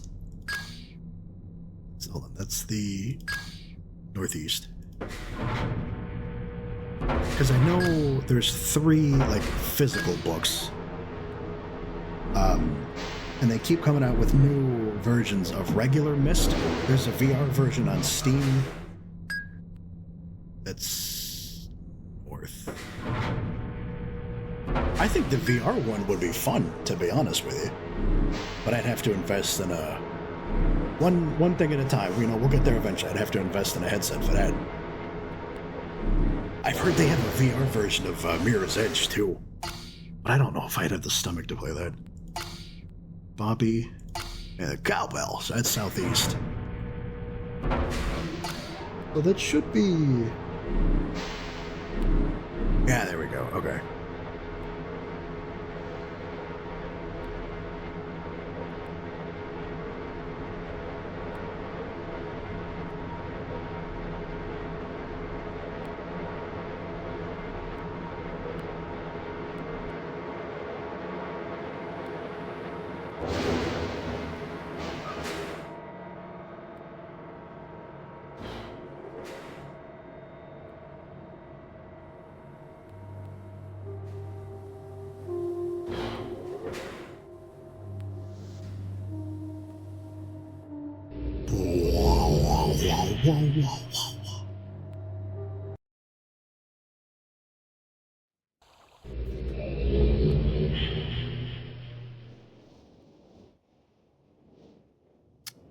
Okay, so then this brother. You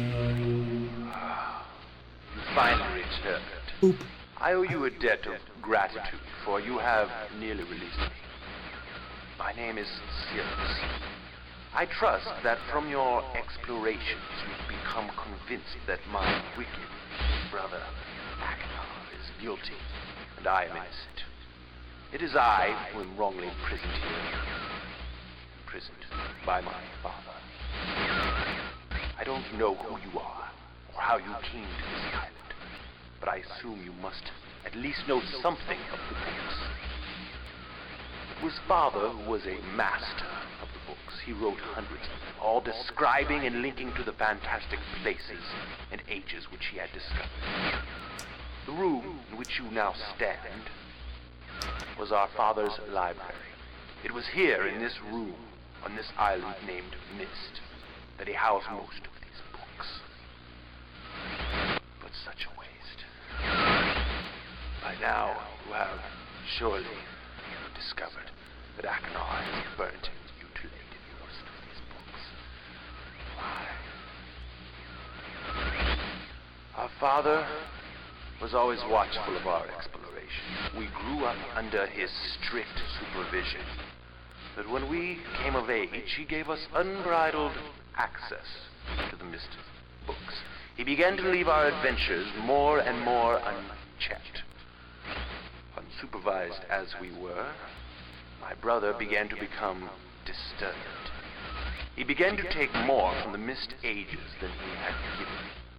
Soon he gained a twisted pleasure from the conquest and destruction of the other ages. It was horrific.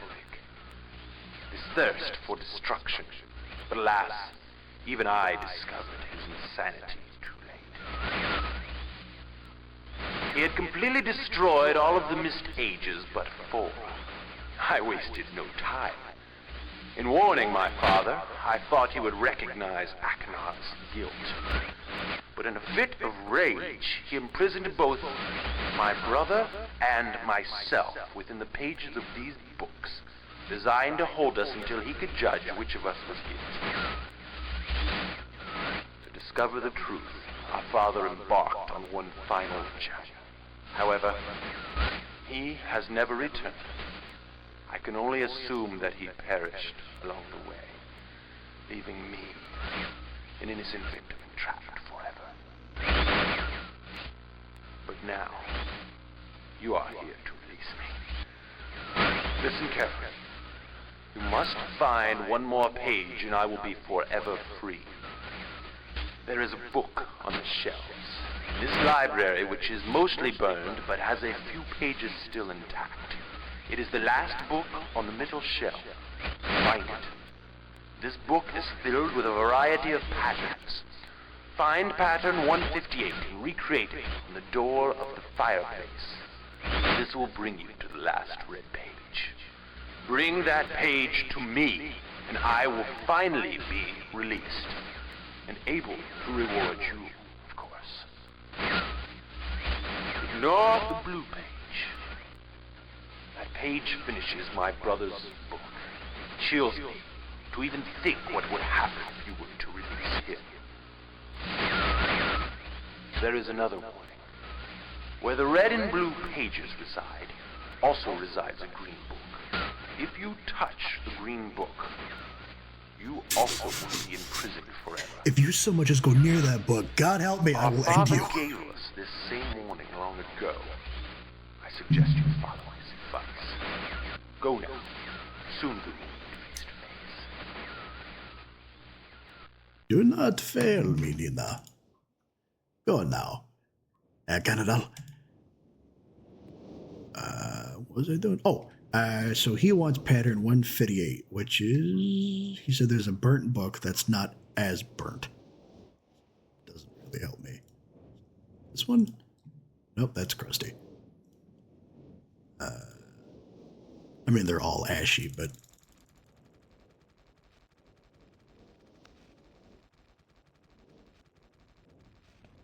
if you only need one pattern, I don't even know how many this goes up to. Oh, 300. Do the other 299 patterns mean anything?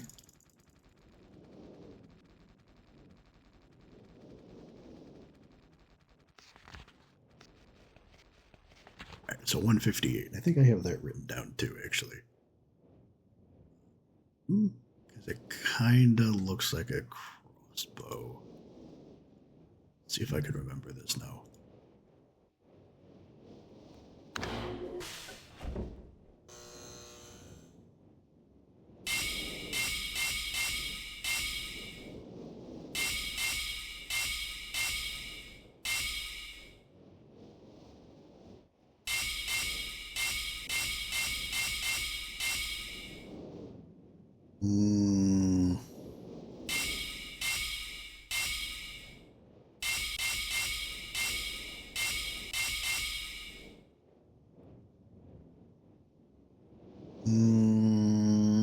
Feel like we're missing one.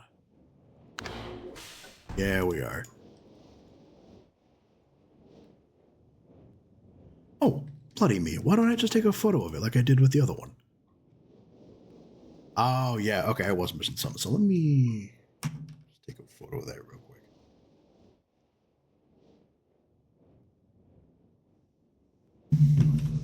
Which, you know, obviously back in the day, we would have had to have written that down. We didn't have camera phones in the mid-90s.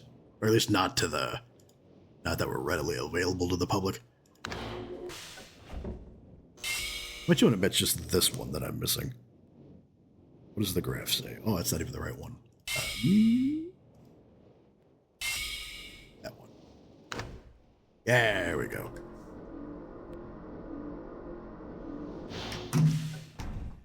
All right. Now, there are a few separate endings to this, so we're going to save that right there. talk to the Green Book first. And there's Atris. The man in white. Who the devil are you? Who the bloody hell are you? What are you doing in my library, my bibliothèque? You no doubt have for me. Where should I begin? Perhaps my story is in order. My name is Atris. I feel you've met my son, Cirrus and Achenar, in the red and blue books on Myst Island in my library. My library contains my works, my writings. Oh, it used to. I wrote many books. It's all ash now. Fantastic places. It's an art I learned from my father many years ago. Oh, but the red and blue books, those were different. I wrote those books to entrap over greedy explorers who might stumble upon my island of Myst. But I had no idea my own sons would be entrapped. My sons, Cirrus and Achenar.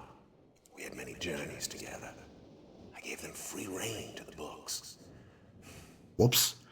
Perhaps it was not wise. You think? I could see the greed growing in them. I had not told them about the red and blue books. Their imaginations went wild. They dreamed of riches and power. Of course, they did not know the books were traps. To boop his snoot, too. They begged me for access to those books, and I, of course, denied them. Oh, they devised a plan. Shh. It's okay, Atris. I'm here now. I had no idea I'll fix to what this. extent their greed had progressed. Their own mother. Oh, my own dear Catherine. They used her to lure me here to Dunny. Of course, I could return to Myst, except they removed a single page from my Myst linking book.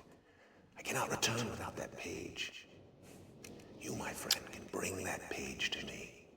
Oh, I pray you believe my story above the lies that my sons have told you. I have questions. If you could find it in yourself to return that page to me here in Dunny, I could go to Myst and bring justice to my sons for what they've done. I must return to my writing. I pray that you believe me. Please hurry. Bring the page. Bring the page with you. So, he said that the sons used their mother, the wife Catherine, to lure him into Dunny. But then why is she not in the book as well? Why have we not come across her? Alright, well... So like I said, we're going to save that one more time so we'd have to go through that speech again. We're going to bring the blue one first.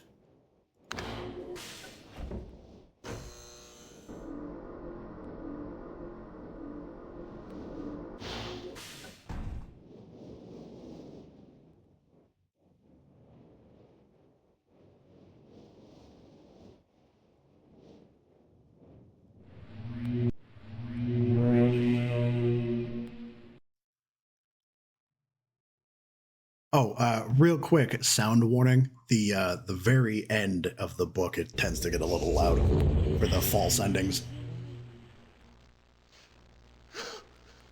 Oh, yes. I'm free. See, he doesn't seem as fat as he did in the, or of size that he did when he's in the book. And how do you feel, my friend? Also, why are they dressed like 17th century peasants? Over here. Or aristocrats? The pages you work so hard for. Whoops. Oh, brother. Perhaps you're seeing the world from my point of view. Yes. Oh.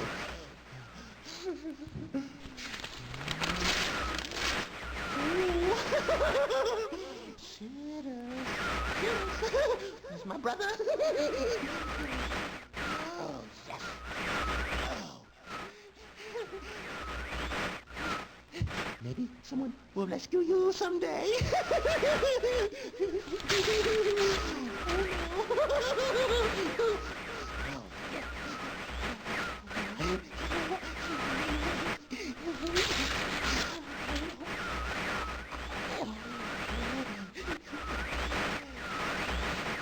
You lose.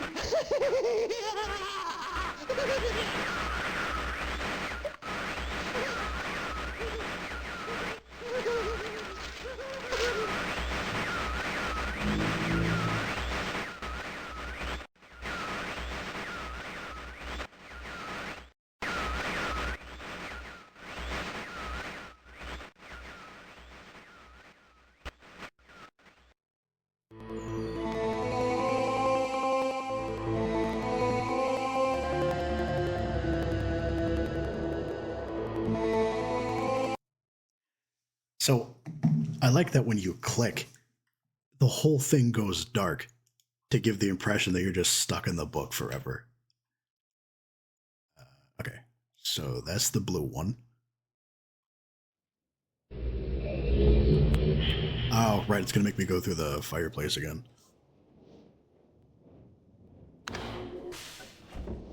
Except this time I have it pulled up, so...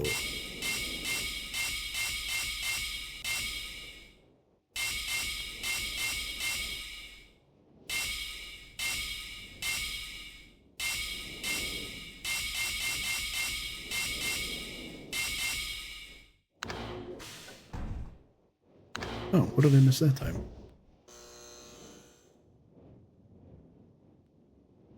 Oh, there's always one. Even when he has the diagram, he still doesn't know what he's doing.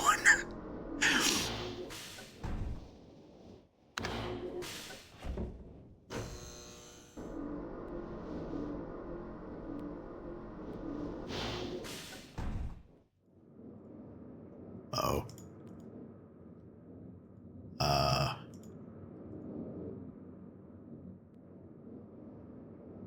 Oh God. What happened there? Well, I'm stuck. That is not... That was not supposed to happen. Well, kids, this is why you save games. I got a little too eager. I guess I tried to get into the fireplace or leave the fireplace before it would let me. Alright, one more time.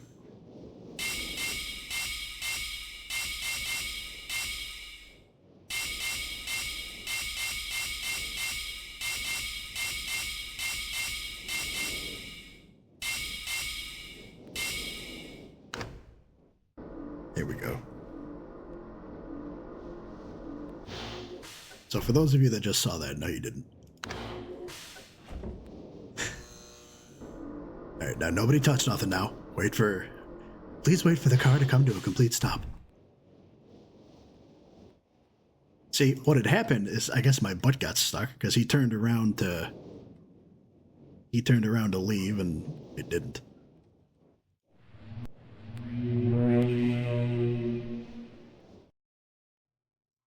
Alright, and then this is Cirrus here.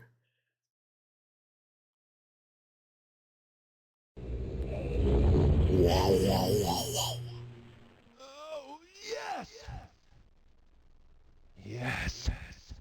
I'm free! Now that I've got you right where I want you, Thank you, my friend.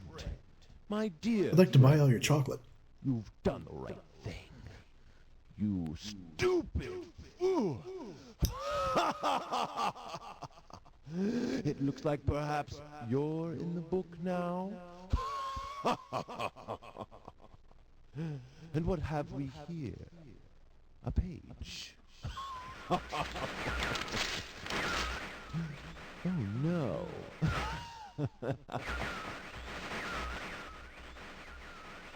I hope you enjoy your new home as much as I enjoyed it.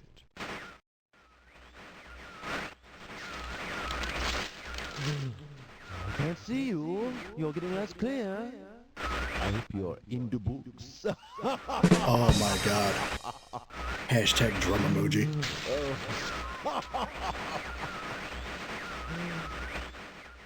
The library looks much the same as I left. Oh, I can You think he's gonna spring his brother, or does he leave him in the book? Goodbye.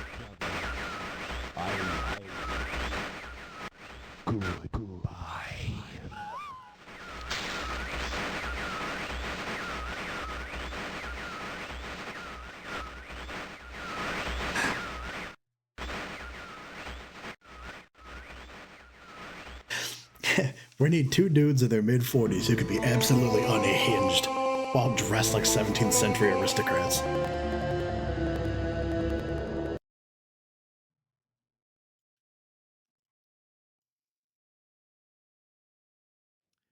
Okay, so before we go into that again, you'll remember the two halves. First off, look at how gorgeous that sunset is.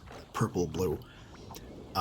We need to gain access to the page that Atris is looking for before we can go in there. And you'll recall from the two halves of the torn page that we have to push down, or put into the off position, every marker switch on the island except for the one by the dock.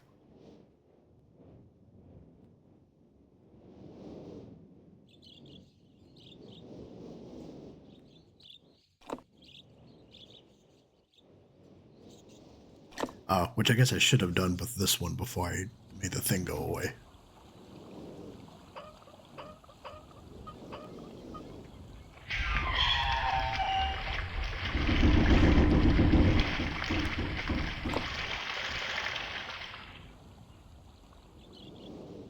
There's birds. I think we have to do the gear, right? The mechanical age.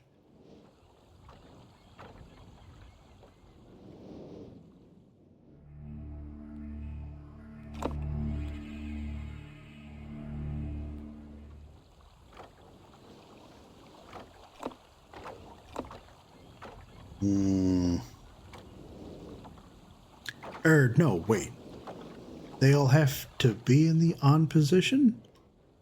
And then turn that one off, I think, because that's what opens up the...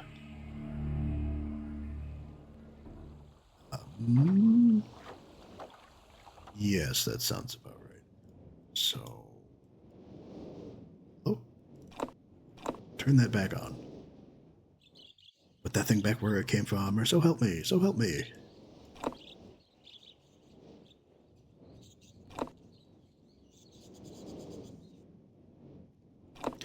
So not to shill for this website at all, but Vapor95 has a shirt that kind of looks like this. It's not a purple blue. It's more of like a Neapolitan pink yellow blue. It's called pastel skies or pastel atmospheres or something like that. And I have seen the sky do that here up north, and it gets real pretty. Usually during the summer, when the sun starts to set and the sky is like 3 or 4 different colors. It's real nice. Real gorgeous. Their clothes, I find, tends to be made out of a cheap material. Not cheap, but like you can, how do I say this? It's an imported fabric, you know what I mean? And then they just sew all the panels together here. So when you order a 3X, keep in mind it's a Chinese 3X, not an American 3X. It doesn't fit the same way. All right, there we go. So that's the page. And to think, the answer to the end of the game was right in front of you the entire time. We could, now that we know this, we can replay the game and just skip all of this within like 5 minutes.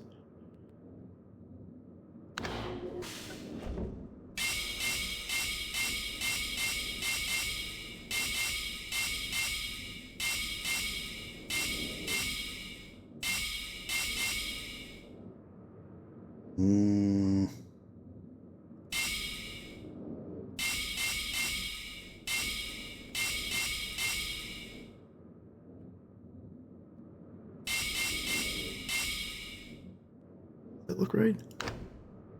There we go.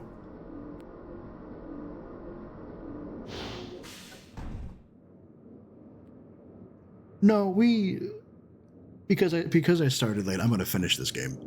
So we are getting to the end of the game, but I have his page now. Because this is the real Masterpiece Edition, there's one more thing we got to do. Come. Come on, then. Hurry, and bring your chicken and fish. Oh, I meant to show you the other false ending. He yells at you for coming into Dunny without bringing the page. And he says, well, you and I are stuck here forever. Look at it. See, this is the original guy that has a mosaic of him on the floor here. Like, it's still the same guy, but his original model, I guess, is what I mean. Hello, Atris. I bring you a page. Ah, my friend. You've returned. And the page. Did you bring the page? Ah, give it to me. Enough about the page. Did you bring any chicken and fish? The right thing. There was a strange talking gentleman who came in here some centuries ago. I have a difficult choice. His name was Eslo, and I offered him some chicken and fish. One of the major exports of Dunny.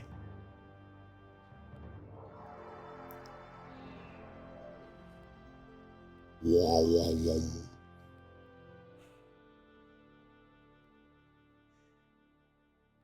He looks constipated too. Like, do y'all just not use a corner or what? My sons have betrayed me. I know what I must do.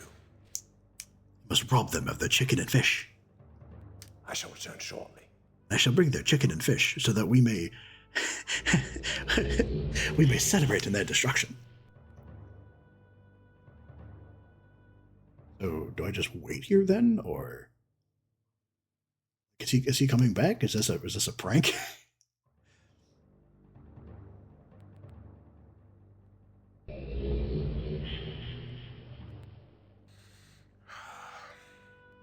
It is done. Oh, I have many questions for you, my friend, but my rating cannot wait. I fear that my long delay may have already had a catastrophic impact on the world in which my wife Catherine is being held hostage. Oh, well that answers that question.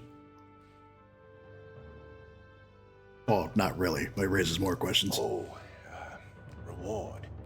I'm sorry, but all I have to offer you is the library on the island of Myst. And the chicken and fish for which I've stolen from my sons. Feel free to explore at your leisure. Fine, more varieties of chicken and fish. Your explorations are satisfying. Not as satisfying as the chicken and fish. You will no longer have my sons to deal with. Which means you can steal their chicken and fish.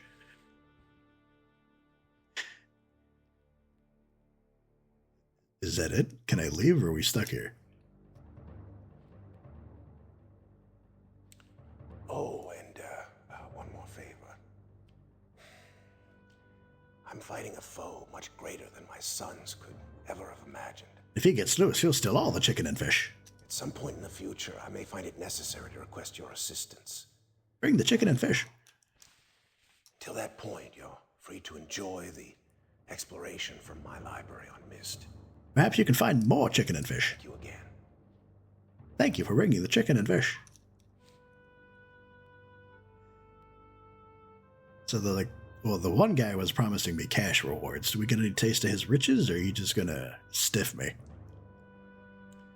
Oh, the book. You can use the Myst linking book to return to Myst.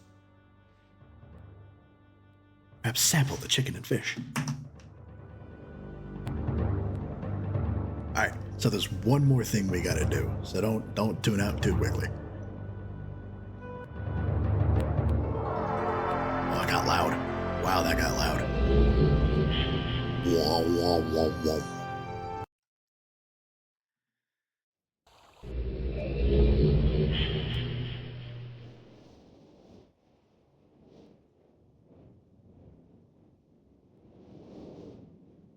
So let's save this here real quick. Rime. Or Rime, I have named it.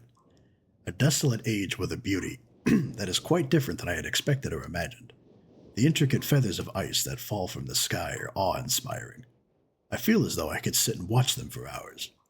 And though it is cold here, like I have never experienced before, I find myself enjoying the change of temperature, for it is unlike any other place that I have ever seen. Perhaps the oddest thing is the silence. Although the wind blows on occasion, when it ceases there is a suffocating silence that falls on this place, broken only by the distant cries of unseen creatures. I have visited 3 times and am sure now that this age will provide the environment I need.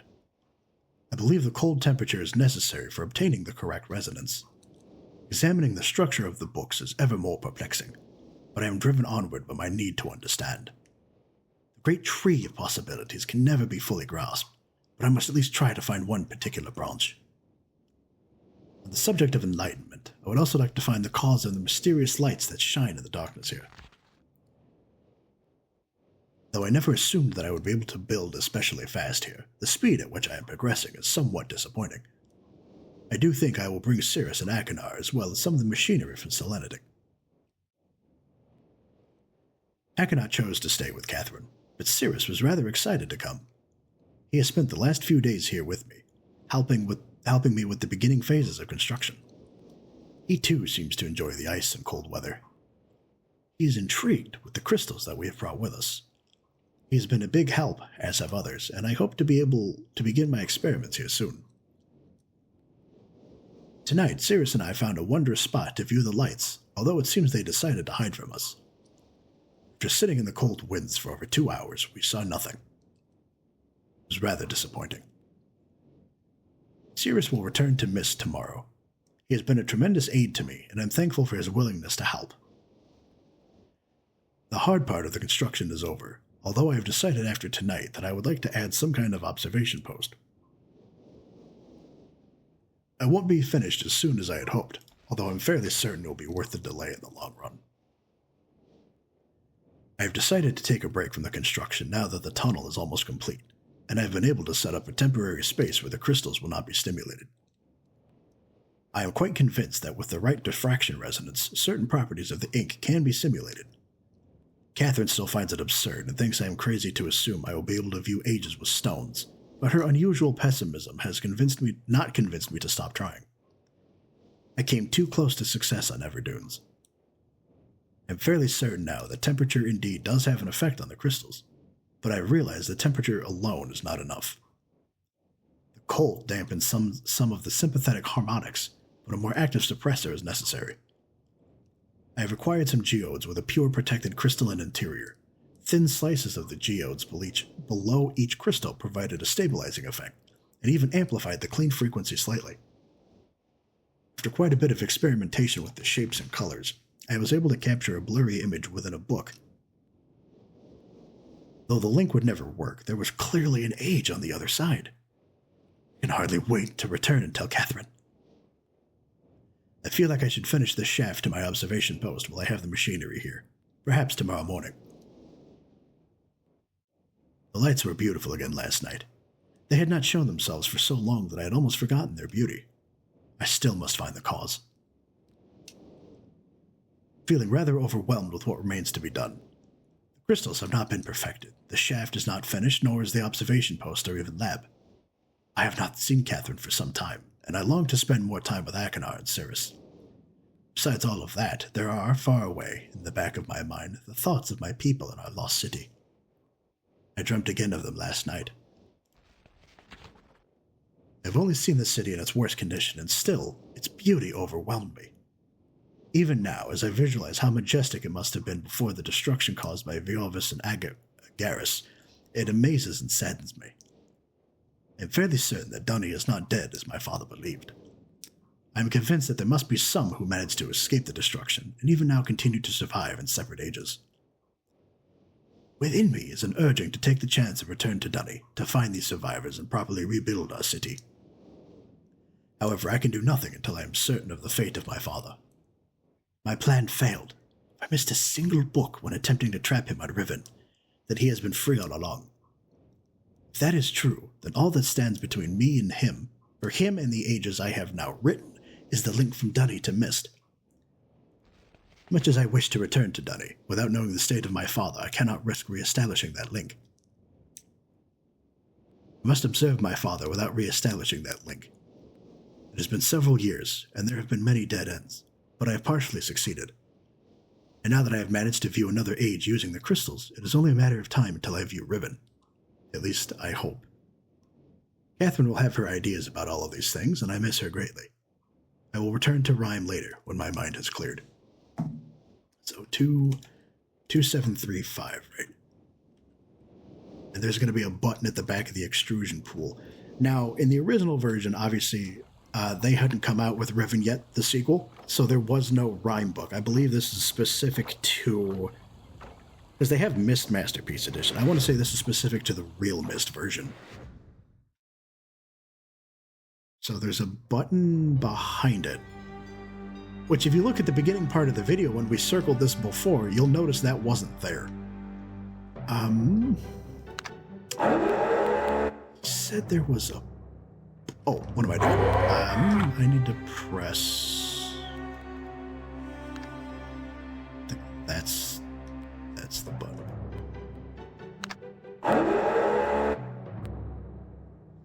47 maybe? I might have to go back and read the book again, actually. No, wait. Topographical extrusion test, which is 67. So you gotta turn it on. You gotta turn it on first. Then run to the back. Then turn it on.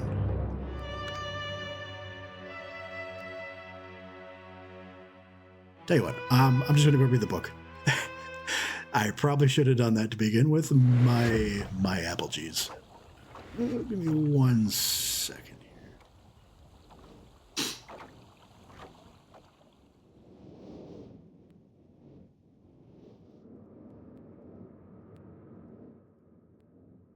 $40. There we go. Okay, I knew I was missing something.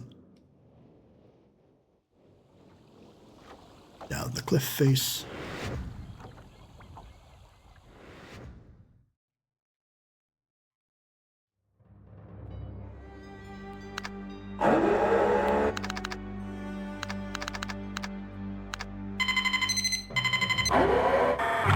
Alright, so now we turn it on.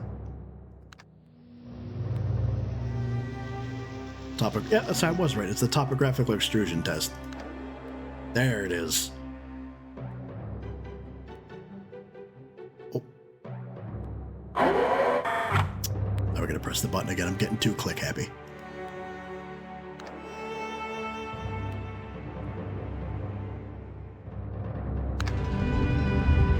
There we go. So as we make our way to the age of Rime here, I'm just going to take this opportunity so we don't have to do it after the fact. If you like what you saw, if you don't like what you saw, let's High Lord help across the board. I'll have this up on YouTube as soon as I physically can.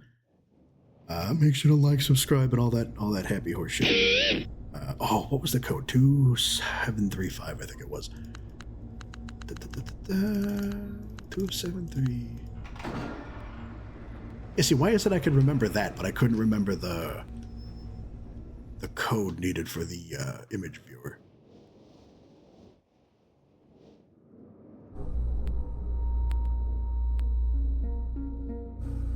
I like the music. It kind of reminds me of Factorio. That's another game I need to play too. I can usually get up to oil processing, but then trying to figure out just the trains and the tracks and the factory, I get so overwhelmed I get lost. I like the snow though.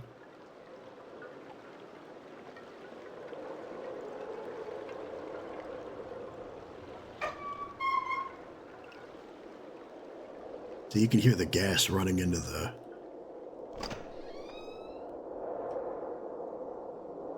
You gotta close the door. And then you gotta wait for everything to warm up and melt. See how it's changing colors? You gotta wait even longer for the door to melt.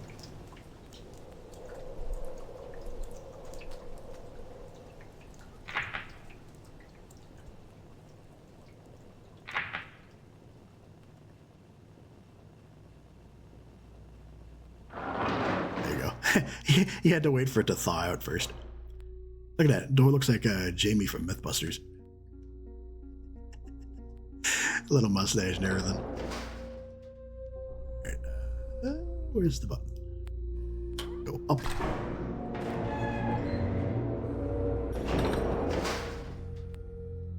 So this you can change to different colors. And then just illuminate the sky with said color.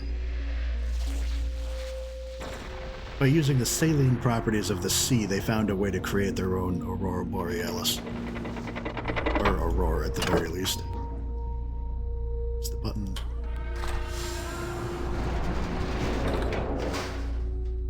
Oh. Is this another book? Okay. Before spending any more time with my experiments, I have decided that I must finish construction. I have brought both Cirrus and Achenar this time. The shaft is almost finished, as is the observation post. Both boys prefer it inside where it is warm, protected from the cold. Akinar sits in the observation post for hours, and Sirius is consumed with the crystals and the glimpses of ages that we are able to see. Neither of them shows any real desire to leave. I cannot remember the last time my son spent so much time with me in an age. After much more experimenting with the shapes of the crystals, we are able to get a nearly perfect view of an age inside of the book. Sirius wanted to link immediately, not understanding that the link was only visual. Without the ink, the crystals do not bind onto a particular age. Because of this, the crystals have an interesting side effect. It is possible to change the crystals and watch the age change. While in reality, we are seeing a vast number of distinct, though similar ages, displaying the current age defined by the crystals. It appears as though we are changing the original age. Next are the lights. My sons seem much more interested in the lights of the night sky right now. Their only interest in the crystals seems to be whether or not we can view Channelwood or Stoneship, two ages I have not seen in a long while. It is possible to view the ages, although the time it would take to find the correct combination would be prohibitive. And I've always wondered if they put it in the game that you could do it. I've never seen it online that there's a specific combination for it, but I haven't seen online that there isn't. So maybe that's something we figure out at a different time. I do not consider my task with the crystals complete, but I would rather keep Sirius and Akinar excited and here, so we will move on to the lights. I think it is better to keep Riven from them, and so it is just as well that we move on to something else. I will view that place later. The lights are curious. Although I originally thought the effect to be an organic one, I now believe it to be electromagnetic in origin. I think the effect could be triggered somehow. It's something that we'll have to try, and if Sirius and Akinar have their way, it will be soon. I have never seen either of them so interested in my experiments, and I do not want to dampen their enthusiasm. It seems they have forgotten about the crystals now. I'm not sure either of my sons was expecting the amount of work it would take. It has turned out to be a challenge working above the cold waters where the wind cuts through clothing and skin like a sharp knife. Still, even amidst the dark cold, they are driven to complete the task. It is a side of them I have not seen before. Another hard day, but we have erected the first of 3 towers. I am too tired to write tonight. It has been a week. The second and third towers are up. We only need to connect the power.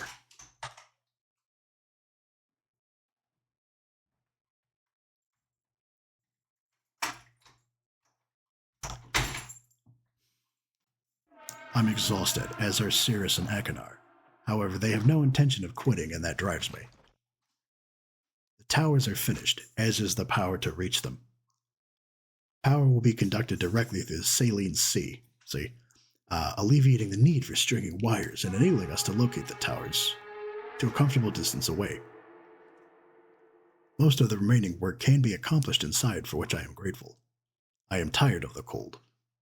I look forward to the warm beaches of Myst Island. Perhaps we all deserve a break. We only spent a day with Catherine before returning.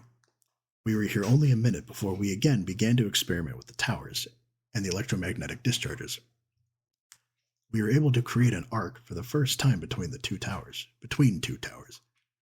Its reflection in the cold waters was magnificent. We are close now. Tomorrow, after adjusting the voltage, we will know just how close. The beauty is awe-inspiring. At our command, multicolored waves of light dance across the dark sky.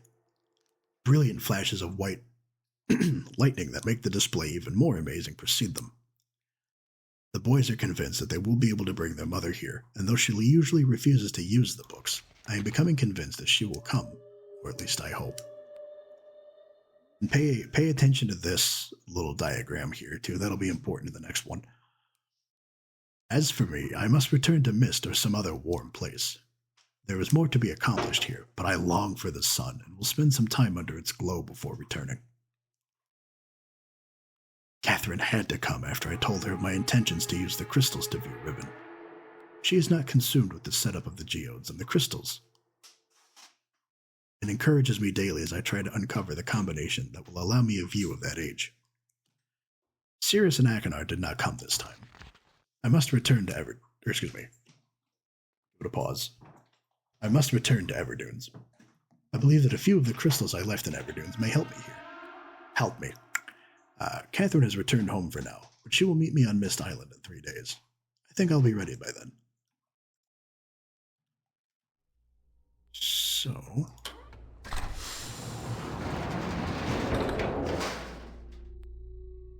Did I press the wrong button, perhaps? Oh, no, you know what it is. You gotta turn it around first. And then press... There you go.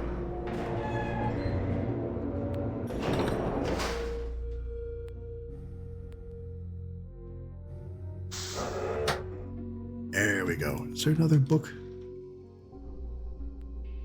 Yes, but not one that I have to read. Some crystals. So this here then. It is real. The work of your hands, the touch of my dreams. I've left my dream for you. Oh, that's so cliche. I'm only yours, Catherine. Alright, so we need the red V shape and the green pillar, so let's start with that.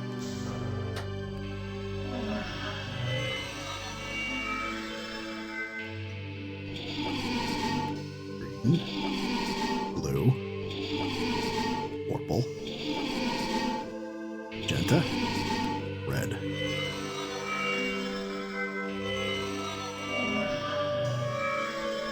Oh, yeah, I guess that's the wrong. Here we go.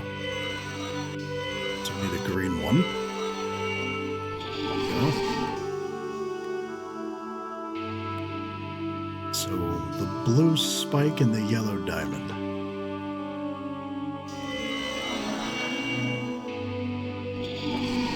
Actually, I think that was the diamond, right? Yeah, that was the diamond.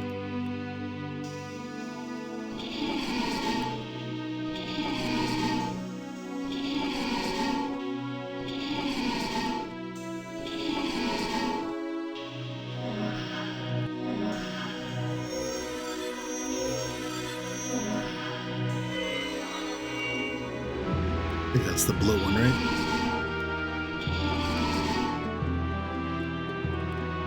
See, we're getting close.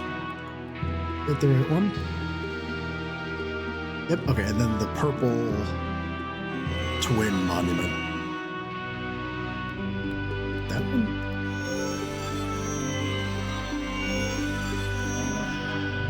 Oh, it's this one.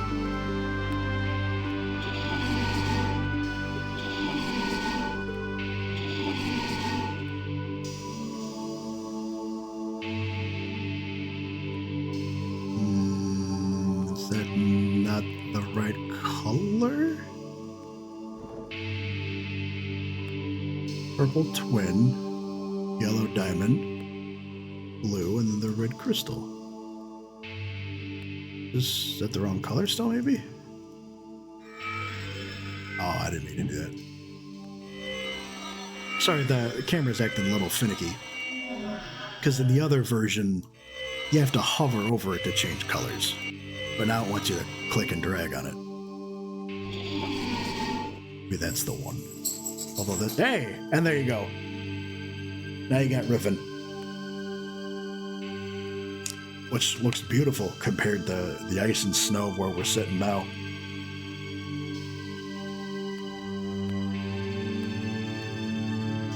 So that, ladies and germs, is Riven, the sequel to Myst. Ain't that something? And I think you can do that with crystals, too.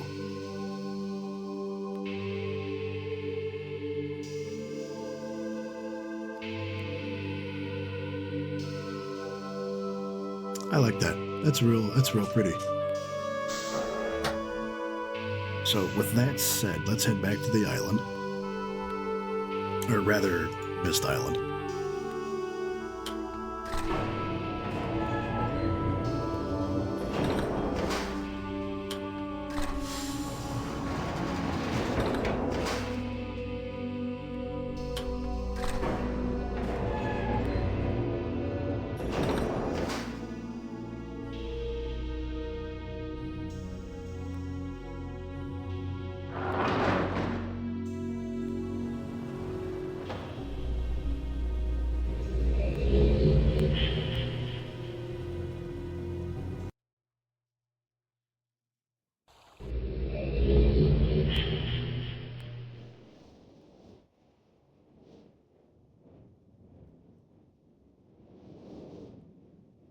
All right, and there you have it. That is realMYST.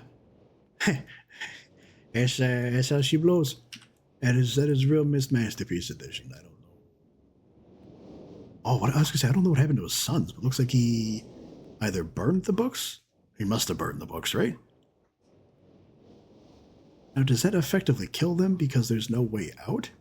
Or are they permanently stuck there with no way of feeding them pages anymore? That's interesting. Seems a little... I guess it seems a little harsh, but I guess you don't want anyone else to come by and possibly be tricked into saving them, so I guess that would make sense. Just to, actually, you know what? There's one more thing I want to show you. As Steve Jobs would say, one more thing.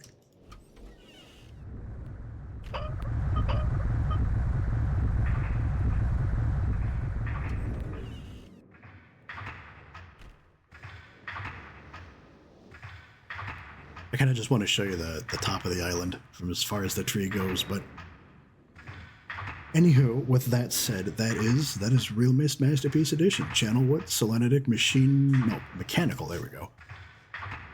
And Stoneship. I guess you can't really see too far from up here, but neat little tree though.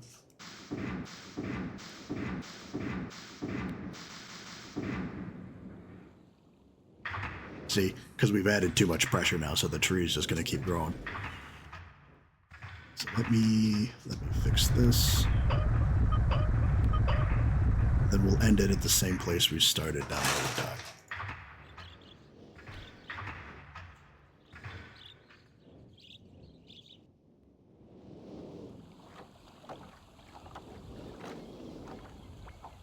All right, and there we go.